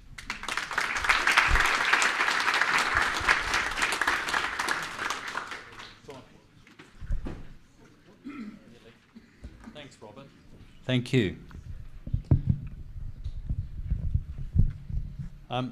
So I'm going to introduce our next speaker. Maggie Patton is the head of collection acquisition and curation at the State Library of New South Wales, where she manages the library's collection acquisition program and leads the curatorial team that interprets those valuable resources. I always feel with those sort of descriptions, Maggie, that they hide a multiplicity of good and evil. Today, Maggie will present the planning and outcomes of Cook's second voyage through 4 rare charts by Cook, John Bailey, Georg Forster, and an unknown sailor. Welcome.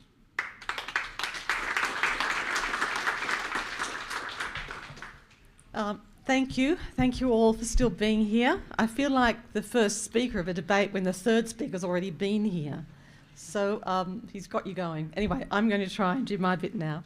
Okay, so I'm sure you are all aware of Cook's significant second voyage, completed in February 1775, a voyage of 100,000 kilometres, and they sailed south of the Antarctic Circle on 3 occasions, confining any landmass to the south of the circle and proving that there was no great southern landmass or Terra Australis incognita. a perfect voyage to explore the conference theme of Southern Frontiers. So I'm going to present the planning and outcomes through 4 charts at the State Library, but I've actually added a few as I wrote my paper. So to address, we will commence with this one here, which is Dalrymple's chart of the South Pacific Ocean from an historical collection of several voyages from 1770 to 1771. I've chosen this, and that will become apparent later on why.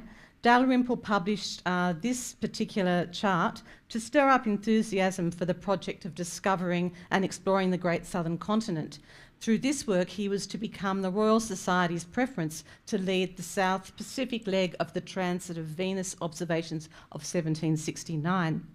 The Admiralty preferred a naval officer and therefore chose James Cook instead. In this chart, Dalrymple champions the hypothesis that there was a massive southern continent counterbalancing the northern continents. So if this works, oh, I've gone too far. Okay, so you can see, hold on, we've gone far too far. We've gone so far, I'm going back the wrong, hold on, which way do I go here? Well, you can all go home now because you've seen everything I'm going to talk about. So that's, have you got it? I've got it now. There's a large arrow and there's a small arrow. Okay, so where was I? So we come to, so you can see that he's got the North Pole, the Southern Polar, and then you've got the slice through the middle. So this was Dalrymple's original chart. Okay, so then we come to Banks and oh,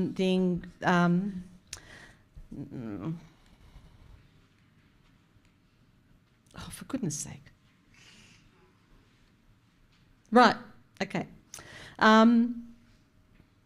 So we've come to the English engraver and map makers John Bailey's map of the Pacific commissioned by Joseph Banks to support his claim to lead the second voyage, an opportunity to explore the Southern Ocean and add to his extensive collection of botanical specimens.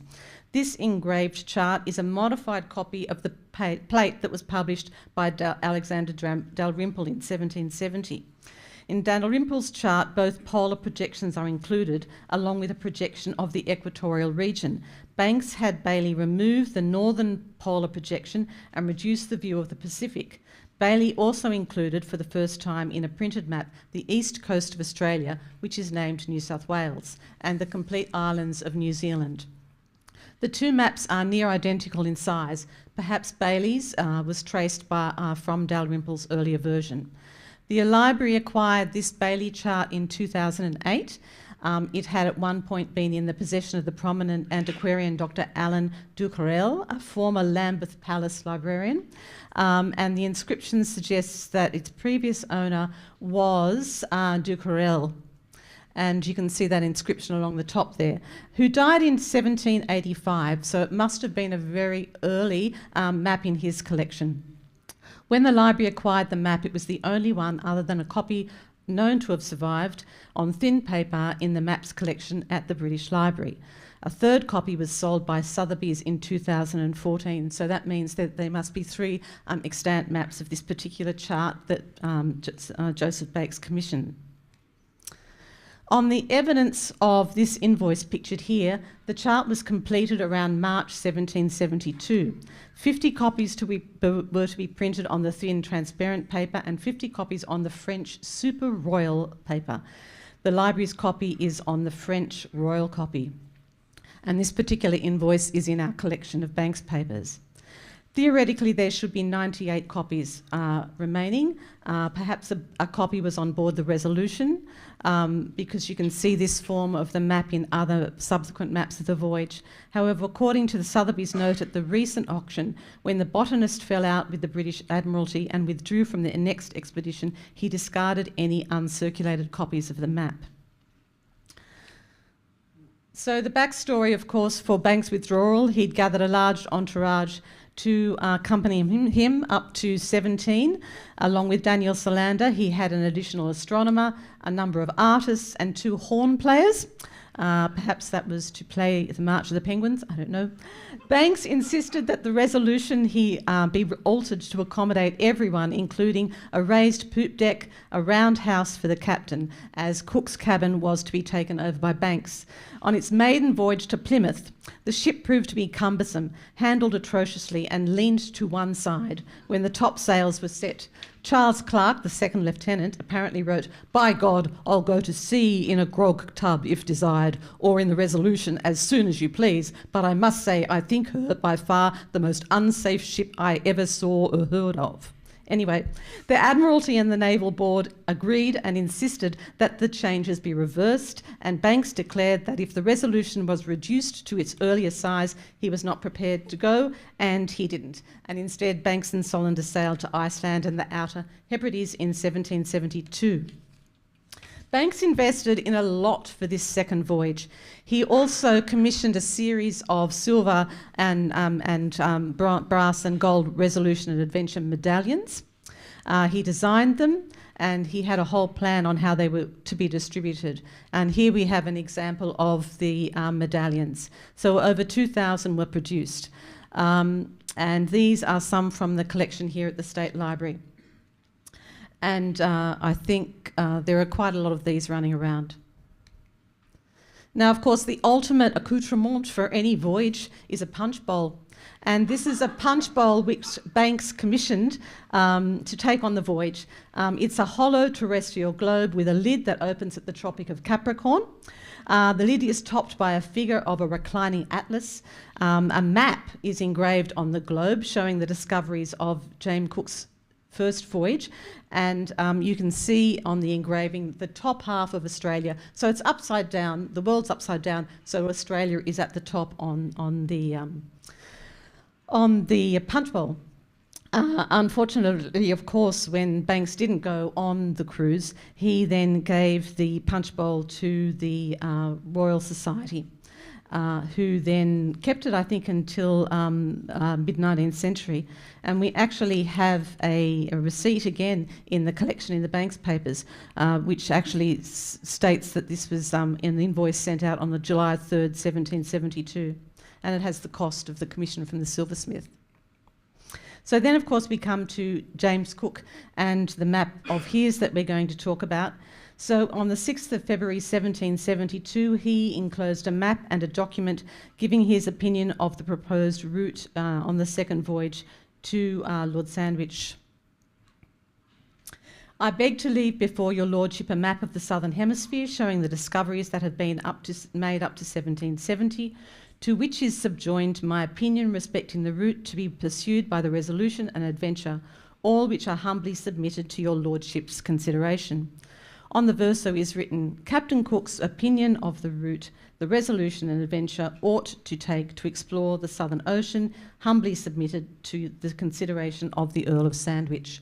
And this is the map, the manuscript map, which Cook actually drew and sent on to the Earl of Sandwich. You can see the yellow, you should be able to see the yellow line around here, just very faintly. And that is the line, the route that Cook is proposing in this particular chart. The manuscript and chart was acquired by the library in 1922 through the New South Wales Agent General in London. It includes the signature of Edward Beeston Long, who was the owner of the chart. He was a plantation owner, a politician, a pro-slavery activist, and a historian of 18th century Jamaica. So now if we were acquiring this map, we would really be looking at the provenance of that chart as well as its significance for the second voyage. On July 13, 1772, the Resolution and the Adventure sailed from Plymouth, anchoring in Table Bay in October, where they took on provisions. They headed south in November and in December encountered their first icebergs, and further south encountering immense fields of ice. On January the 17th, they crossed the Antarctic Circle to 6636 south for the first time. And this is a picture, of course, of them collecting ice.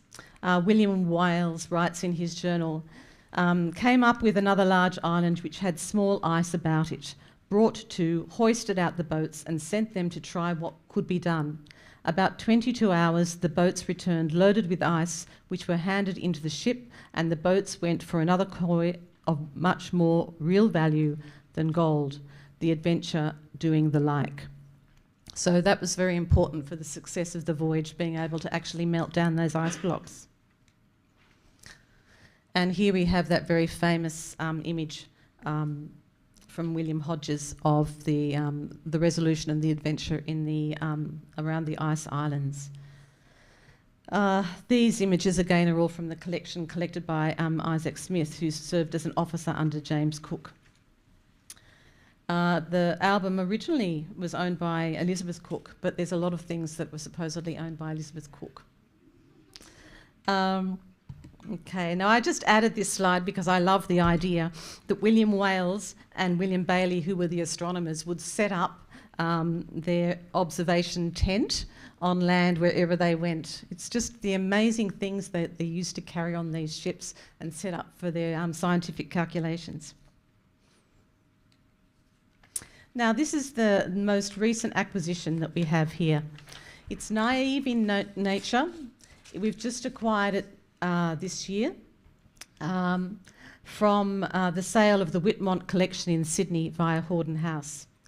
The map is set within a manuscript of approximately 3,000 words, described as an abridgment of an unspecified journal, giving a concise overview of the second voyage from June 1772, when the ships sailed from Sheerness, until they anchored in the Cape of Good Hope in March 1774. This is an unrecorded, first-hand, unsigned report of the second voyage from aboard HMS Adventure. The narrative provides comment on significant events of the voyage, the main events during landfall in Tasmania and later in New Zealand, including a description of apparent food poisoning, with several of the crew falling ill and 2 of the men dying before they had crossed the equator. Notes that in Tasmania they saw no local people, but did observe what was thought to be one of their habitations, a hut made by tying a parcel of sticks together at one end and extending them at the foot and covering them with boughs and leaves of trees. This description of huts is the earliest English description of indigenous structures in Tasmania, 2 years before Cook's third voyage and nearly 30 years prior to Baudin's journey of discovery in 1802.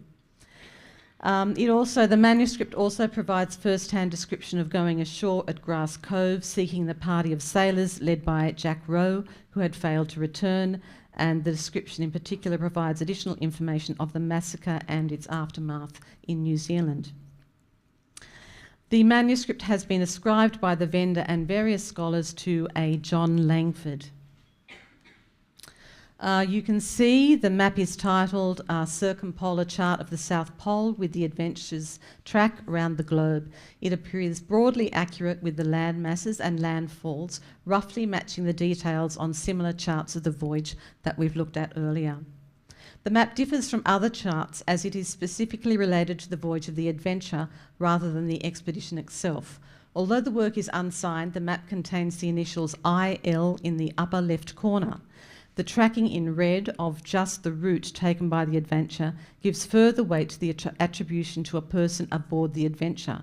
The initials IL do not match the initials of anyone aboard the Adventure, or for that matter the Resolution. The letter I could be Latin transcription for J, which was still sometimes being used in the 18th century. An able seaman, Langford, had joined the ship at Woolwich in late January during the extensive fit-out. In 1773, the ships become separated due to fog, travelling separately for several months before reuniting at Queen Charlotte Sound in May. During that time, the Adventure sailed a more northerly route towards Van Diemen's Land, naming Adventure Bay and other landmarks. The ships separated again around 5 months later, with Captain Furneaux deciding to return to England. Cook continued to explore the Southern Ocean across the Antarctic Circle twice more and returning to England in July 1775. So the map itself, you can see it's just showing the route of the Adventure, and the manuscript itself is describing the route and the incidents that occurred on the adventure. So that's a fairly strong attribution for that. On the 14th of September 1775, James Cook wrote to Captain John Walker in Whitby, giving an account of his second voyage with the Resolution and Adventure. Walker was a prominent Whitby ship owner who took Cook on as an apprentice in 1746 and continued to be a mentor and friend. Within the letter, Cook claims that he is satisfied that no southern continent exists. I put to sea and stood to the south, where I met with nothing but ice and excessive cold and weather. Here I spent near 4 months beating about between the latitude of 48 degrees and 68 degrees, and once I got as high as 71. And farther it was not possible to go for ice, which lay as firm as land. Here we saw ice mountains whose lofty summits were lost in the clouds. I was now fully satisfied that there was no southern continent.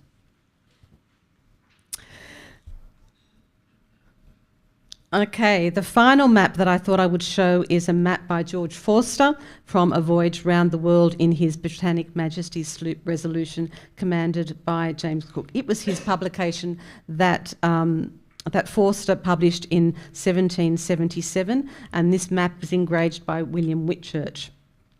So George Forster and his father Johann Reinhold sailed as naturalists on Cook's second voyage, replacing Banks when he left the expedition.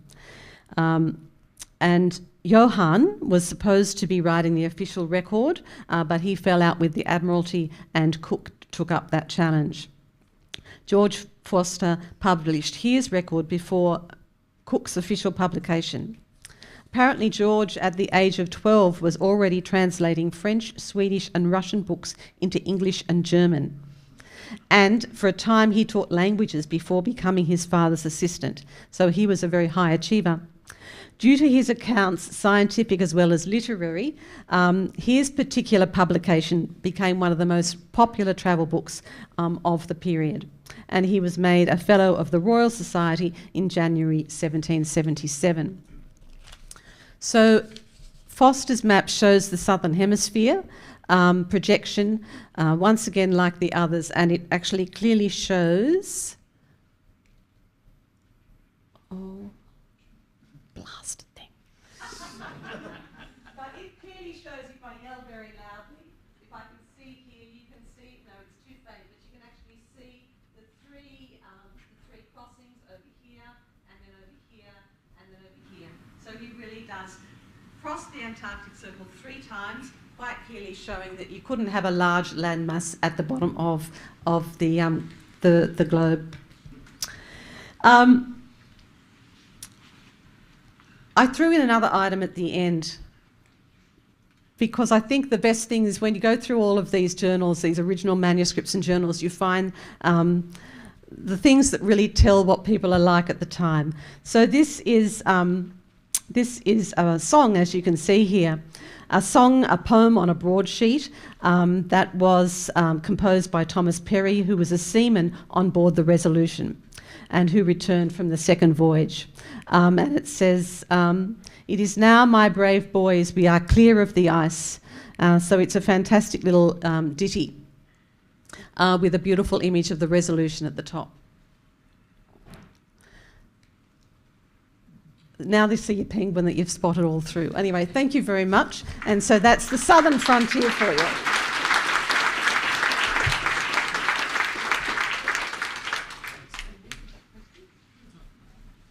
And unbelievably, we do have time for questions. First time it's achieved today. I've got one straight off the bat. Maggie, can you sing it? No. Simple. Do we know what the tune is? No. Oh, well, someone smart could make up a tune, I think. Okay, so we've got questions. Erica is at the back there. We're going to insist, if you do have a question, to wait for Erica because we are recording, so it's better for the recording to speak into the microphone than it is just straight off the floor. So if you've got a question, just say who it's for, and they'll come up here and ask your question. So over to you. Any hands up? We have time because I don't think it's until 4:15. So and I know you probably do want to do a few things. A hand up the back. I almost saw a hand there. Yes, well done. Do I walk up or just... Hello? Yes. So, thank you for all the talks. I have a question for Catherine Ackroyd. Okay. That's out of left field. Are you happy to take a question, Catherine? Thanks, Catherine. Hopefully it should be easy. I mean, I don't know if you have an answer for this, so maybe you do. I was just chatting with my colleagues at lunchtime over it. So with Phantom Islands, I just want verification on this. I've heard that like map makers back in the day would sometimes put like fake like landscapes, islands, stuff like that. Is that true or not? And yeah, I guess that's pretty much my question. I think it's probably true. But what I was focusing on was ones that were documented as being true, but were in fact false. But I'm sure cartographers put things on the maps, like they put sea monsters to decorate it, perhaps. Thank you. That's that it? Question. Is that what you meant? Yeah, that's good. Well. Yes, the question there. There's a mic coming your way, Hank. A question for Maggie. Do you know of how the conditions were aboard Captain Cook's ship and the sorts of clothes that those people wore? Well, actually, they did. The cook actually took a whole lot of extra clothing for them. So when it got much colder, they were issued with extra long pants, vests and shoes to try and protect them more from the cold. So he was actually, we know that he was very prepared, and he was prepared for the cold conditions. They of course took on all of the cows and the pigs and the goats, and it must have smelt horrifically.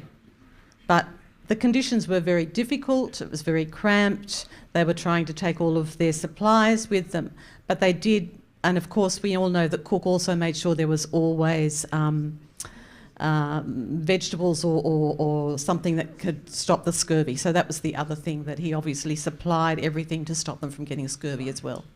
Can I make one comment? Yes? In his journal, he says that the thing that was really disconcerting was when they were travelling in the dark, they didn't have radar in those days. Yes. So you're travelling in amongst all these icebergs, and then you wake up the next morning and they're surrounded by them. Yes, it must have been horrifying, because they would have been so much larger than the ships themselves. Much larger than probably a building in the middle of London. Would have been, yeah.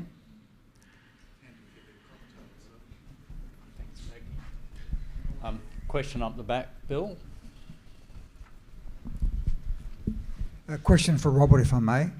Robert, Voyages of Discovery and mapping of the Australian coastline by the various European powers, can you give a breakdown, a percentage of Portuguese, English, of actually who's surveyed the coastline first? Who do we attribute the most mapping to the least mapping of the entire coastline? Yeah, look, I wanted to repeat my talk, so... There's no clear documentation of Portuguese ever seeing the coastline of Australia, but it's created a lot of retirement packages for retired lawyers and surveyors. The Dutch gave the big picture for 2/3 of the circumference, quite remarkably, and the French filled in a small amount, a reasonable amount, and then of course the English did the rest. I wasn't quite sure what you wanted me to say. Maybe you would say Dutch 60%. Oh, I see. Okay, Portuguese 0%, but lots of ideas. It was the ideas and that flowed on, and in a cumulative way, I think that was important.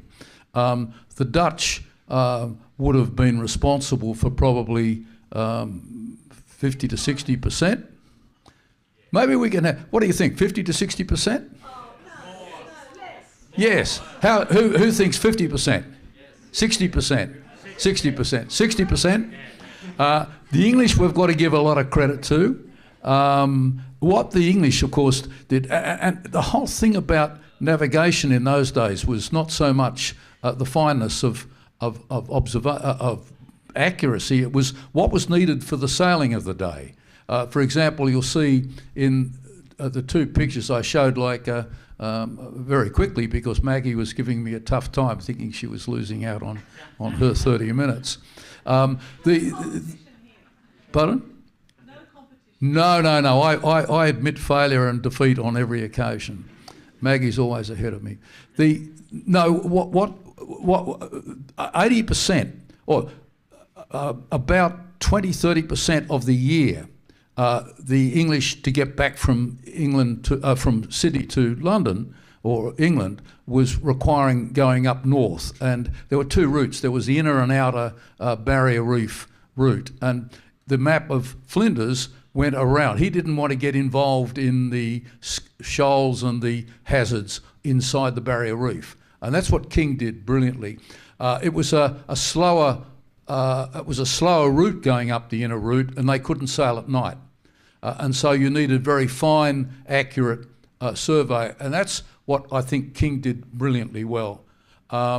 Whereas Matthew Flinders his problem was to get back inside. And they found a particular part which was marked with a lighthouse eventually, just as steam engines came. And so the whole ecology of navigation and cartography and charting changed because the requirements for steam were very different. And so you have a change which reflected discovery, reflected what was required for the sailing of the day, and then that got modified as the sailing changed.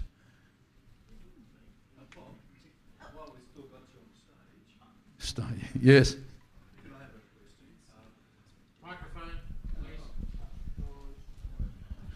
I have a question for you. Is there any record of ships that didn't make it? There must have been a lot of ships from not only England but Portuguese and Dutch that didn't make it during the time of Abel Tasman and maybe... Yeah, that's a really good question. And I know it's a good question because I asked it too of a group of people who spent their life thinking about Dutch navigation. And the interesting answer to the question was that the Dutch did not lose many ships.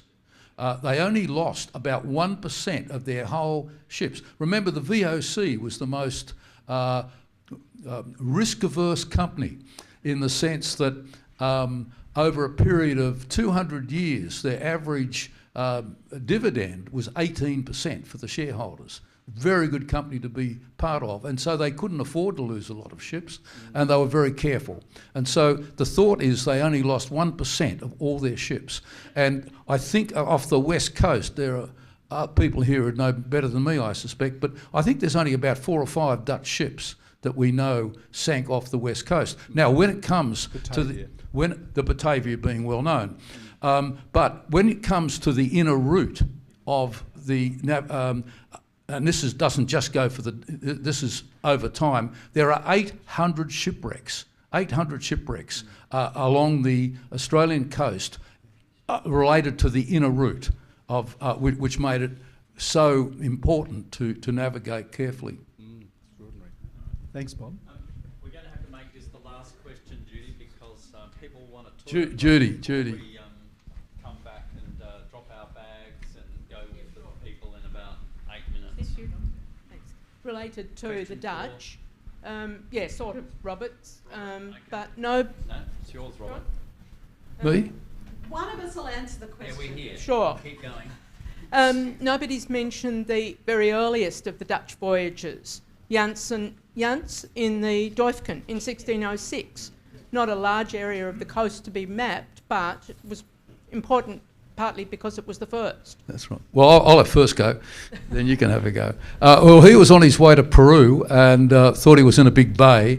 It's also a very good question, Judy, because he doesn't get the kudos, I think, that he should. He was the first, and he went all the way down, a couple of 100 miles, wasn't it, down the west coast of Cape York, and did an amazing thing. He lost sailors. It was a couple were killed at Murdering Creek or something, it should get more mentioned, but it doesn't. But we do. We look out our window and we can see the Dufcon. It still exists in Sydney Harbour. That's it. That's it. That's it. What he said is my answer to that as an extension.